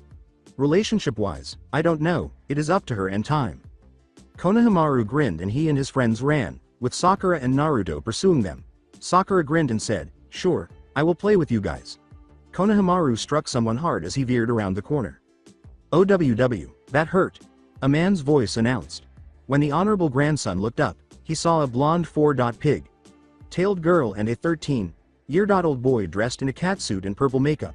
Pardon me, I mean purple war paint. She had a huge iron fan strapped to her back and was somewhat thick with muscle, but not fat. You can't deny Temari's attractiveness, and I would fuck her. That hurt, you little shitstain. The girl said, don't, Kankuro, we will get in trouble. Naruto responded, oi, put him down now. The boy had firmly grabbed Konohamaru by the scruff of his shirt. In response, Kankuro said, fuck you. Then, behind him, the blonde teenager with one of his crossbows at his neck and a glare close to his precious said, wasn't asking, bitch. Now be a good little kitty and put him down gently and slowly. Kankuro swallowed and followed the directions. Naruto spoke, good kitty, even a boy who wears his sister's makeup can understand simple commands. Now I am assuming that you are here for the Chunin exams? The young lady replied, we are. I'm Temari no Sabaku and you already met Kankuro. Replied, Uzumaki Naruto and the girl is my teammate Sakura Haruno. The pretty boy in the tree is Sasuke Uchiha, so I assume that you know the one with the gourd on his back as your third teammate. Everyone, including Temari and Kankuro, looked up to see the red-haired boy hanging upside down and Sasuke with his constant frown. Gee. Gaara, Kankuro uttered, pale with terror. Kankuro, what did I say? Gaara asked, crossing his arms. In response, Kankuro said, not to get involved. Good, now I advise you not to do it again or I'll kill you. Naruto sheathed his crossbow and glaive as Sasuke leapt down, and Gaara Shunshin descended in a swirl of sand to appear next to Temari. Sorry to cause you such a ruckus, I look forward to fighting you too, Uchiha Sasuke. Uzumaki Naruto. The three Suna ninjas left, and Naruto sent the children home for the day to join Gaara. After Team 7 departed, Naruto paused to gaze at another tree for a brief moment while tilting his shades, and then he resumed his stroll. Another trio of ninja fell to the ground, trembling in terror, after they had departed. The bandaged one remarked, "Those eyes of his, he's dangerous, we must avoid him at all costs or we'll be killed." 2 hours later, Sasuke replied, "So the Chunin exams are a week from now." Kakashi replied, "Yep, all of the rookie teams will be there, so I want you three to train for the week. We will not be taking any missions until after the exams are over." "Well, Yane." "Hey, Sakura, are you okay?" Naruto asked as Sasuke left after Kakashi poofed away, eager to train and battle powerful ninja like Gaara. As Sakura put it, "I'm fine." Replied, "Are you sure? Because normally this is usually the time you go and ask Sasuke for a date or something." Replied Sakura, "After when Sasuke asked about that ritual thing, it kinda turned my affection for him off. So I was wondering if you have a scroll with jutsu or a training regimen that I can follow." Smiled, "I see that you're serious, very well." He reached into his cloak and presented her with a document. "I wrote this in case you wanted to get stronger. There is a training schedule, 1 B rank jutsu, and a few C rank jutsu. I prefer that you learn the C rank for the Chunin exam. Your chakra capacity is very low so you won't be able to perform it." According to Sakura, "Arigato, Naruto." Then she fled and Naruto reflected, "I better prepare for the exam too, since Gaara is a Jinchuriki as well." "Thanks, Yumi." "Sensei." Yumi responded, "You're welcome, just be sure to find a seal master to help you with his seal. That damn priest must be jacking with Kaisei's mind." A week later, Team 7 showed up at the academy to witness two older genin knock down a strange kid with bull hair. Tenten stepped forward to assist him, saying, "Please just let us pass." Sasuke sneered, "For someone who failed the exam, you sure know how to put genjutsu up very well. Drop it, I got business on the 3rd floor." One of the genin guarding the door said, "Hey, we are saving your asses from the Chunin exams. We know what it's like since we failed in 3 times. "Teme," Naruto said with a sigh and a hand slapping his head, "the genjutsu was to fool the idiots who couldn't see through it and rule out the weaklings. Now you just made it harder for all of us." Tenten, Neji, and the kid with the bull hair came over to them. "Hi, I'm Rock Lee. Would you like to go out on a date with me? I'll protect you with my life," Lee replied. Sakura responded, "That's sweet and all, but I am not looking for a relationship right now." Naruto grinned when Tenten gave him a wink. "If you try anything with Hinata-chan, I will make sure that you will never see the sun again," Naruto said, turning to face Neji and tilting his shades to make him wince at his icy blue eyes. After Neji stepped back, Team 7 went upstairs, followed by Lee and Tenten, who trailed Neji by a few feet. His eyes, was he serious? "No, I'm a genius. Plus it is his fate to be a loser and failure in life." Neji was thinking to himself. However, he couldn't get rid of the impression that Naruto would keep his word. Kakashi remarked, "So, Sakura did come after all." She said to her sensei, "What do you mean? If you or your teammates came without each other, then I would have to bar you guys from the exams." Naruto responded, "Why did you tell us this sooner?" Kakashi responded, "Because one of you, Sasuke, Tomeko, would have pressured her to take it." Naruto responded, "Logical explanation, but that person must learn that teamwork is the key to victory." The Jinchuriki kicked the door open, and everyone turned to see Team 7.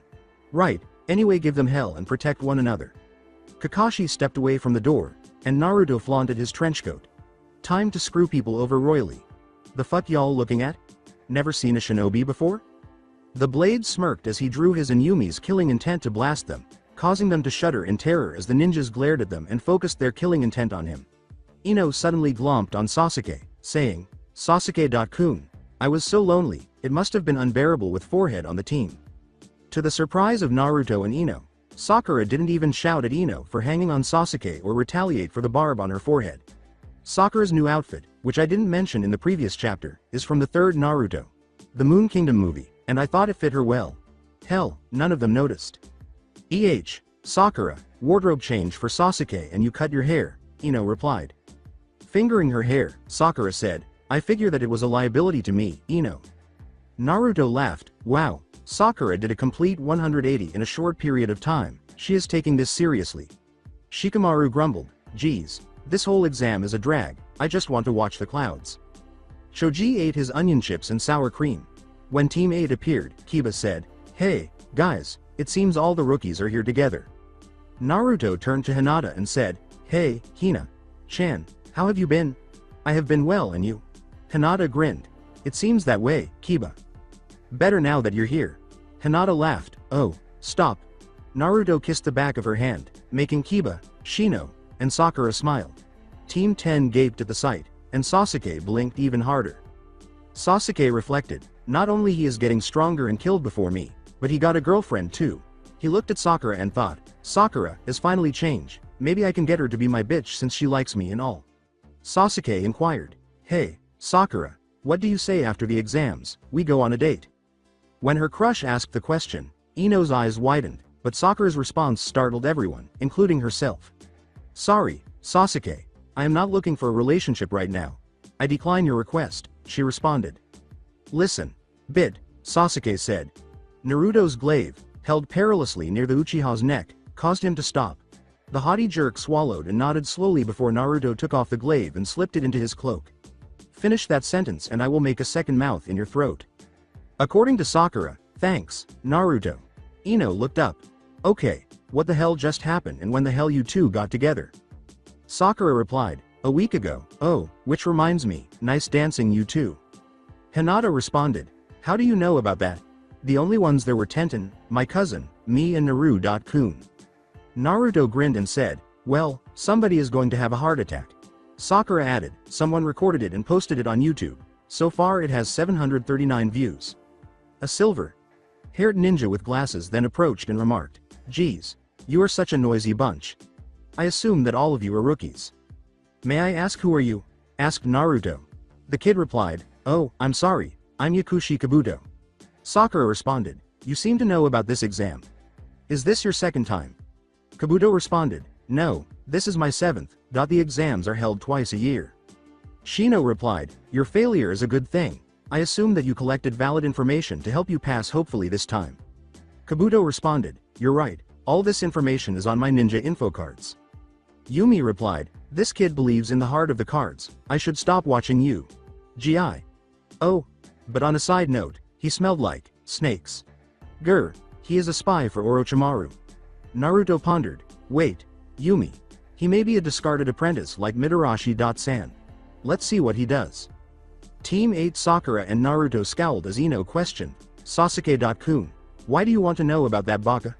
Kabuto drew a card and channeled chakra into it, saying, these cards respond to my chakra only, here is the number of ninja from each village participating in the exams. Sasuke asked, do you have information on individuals? Kabuto nodded, and Sasuke explained. Sabaku no Gaara, Rock Lee, Neji Hyuga and Naruto Uzumaki. Shut up, wench. This is none of your concern, snarled Sasuke. Kiba responded, hey, she was just asking a question, Uchiha. There is no reason for you to act like an ass because you got rejected. Sasuke responded, I am tired of weak fangirls, they're nothing but a waste of time. With an arm in front of her, Naruto said, that may be true, but instead you could have let her down gently, but you chose to crush her heart completely. Ino appeared to be about to cry. The information? Sasuke asked, ignoring the boys' glares as Hinata and Sakura consoled Ino. Kabuto replied, oh, right, Sabaku no Gaara, 8C rank, 1B rank. His teammates are Kankuro and Tamari, he has never gotten a scratch on a mission before. Rock Lee, 15D rank, 3C rank, his taijutsu is exceptional, but he has no known ninjutsu or genjutsu. His teammates are Neji Hyuga and Tenten Higurashi. Neji Hyuga is the same as his teammate Lee, but he utilizes the Juken style of the Hyuga clan along with his dujutsu, the Byakugan.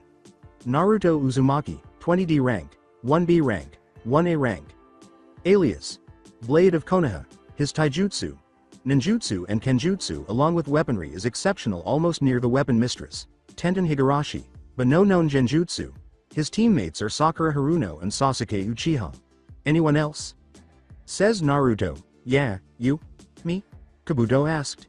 Naruto replied, you said that you have information on everyone here, you might come after one of us during the exam and use that information against us.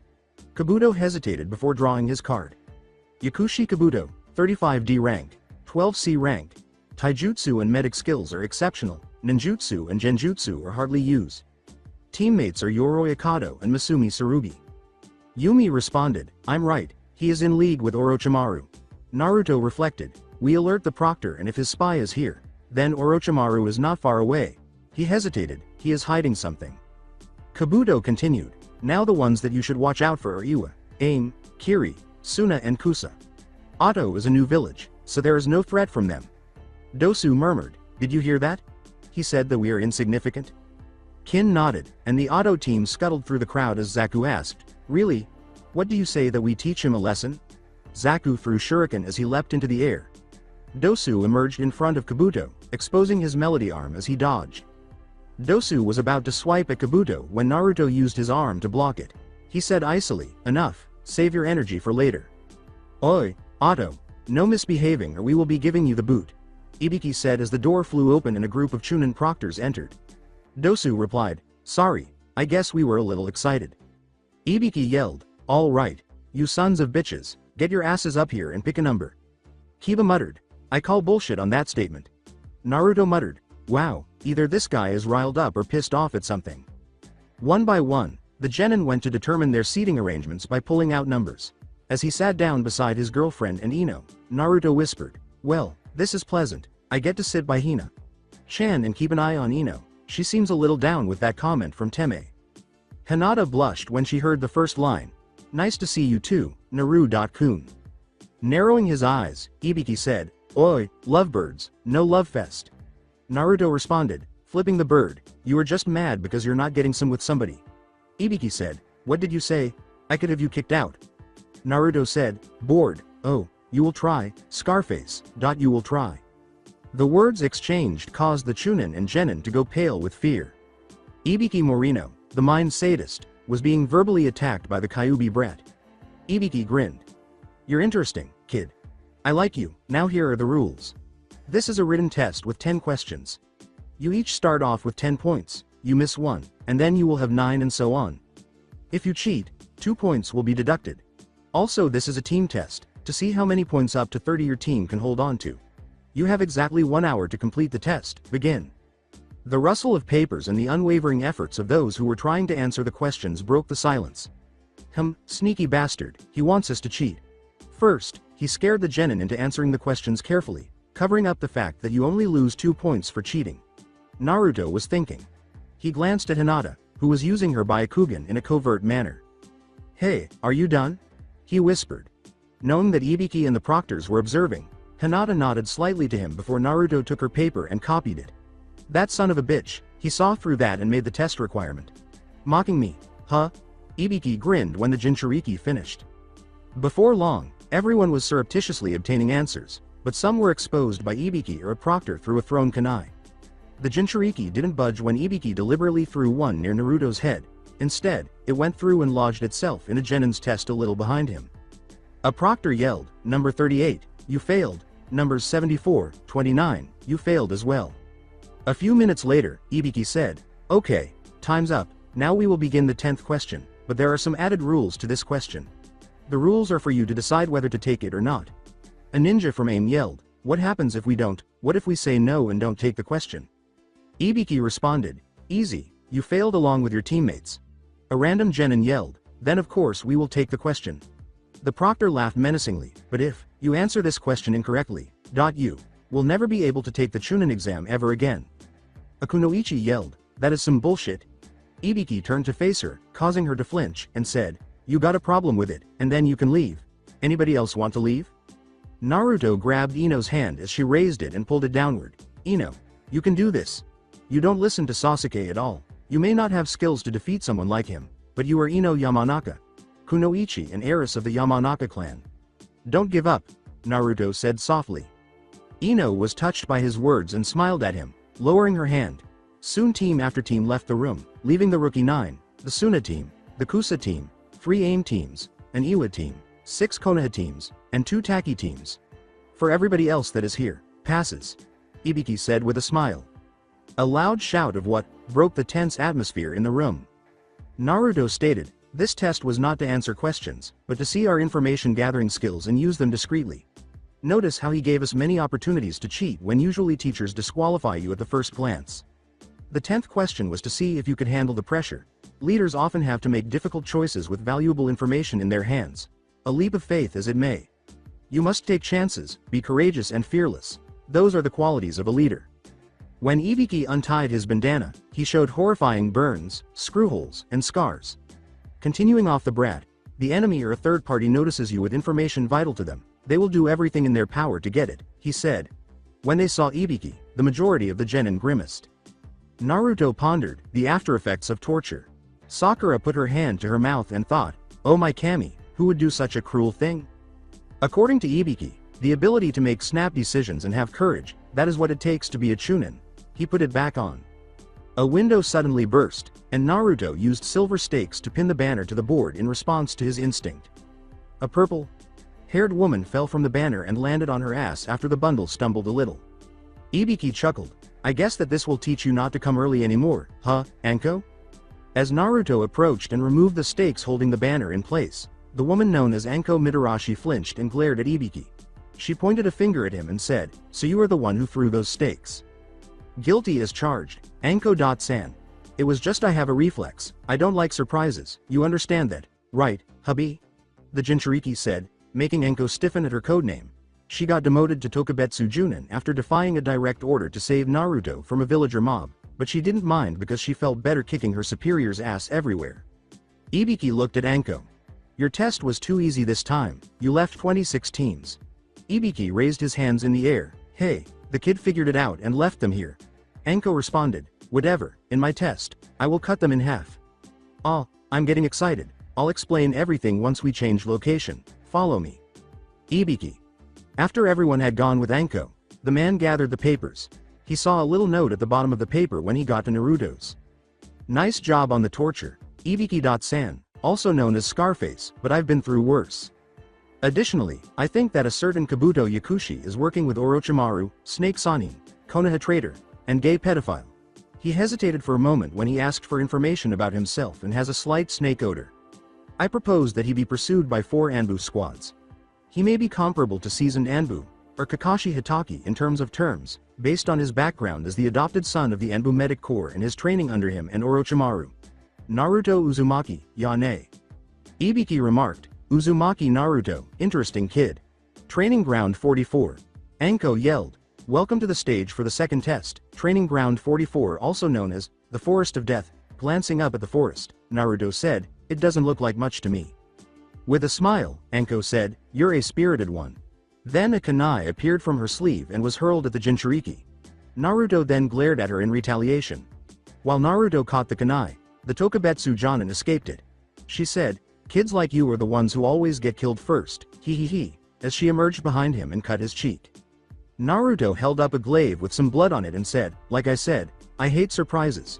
She then licked the wound and said, spraying that red blood I love, but for someone who says that they have a reflex and hates surprises, your guard was relaxed.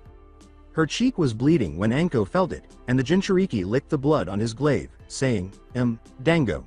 Flavored. The special Jonin laughed, hey, it seems we got some bloodthirsty ones here. Now before we begin the test, there's something I have to pass out. She started handing out paperwork. These are waiver forms, if you sign this, we will not be accountable for your deaths. The test involves 2 scrolls, an earth and a heaven scroll. You will be given either one. Find the ones that have the opposite scroll of yours and journey to the middle of the forest, where the tower is located. You will have 5 days to complete this task and the only rule is that you can't open them or, bad things will happen. I exclaimed, 5 days? What about dinner? Cried Choji. Replied, you're on your own. The forest is full of food, just watch out for man-eating beasts, poisonous plants, poisonous insects, etc. Okay. Exchange your forms, then choose a gate to get ready to start. Each team took their scroll and then approached a gate, and Sakura thought, I see, so you can't tell which team gets which scroll or who is carrying it. Everyone here is an enemy and most likely someone will die in there. Says Sasuke. Hey, Dobi, give me the scroll. Knowing that the Uchiha would not give up, Naruto sighed and took the scroll out of his pocket. After accepting it, Sasuke entered the gate. You gave him the fake one, didn't you? Smirked Sakura. Naruto replied, naturally, I don't trust Emo Avenger. Now let's go and kick some ass. Naruto started to say, okay, I say that we go and split up to cover more ground. However, the Emo Avenger boy wonder cut him off. Oi, Dobi, I'm the leader of this team. Naruto replied, oh, really? Last time I checked, you couldn't track anything to save your life back at the academy, however I used to live here. Naruto, Do you live in an apartment? Sakura asked. The Jinchuriki responded, yeah, I do, but usually that landlord was always kicking me out on false accusations until I reported it when I was 8. Oji.san finally had the landlord fired and replaced, but I know where the edible food and fresh water is located and the dangers of the forest. So shut up and stick close to me when we move, Sasuke. I am the leader of this team, stated Sasuke. Naruto replied, fine, we will leave it to democracy. Who votes for Sasuke to be the leader? The others did not raise their hands, but Sasuke did. Okay. Who votes for Sakura to be the leader? Asked Naruto. Sakura responded, I don't want to be the leader, so who votes for Naruto to be the leader? Sasuke crossed his arms as Sakura and Naruto raised their hands. Then it is settled. I am the leader for the remainder of the second test. Now if you will excuse me, I have to give back to nature. Sasuke and Sakura were left alone when Naruto ventured into the trees. The Uchiha smirked and said, so, Sakura, will you go out with me? The offer still stands open. I will even forget that you voted against me. Sternly replied Sakura, after how you treated Ino and you ridiculed me for being weak, I will never go out with you, Uchiha Sasuke. My answer is hell no. You dare to deny Uchiha's request? Scowled Sasuke. As far as I am concerned, yes, I do. You hurt Ino gravely and you have done nothing but think of yourself, Sakura said, meeting his gaze directly. It's too bad, Sasuke said. In response, Sakura said, sorry, Uchiha. I meant it's too bad, for you, said Sasuke. In order to prevent her from hitting his groin, the Uchiha swiftly moved against Sakura to securely restrain her hands while keeping a slight distance from her. It would have been so much easier if you would have agreed to go out with me, but I guess that doesn't matter. Let me go. No, stop, let me go, yelled Sakura. Sasuke yelled, just relax, it is just a kiss, it will all be over soon. You will enjoy it. Says Sakura. No, Naruto pulled Sasuke into a tree by yanking him by the back of his shirt as his lips grew closer and closer. Naruto yelled, you bastard, I leave you for 2 fucking minutes to find you trying to force yourself on Sakura. He grumbled, she would have liked it too though she likes me too. You remember, she likes to follow me around. Naruto slammed a device on Sasuke's chest and put a receiver on Sakura's wrist, growling menacingly, you are very lucky we need you for the exams or else I would kill you where you stand, but for now, if you even attempt to come in contact with ill or sexual intentions, that device will explode. She can touch you but you can't touch her at all. It monitors your pheromones and anger levels toward her, so you can't do anything to her. Sasuke grimaced and said, damn you, Uzumaki. You brought this on yourself, Sasuke, Uzumaki said, ignoring him. Are you okay, Sakura? He asked, turning to face her. Sakura replied, I'm better now, Naruto, thanks for coming in time. Naruto replied, that AIM ninja that tried to sneak up behind me while I was doing business was pretty weak and to my luck, he happens to have an earth scroll, so let's head to the tower now. He was stopped as he was avoiding a Fuden, Daitopa, with Sakura beneath his arm and Sasuke behind him. As he prepared his stance with Sakura and Sasuke, Naruto sighed, asking himself, why couldn't this be easy for once in my life? The Kusa Kunoichi said, none of you blew away, oh, well, I guess I will have to kill you. Her murderous intent suddenly stopped Sakura and Sasuke from moving, but Naruto was still able to move. What the, exclaimed the woman. If you think that killing intent is going to get me, then you are wrong. I felt killing intent worse than yours. Naruto stepped forward and punched her, but she sidestepped and pursued his 2 teammates instead. Naruto threw multiple kunai at the Kunoichi, which she slowed down to avoid, saying, damn it, I will not let you do that. He exclaimed, Kage Bunshin no Jutsu, as a clone materialized beside him and flung him in front of the Kunoichi. Yumi yelled, Kit. Be careful, that is Orochimaru. Naruto was thinking, what, oh, well, that explains the freaky long tongue she just put out. According to Oji Sans files, Orochimaru was experimenting on a way to make himself immortal by switching bodies. Looks like the bastard perfected it. Show your true face, Orochimaru, said Naruto. Interesting. How did you know that it was me, Naruto.kun? The Kunoichi exclaimed in shock. Naruto touched his nose. You smell of snakes. Now may I ask why you are here? Last time I checked, you're an S-rank criminal. With his smirk visible, Orochimaru tore off the face and said, I have come from the last Uchiha's body. Naruto replied, now that sounded wrong on so many levels, but you just want the Sharingan, which has the ability to copy any jutsu with hand signs. Together with you abominable immortality jutsu, you could master a jutsu in a span of months. says Orochimaru. Kukakukukuku, correct, Naruto.kun. Naruto replied, please, don't call me one person is allowed to call me that. Come on over and let me claim my prize, Orochimaru retorted. I will not let you have Sasuke. He may be an asshole, but he's a comrade. Naruto released Sasuke and Sakura from their grasp by flaring his chakra. Sasuke removed 2 kunai, and Sakura followed suit to place them in a reverse grip. Alright, said Orochimaru, I'll play with you 3 for the time being. Team 7 intermixed with one another as they launched a zigzag attack. Orochimaru ducked when he saw Sasuke approaching and preparing to stab him after Sakura slashed at him. Naruto kicked Orochimaru in the head, and Orochimaru jumped back. Sasuke flipped hand signals, Kaden, Gukakyu no Jutsu, as the Sannin flew toward him. He then blew the fireball at Orochimaru, who was caught in the blast. Sasuke declared, he's dead.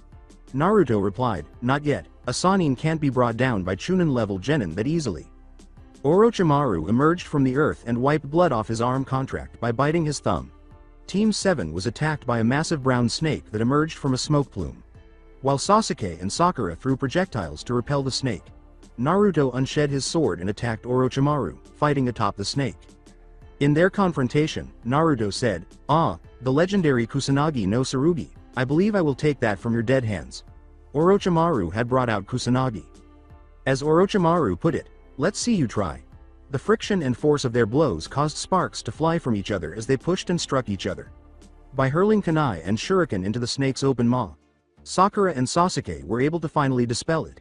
As they fell freely through the air, Naruto and Orochimaru continued to fight, but Naruto was losing ground quickly. Kaden, Karyu Enden, was flipped through hand signals as the fire torch approached Naruto, but he replaced it with a log and emerged a few feet away. The snake Sannin then spotted an opening and kicked him away. You will not interfere, I will have Sasuke. Kun's beautiful body. Naruto responded as he got up, go, screw, yourself, it looks like I have no choice but to use it.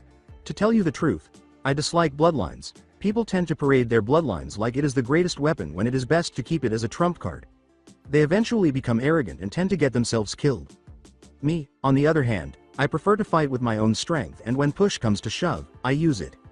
You're bluffing. You don't have a bloodline, Orochimaru remarked. Did Kabuto tell you that? Naruto asked with a laugh. Shit, he found out about Kabuto. How? Orochimaru thought. Naruto replied, you are the first one to see me reveal it. Allow me to introduce you to the Daywalker bloodline. Daystar. When Naruto abandoned his trenchcoat for greater mobility, a dark aura of power suddenly surrounded him, and tattoos started to appear on his skin. His fangs lengthened and hung slightly over his mouth, and his nails sharpened, stretching the ends of the gloves. With a savage roar, Naruto froze the bones of Sakura, Orochimaru, and Sasuke. That is his bloodline. It is nothing special compared to the Uchiha bloodline, Sasuke pondered. Orochimaru thought, this chakra, it feels dead, yet alive. Whoa, this is Naruto? Sakura asked. Then, with a savage grin, the Jinchuriki exclaimed, let's dance, as a silhouette of Naruto's mentor blade appeared over his persona. Naruto then launched an attack with unpredictable and animalistic ferocity, which put the snake Sennin on the defensive. When Orochimaru attempted to remove Kusanagi from his mouth, Naruto grabbed him by the throat and tore the sword out, causing Orochimaru's throat to rupture and his tongue to get cut. Orochimaru believed the Kusanagi's defense mechanism would work, but Naruto suppressed it with the Kyuubi chakra. The Jinchuriki launched another attack, forcing Orochimaru to dodge and block with a kunai to repel his blows. Well, I did one part of my threat, now I have to carry out the other one. Orochimaru was exhausted from blocking during the protracted battle, but Naruto appeared energized and had endless energy.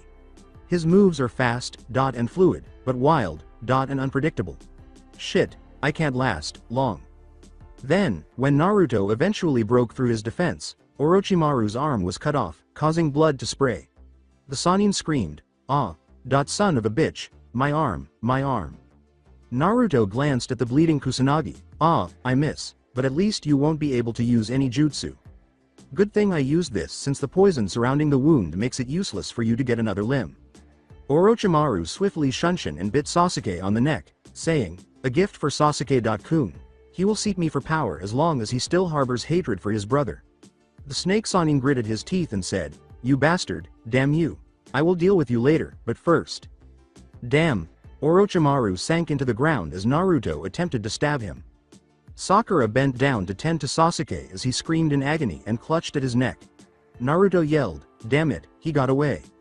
Sakura yelled, "Naruto, we better get Sasuke to the tower to get treatment for that mark." "Let's go, the quicker we get to the tower, the sooner we get that hickey off his neck," Naruto said, picking up Sasuke. Sakura nodded, "Right," and trailed behind him. Tower. Naruto looked at the Hokage's message and said, "All right, let's open the scrolls. I believe this message tells us to do so now." Sakura gave a nod, and Naruto placed Sasuke on the ground in order to retrieve the Earth Scroll. Sakura reached for the Scroll of Heaven, and they both simultaneously opened it. Human was written in kanji on both scrolls.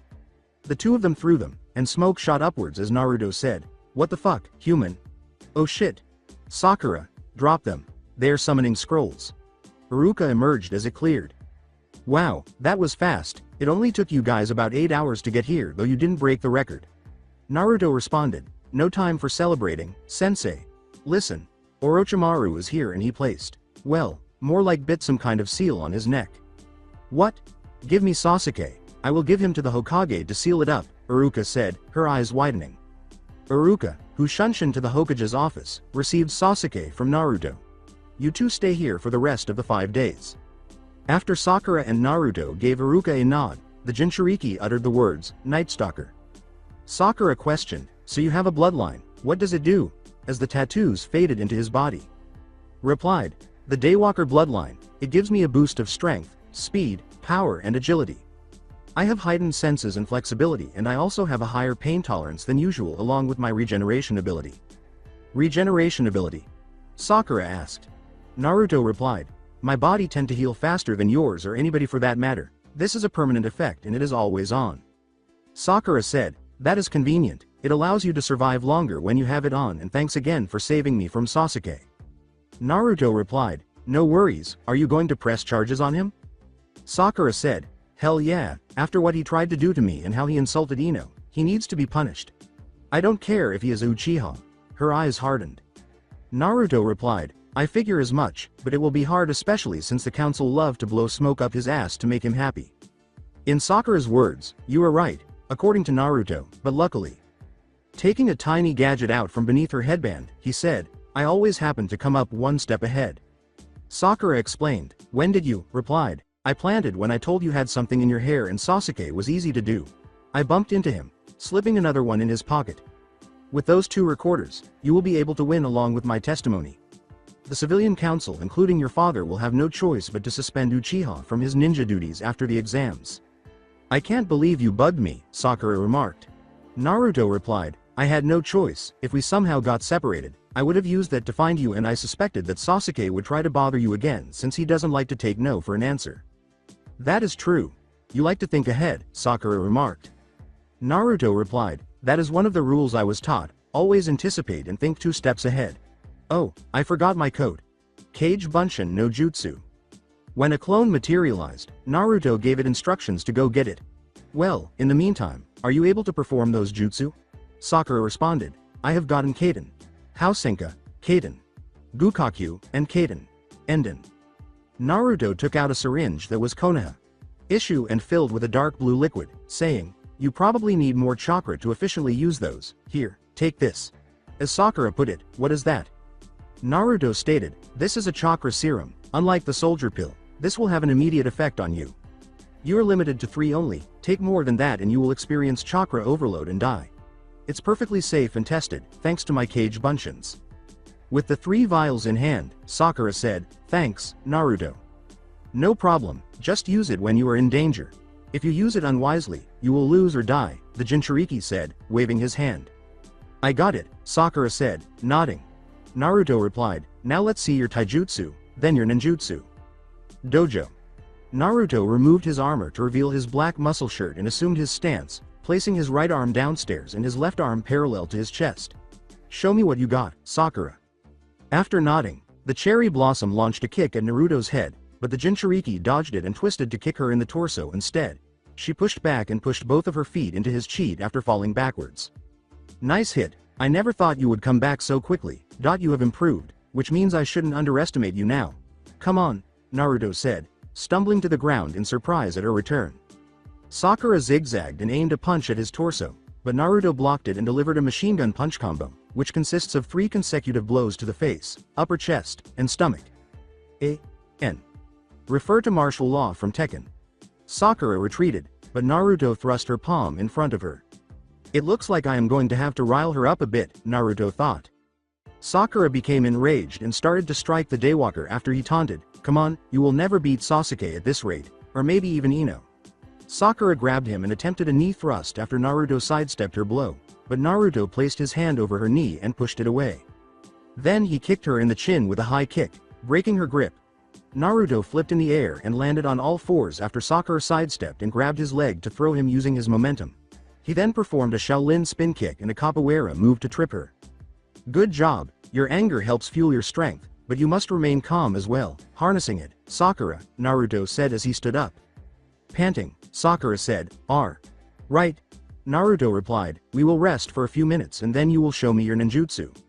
"Why did you help me?" asked Sakura. Naruto replied, "You wanted to get stronger. Obviously you never had a schedule, so I gave you it." "But I was so mean to you back then," Sakura said. Interrupted by Naruto, "Sakura, I have learned to forgive and forgot." The old Sakura that was a fangirl and liked Sasuke to a borderline obsession died the day you asked me for help. You are Sakura, the strong kunoichi now, and I hope Ino will follow your example when she sees you fight. With a flush, Sakura said, "Thank you, Naruto." "All right, let's see your progress," Naruto said. Kaiten. Housenka no Jutsu.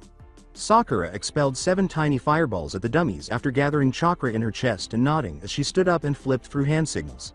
Naruto remarked, "Good job, Sakura, next one." Kaiten.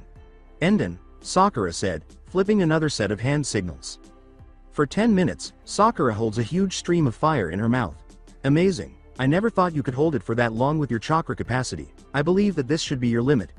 Naruto responded, but Sakura responded, "Nope, this is the last one I learn and after that, it should be my limit." Kaiten. Ryuka no Jutsu.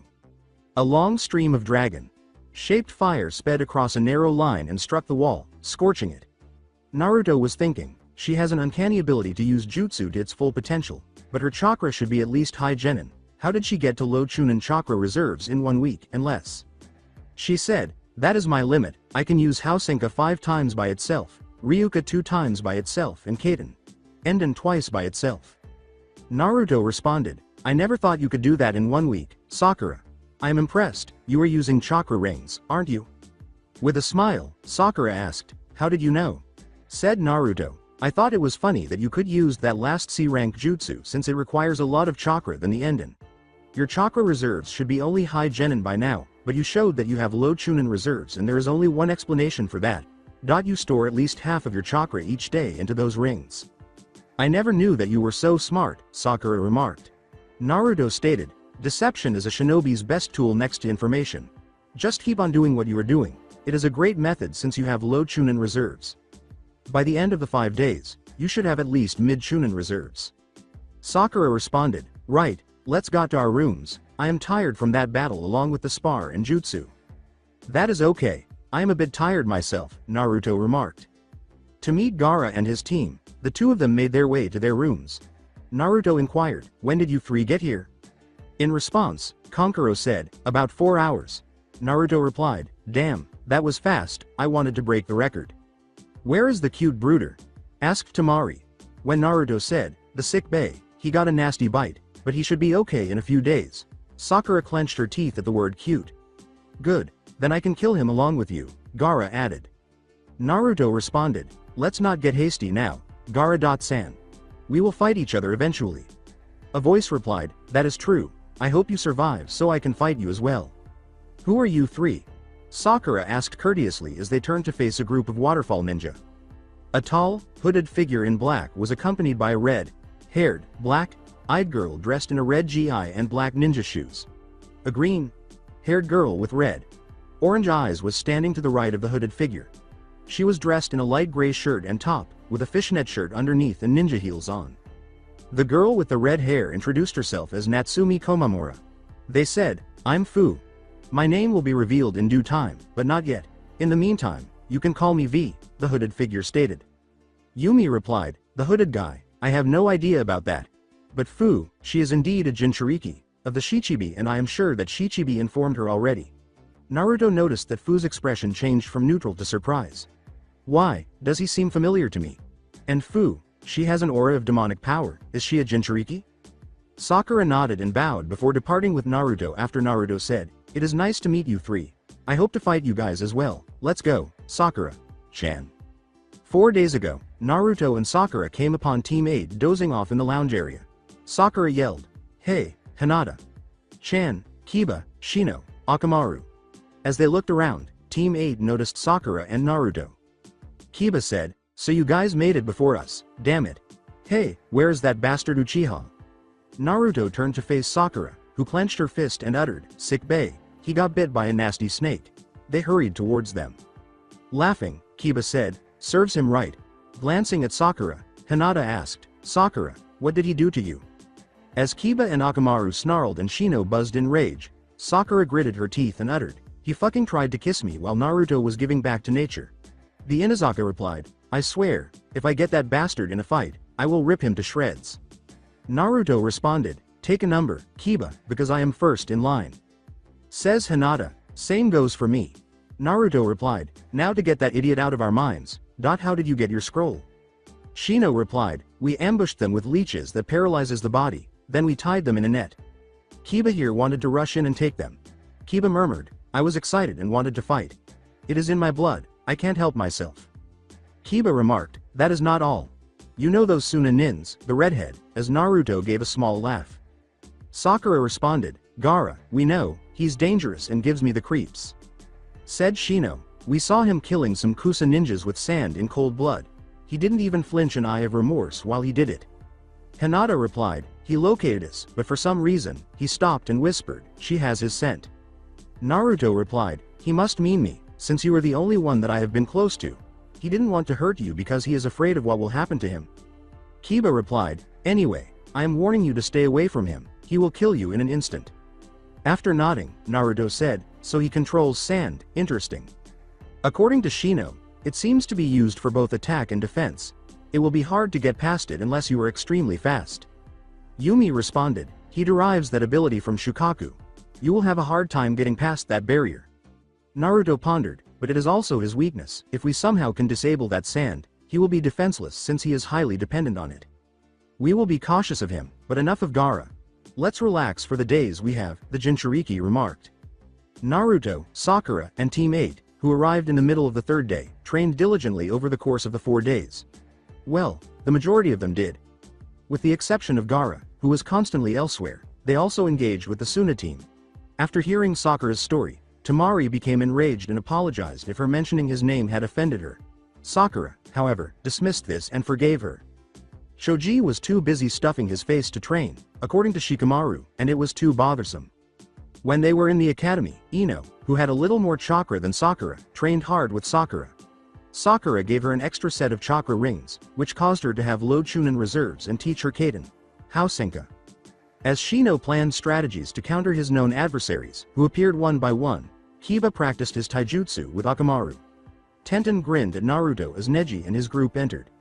Neji glared at Naruto after he returned it, and Naruto tipped his shades once more as Hinata glared back. Shaking slightly in terror, Neji broke the glare. Throughout the 4 days, Naruto and Hinata were primarily together, frequently sharing tender kisses or cuddles. Heishi said, "Neji, I don't approve of my daughter with Naruto. So I can't believe that I am saying this, but I want you to harm my daughter by any means necessary." Neji frowned as he realized this and remembered what Heishi had said. The relationship between Hinata and Naruto will end when the boy loses his temper and lets loose a hidden power that he has inside of him. Any means necessary, huh? Alright, Heishi. Sama, I will do so, by killing her, causing you and Naruto grief, and you can't hold me responsible. Neji grinned as he thought this last line. Arena. The Hokage, Anko, Ibiki, and their Jonin senseis were facing the Rookie 9 Team Guy, Team Kabuto, Team Iwa, Team Dosu, Team AIM, and Team Taki. But for 30 people to make it this far, Anko yelled into her headset, "Congratulations on passing the second part of the Chunin exams." She looked at the teams and thought, "I was expecting to have only single digits." Guy responded, "Your team isn't too bad at all, Kakashi, but as long as my team is around, their chances are slim." Oh, sorry, did you say something? Kakashi asked, glancing at him. Damn you, Kakashi, Guy said, turning around and raising his fist. You're so cool and it really gets on my nerves. Listen carefully as Hokage. Sama explains the third test, Enko said. You have the floor, Hokage. Sama. Thank you, Enko, said Sarutobi, nodding. I want to start by congratulating you on finishing the second section of this test. The genin became alert at the Hokage's words. I would like to tell you the real reason for this exam before we start. Real cause. Sakura pondered. Why are all of our allied nations taking the test together? Sarutobi posed a rhetorical question. To increase the level of shinobi and foster friendship between the nations. Tenten thought, please don't be misled by these pretentious terms. This exam is. As a technical war between the allied countries, Sarutobi went on. With the exception of Gaara, Shino, and Kabuto's team, every genin was taken aback. Wait, what does that mean? Tenten uttered those words. If we could go back in time, all of the allied nations were enemies, Sarutobi thought. The Chunin exam selection was created to address the issue and maintain peace. Why the hell do we have to do that shit? Kiba yelled. Is this for making Chunin decisions? In response, Sarutobi said, yes, that is true, but there is more to this test. You are putting yourself in danger to defend the honor of your esteemed village. Leaders and powerful people will be watching the test, and every daimyo will be present to witness your battle. The nation will lose customers if you are viewed as weak, and vice versa. Additionally, it conveys a political message to other nations, demonstrating their power. But, Lee yelled, why must we risk our lives in combat? The strength of the village depends on the strength of the nation, Sarutobi retorted. In turn, the shinobi's strength is the village's strength, and when the shinobi are in danger, their strength is at its strongest. Those who came before you have fought in the Chunin exam for this meaningful dream because it is to demonstrate your own strength, which only has meaning when your life is in danger. But, Tenten remarked, why do you say things like this exam is for friendship? The Hokage said, as I mentioned, I don't want you to misunderstand this goal. In the shinobi world, friendship takes the form of establishing balance and losing life. I'll tell you one more thing before we start the third test. This is more than just a test. Your dreams and the reputation of your nation are at stake in this conflict. Gaara responded, can you hurry up and tell us what this life, risking battle entails? Sarutobi responded, by all means, Hayate-san. The Hokage said, hi, I'd like to now explain the third test now, but, a sickly looking Jonin then interrupted, saying, actually, cough, I would like you to allow me, Gecko Hayate, as a referee. After rising from his kneeling position, Hayate turns to face the genin and says, hello everyone, this is Hayate. Before the third test, there is something that I would like you to do. This guy looks so sick, is he really a ninja? Naruto asked, raising an eyebrow at him. Well, it's a preliminary for the third test to determine who gets to compete in the main event, Hayate explained. Sakura murmured, first steps. What the devil does that mean? Kiba yelled. Simply put, there are too many of you because the first and second tests were far too easy for you guys, Hayate coughed. The regulations require us to have a preliminary and limit the number of participants. The fights will drag on for too long because of the large number of guests, as Hokage Sama stated. Do so right away if any of you feel like giving up. I'm going to quit, Kabuto said, raising his hand. So, cough. You are Kabuto Yakushi, correct? Hayate asked. Alright, you can now depart. After passing the teams, Kabuto walked away, and Naruto briefly locked eyes with him. The spy felt a chill go through him as Naruto's eyes seemed to know who he really was. Naruto glanced around and saw the Auto Jonin, who appeared familiar, but then he noticed his arm was in a sling. Ibiki nodded to the nearby Anbu, and several squads silently shunshin to capture Kabuto. So, Orochimaru is also present. Too many people he can use as hostages, damn it. We'll have to give in to him, I suppose, Naruto reflected. Let's start the preliminary matches, Hayate said. Unless a battle royale request is made, the matches will be 1-on-1 combat. You will engage in combat as though it were real life. With 29 competitors, there will be at least 13 matches. The winners will undoubtedly move on to the next round, but there will be a battle royale for one of you. The battle will go on until you give up or die, and there are no rules. I'll intervene to end the match if you give up. The screen descended, scrolling through names before halting on Naruto Uzumaki. Figures, I have the battle royale match along with my own, he replied. Then the screen started to flash through the names until it paused to show Sasuke Uchiha vs Yoroi Akato. Sasuke grinned and said, well, the best always comes first. While Sakura and Naruto snarled at him, Kakashi arched an eyebrow at them and said, I can see why Naruto would be hostile towards Sasuke, but what happened to Sakura as well? While the fight is going on, he thought, I will ask them. To confront Yoroi, Sasuke descended the stairs. Are all the competitors prepared? Hayate inquired. Says Sasuke. I'm ready, says Yoroi, so am I. Why the hell is the curse seal not reacting? The traitor thought. When the Jonin Proctor signaled for them to start, Sasuke flew backwards to flip through hand signs, saying, Kaden. Gukaku no Jutsu. Yoroi ducked the fireball, thinking, with that curse seal Orochimaru Sama gave him, he shouldn't be able to use jutsu at all. What's happening to it? What's going on here? Thought the disguised Auto Jonin, who no one ever notices because he looks like fucking Orochimaru. His chakra is meant to be sucked up by the cursed seal until he is compelled to use it. Was it sealed in time? I thought he was supposed to be a dunce, but damn it, all because that Kyuubi brat ruined my plans. While Kakashi questioned, Naruto, Sakura, what happened in the forest? Sasuke pressed Yoroi. What do you mean what happened? Asked Naruto. We hurried here so you guys could remove that hickey from Uchiha after you. No. What bit him on the neck? I meant between you two and Sasuke. You both seem hostile to him, Kakashi remarked. He tried to cook you well done, so I can understand that, but I don't understand why Sakura snarled at him when he spoke. I am not at liberty to say what happened, Naruto uttered.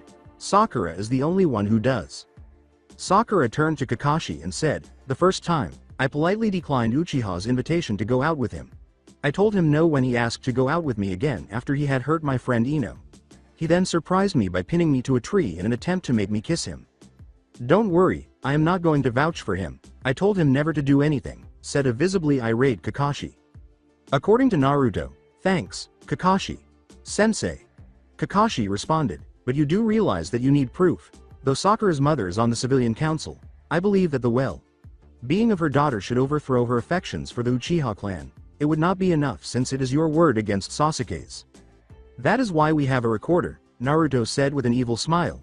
Did you happen to find a device similar to this? As a matter of fact, yes, replied Kakashi. Sakura said, good, now we are set to win my case, as the Jonin took a gadget out of his pouch. Sasuke responded, what's wrong? Can't keep up with me, huh? Activating his Sharingan, the Uchiha said, come on, let's go.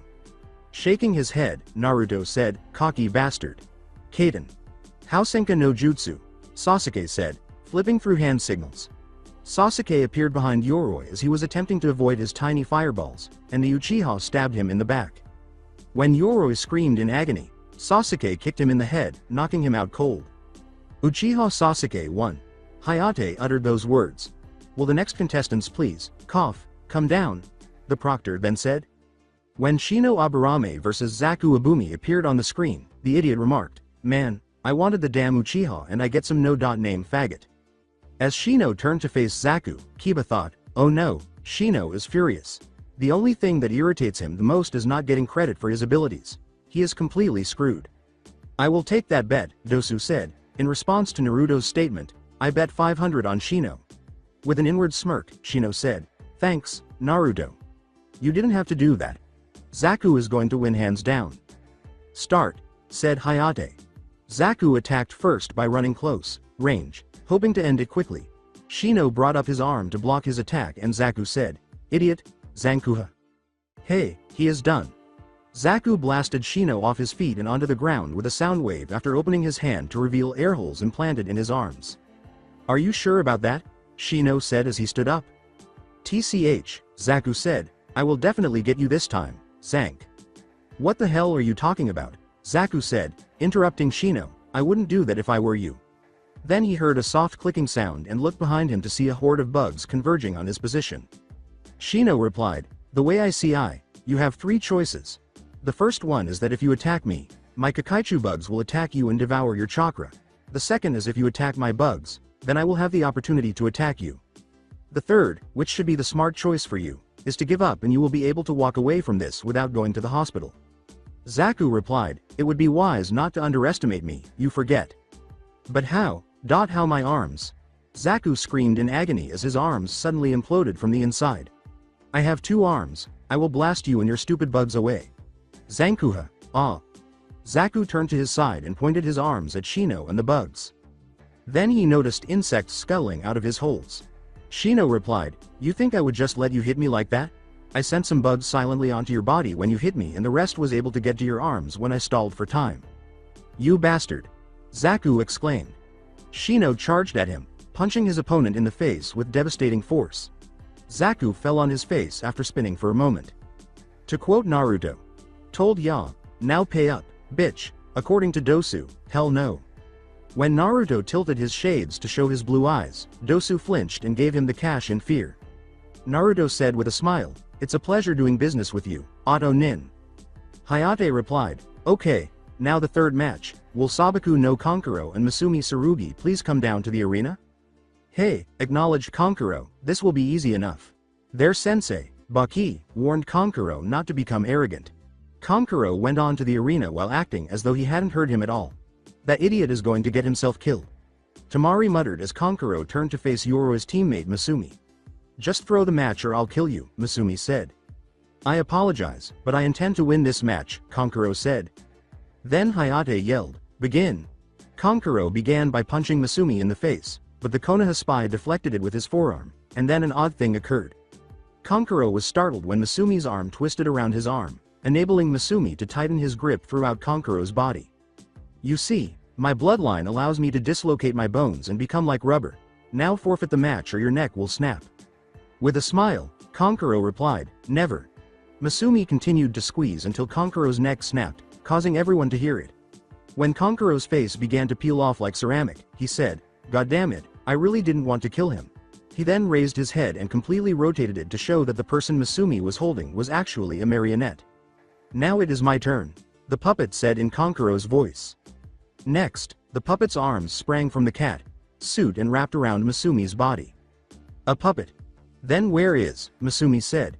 When he turned to face the bandages, he noticed something moving, and a hand emerged to take it off, exposing Kankuro. Masumi remarked, "You're a puppet master."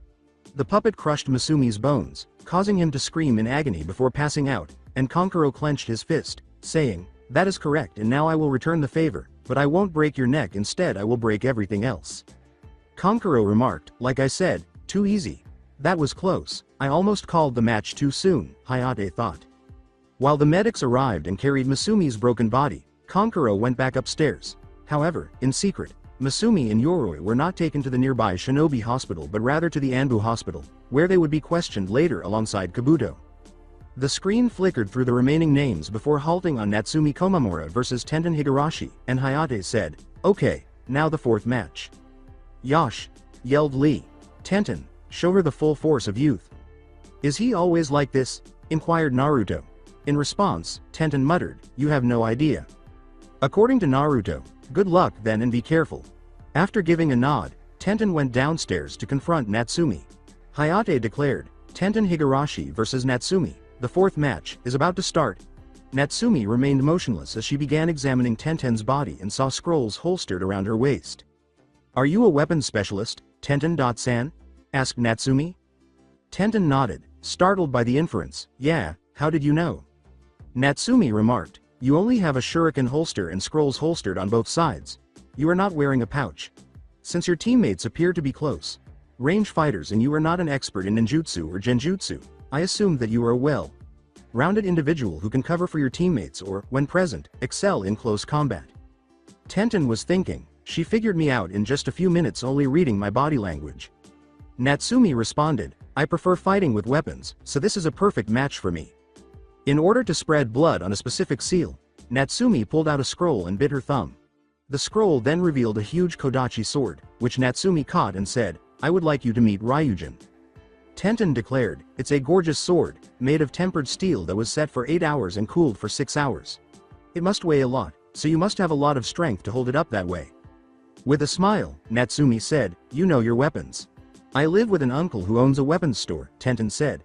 "That's when you learn a few things." "I see. Well, let's see yours," said Natsumi. "I call it Green Destiny." Tenten pulled out the scroll and used her thumb to open a Chinese straight sword. "I don't freaking own Crouching Tiger, Hidden Dragon." The sword was a standard Chinese sword, with a yellow tassel at the end and rubies encrusted in the hilt. Natsumi responded, "Niece, Now that we have exchanged pleasantries, let's entertain our guests before someone gets restless. Tenten moved into a stance, holding her sword next to her head, her left hand closed, but her middle finger and pointer pointed at Natsumi, who had Ryujin by her side and was attacking Tenten. The weapons specialist rolled back and stopped Natsumi's downward slash. Tenten pushed Natsumi's sword and went inside her guard. Natsumi swung her long kodachi at Tenten's head while pushing the tip of her sword downstairs to bend downward. The weapons specialist ducked under the swipe, pulled Natsumi's legs out from under her, and attempted to stab her. The point was near Tenten's head, so Natsumi rolled to the side before jumping up and slashing at her. Tenten ducked, but her hair fell out of her buns and landed just above her chest. She looks cute with it down, Naruto thought, but why does she keep it up like that into those buns? It makes me think of Mickey Mouse, Naruto reflected. Tenten ran at Natsumi, and they repeatedly collided at unbelievable speeds. Natsumi remarked, "You are quite fast." Tenten responded, "Yeah, well, you tend to learn something from them when you have two endurance freaks on your team. However, the warm-up is over, and it's time to end this charade." Tenten moved with her right leg up and curled, green destiny held parallel to her eyes, and her left hand extended toward Natsumi as Natsumi smirked and said, "Indeed." Ryujin was held pointing at Tenten as Natsumi slipped into a stance. Natsumi said, "Come." Tenten exclaimed, "With pleasure." The kunoichi blocked the projectiles by spinning the kunai and cutting the points off. Tenten attacked, knocking Ryujin away and rushing Natsumi. The girl dodged and swung Ryujin back, aiming for Tenten's back. Tenten's back flipped over the strike and sent kunai at Natsumi. Tenten's eyes widened as she blocked most of the kunai's points, with the exception of one that pierced her torso and lightly grazed her kidney, after Natsumi set down Ryujin's point to reveal the kunai's points standing straight up and launched them at her. Tenten stayed by her side and said, "Damn it. It seems I drew first blood," said Natsumi with a sly smile. After she attacked, Tenten used the sword to push back against Natsumi and slashed her right leg, bringing Green Destiny up to block her slash. They are on par with each other, but Tenten is wounded more severely than that Natsumi said, flinching at the deep wound and leaping back. She might lose this one, Naruto thought to himself. Judging by the way she is holding her side, I think that point must have grazed her kidney. Panting, Tenten yelled, "Demon's dance." The cloud seemed to notice that Natsumi was still standing with only her clothes torn off to reveal her fishnet shirt and binding. She ran at her, but Natsumi guarded, only to discover that Tenten had split herself into 4 clones of herself. Their green destiny glows an eerie black, and the 4 slashed at Natsumi, shooting a dark green crescent at her. Tenten kneeled down and said, "Finally, it's over." The dragon wave. Natsumi yelled as she slashed down at Tenten. Tenten was struck squarely by a silver wave, which caused her body to twist in midair before collapsing into Naruto's arms, rendered unconscious. "There we go," said Naruto. "You were a good opponent, Tenten Higurashi," said Natsumi, bowing. According to Hayate, winner, Natsumi Komamura. The medics removed her to heal her, and since she was not seriously hurt, she was placed to rest against the wall behind her team. Naruto knelt down to carefully extract the point so as not to damage her kidney. Lee stated, "That was an exciting match, too bad Tenten lost." "Well," Neji remarked, "it simply shows that she was weak and that fate was not on her side. It was meant to be, so she lost." Guy replied, "Neji, that is not true and uncalled for." "I just stated the facts here," Neji said. "She demonstrated her weakness by losing the test, which only the strong pass." Tenten was on the verge of tears after hearing everything Neji had to say. "Is that so, Hyuga-san?" a voice asked. Neji looked at Natsumi and said, "Yes. She was the one who pushed me to nearly use my best technique, so you must be the idiot," Natsumi said. "You will lose the battle because of your conceit, and I believe you will fail this test." "And how do you know this?" Neji asked. Neji turned to see a furious Naruto with a sobbing and enraged Tenten on his chest after Natsumi gestured behind him. "You know, Neji, words can break a person's spirit, and you just broke hers," Natsumi said. "She admired and respected you. Hell, I believe she was crushing on you, but your open admission of weakness and fade toward her made it clear." With his shades off, Naruto declared, "I will break your bones in exchange for her spirit if I ever get you for my fight." Next match will be Rock Lee vs Fu. "Yash," Fu exclaimed. "It's time for a kick. I can't lose here. I will win to beat my rival and bring back Tenten's spirit," Lee exclaimed as he leapt to his feet. "Start," said Hayate. Lee pushed back against Fu, yelling, "Konoha Senpu." Fu took the kick full brunt and skidded away only to get up. Lee said, what the? She was wearing some sort of armor, like the shell of a beetle, right? Naruto asked Natsumi. Fu has this special ability to create a shell of chakra and harden her skin, Natsumi said, nodding. I see, she is lucky number 7, huh? Naruto said, adding that it had never broken before. Natsumi looked at him in surprise and Naruto said, 9. Natsumi responded, I see, you two can sense each other, so Fu knows too. Naruto replied, yes, but I don't use that power unless my life depends on it. Natsumi responded, Fu naturally does the same thing, only that ability is automatic to her. Fu replied, you have to kick harder than that, Lee-san, because that was not a kick. That's a kick. Fu yelled as he ran at him and delivered a roundhouse kick to Lee's side, causing him to block it and fly into the wall. Pulling himself out of the crater, Lee remarked, I see. I guess I better adapt to it. As Lee started to swing and shake his legs, Fu gave him a questioning look and Lee said, let's get serious. Lee quickly kicked several times, forcing Fu to block them until one finally slipped through her defense and struck her torso. Lee slowly lowered his leg while maintaining its position, asking, is that sufficient? Yep, I actually felt that one hit, nice, you learn quickly, Fu said with a smile. According to Lee, I learn from the best. Go, Guy yelled. Lee, fight with all of your youth's power. Geez, man, do you ever shut up about youth? Naruto said, thrusting a bar of soap into Guy's mouth. Naruto-kun, he can't help it at all, it is his nature according to Kurenai. Sensei, he said, irritated, and Hinata laughed. Still, Naruto remarked, it is annoying, though. Let's watch the match, Hinata said, are you alright, Tenten? Yeah, I feel better now, thanks, Hinata, Naruto-kun.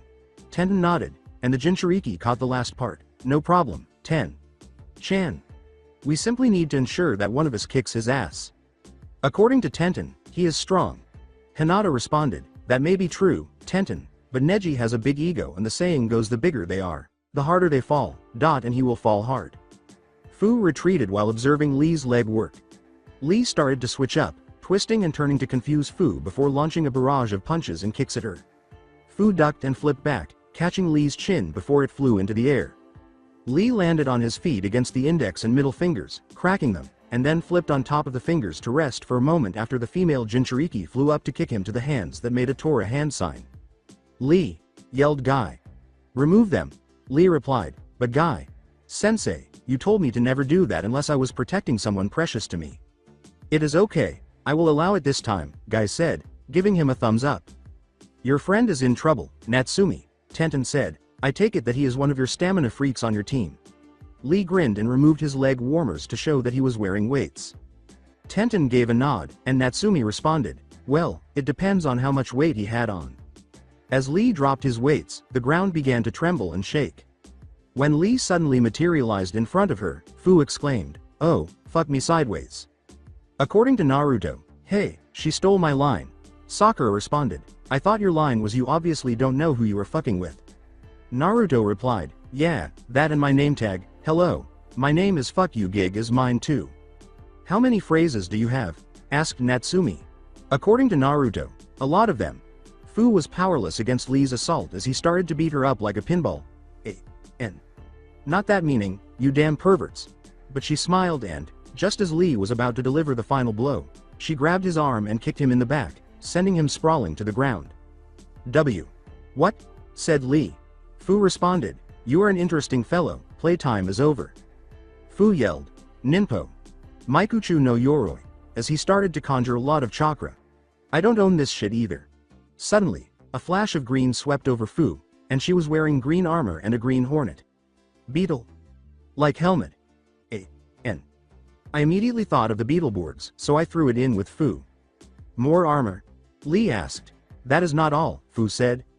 She moved in front of him and snapped her fingers, saying, it amplified my speed matching here, let's dance, kid. Lee skidded across the floor after Fu punched him in the mouth, and then Fu came up behind him and backhanded him into the wall. Lee collapsed to the ground, gasping, and Fu asked, would you like to continue or forfeit? Continue, I am not finished yet, I still got one ace in the hole, Lee said, glancing at her. Yelled Lee, Hachiman Tonku, Kakashi remarked, you didn't, Guy. I did, Guy said. Natsumi inquired, what is the Hachiman Tonku? Guy clarified, The Hachiman Tonku is a special technique that is located in the chakra pathway system. It acts as limits to your chakra, but once released, your chakra levels will increase and your physical strength increases tenfold, but it put great strain on your body. Naruto stated, but like every great power, there is a great consequence. He nodded. If someone were going to open all 8 gates, then their strength would rival a cage, but in the end, you die. How many gates can he open? Inquired Kakashi. According to Guy, only 5 gates. This is a huge risk you are taking, Guy, Kakashi remarked. Naruto replied, you can't blame him, sensei. Guy thought it was best to have a trump card for Lee since Bastard over there is his rival. Veins appeared on Rock Lee's head and his skin turned red as he exclaimed, First gate. Kaimon. Kai. Second gate. Kumon. Kai. Third gate. Simon. Kai. Fourth gate. Shoman. Kai. Fifth gate. Toman. Kai. After giving him a quick glance, Fu said, well damn. Lee attacked Fu while crouching, crashing into her air before launching her into the air and pounding her like a pinball. The armor started to fracture and disintegrate. Fu's armor is breaking off. She won't last much longer if this continues. Natsumi was thinking. As Versus watched the match, he thought, he is very good. For a human that is. I got to end this quickly. Here I go, Lee thought. He emerged above Fu and started to wrap his bandages around her. Time to end this, Fu.san. The taijutsu practitioner yelled as she lifted her. Take this, Ura Renge. He kicked and slammed his fist into her stomach, plunging her to the arena floor, leaving a large crater in the center of the floor. Lee staggered out as Fu lay motionless on the ground, stating, finally, it's over. Fu's body abruptly vanished into a scattering of light green beetles. When Sakura became a little alarmed by the beetles, Lee exclaimed, What? Subsequently, Fu emerged from the earth beneath him and yelled, Scarab Strike, her fist, which was coated in light green demonic chakra, struck Lee's face, sending him flying. Double knuckle, Fu said as she pushed both of her fists into his chest from above. Raikuhu. As Fu built up her chakra and a light green electric ball appeared in her palms, Lee slowly fell to the ground. When the ball struck Lee, volts ran through Lee's body. With a scream, the boy collapsed to the ground, unconscious. Winner. Fu, exclaimed Hayate. With a tiny smile, Fu fell to the ground, and Natsumi stepped forward to grab her. She carried her up in the stands and started applying the mystical palm technique to heal her. Sakura exclaimed, that was an intense battle. HMPH, remarked Sasuke, I could have beaten both of them. Naruto responded, oh, please, Sasuke, your eyes may be able to follow Lee's movements, but your body would not have the reaction time to dodge Lee's attacks and Fu, good luck trying to kick her ass. Hayate responded, okay, next match is, Sabaku no Damari vs Kiba Inazaka. Sweet, this will be easy, Kiba said. Kiba, Naruto said, don't get cocky. Kiba disregarded this advice and went downstairs to meet his demise. Hayate exclaimed, begin. Ninpo. Kamaitachi no Jutsu. Tamari swung her fan open instantly, tearing Kiba and Akamaru to pieces as they were caught in a tornado. Then they landed in a heap on the ground. Whatever, I became lazy here. When Sakura and Kin faced off in the next match, Hayate yelled, begin. Sakura charged at Kin, who leapt back to hurl Senbon at her. Kin blocked it and delivered a roundhouse kick to her torso, but Sakura sidestepped it and punched her head. Sakura grabbed her and threw her to the wall, where Kin crashed into it forcefully. Kakashi remarked, wow, Sakura has gotten stronger than normal. Naruto replied, yes, she has come a long way to reach where she is today. All thanks to you, Naruto. You train her to be a strong kunoichi, said Kakashi, turning to face Naruto. Naruto replied, no, she trained by herself, I just supervised and gave her pointers. Sakura was the one who asked me to give her a training regiment, I gave her that. A few C-rank jutsu and one B-rank jutsu to use when she had enough chakra to utilize. Kakashi responded, I can tell that her chakra reserves have gone up to low chunin, but how did she do it? That is something you have to ask her, sensei, Naruto said with a smile. Sasuke reflected, all the more reason to make her my bitch now, not only she is strong, but she knows jutsu too. Plus if I can get her, I will be able to get Naruto's power and then I will be able to kill him. Sakura remarked, that won't work on me, as Kin tossed more Senbon. Kin replied, you're right, but this will. Suzu Senbon no Genkaku. Sakura sprinted toward her before pausing briefly. Kin hurried forward to attack, believing she was caught in her genjutsu, but to her surprise, Sakura began to flip through hand signs, saying, Kaden. Housenka no Jutsu. Kin ducked the tiny fireballs, and then Sakura performed another set of hand signs, saying, Kaden. Karyu Enden.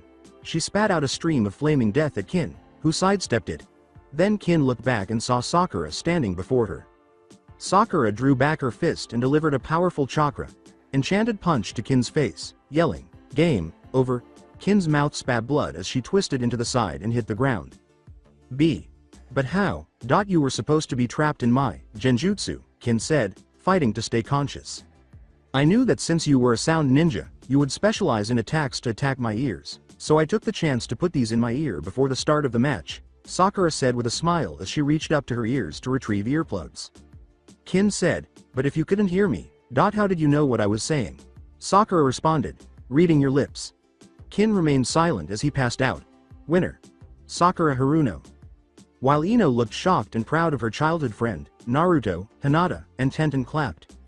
With a clap, Naruto reflected, so she knew it, but didn't have enough chakra to use it, so she used one of the serum to give her a boost. While Neji frowned and Shino appeared unconcerned, Shikamaru and Choji were taken aback. Sasuke was staring at her longingly and lustfully.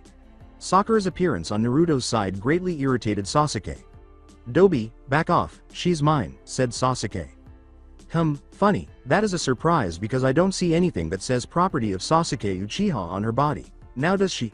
Naruto said, turning to face Sasuke and then back to Sakura. Before the device began to beep, Sasuke was able to approach Sakura. Naruto grinned and said, remember you can't do anything or you lose your life, your Sharingan, and your ambition. Sasuke snarled before lowering himself gradually. Naruto called out, good Uchiha, as if he were a dog. Neji thought, perfect, Hayate said, the 7th match is Neji Hyuga, and Hinata Hyuga. Please come down to the arena.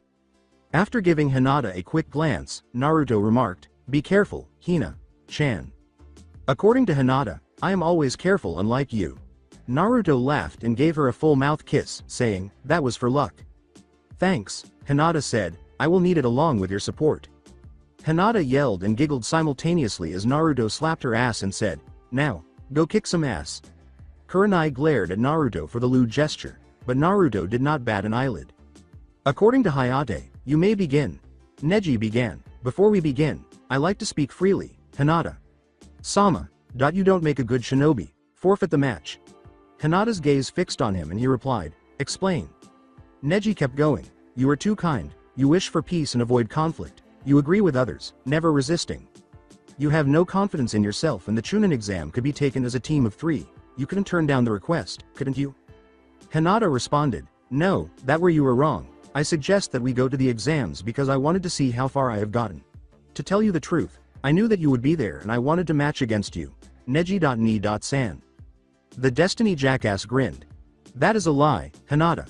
Sama, because people can't change, differences were born and the terms loser and elite were created. Looks, brains, personality, ability, size, all people judge and are judged in these values. Based on these unchangeable factors, people discriminate and are discriminated against and then they suffer under their own means. Just like the fact that you were born in the main family and I in the branch. Neji responded, I can see through you with my Byakugan, you are acting strong, but really you want to run and hide.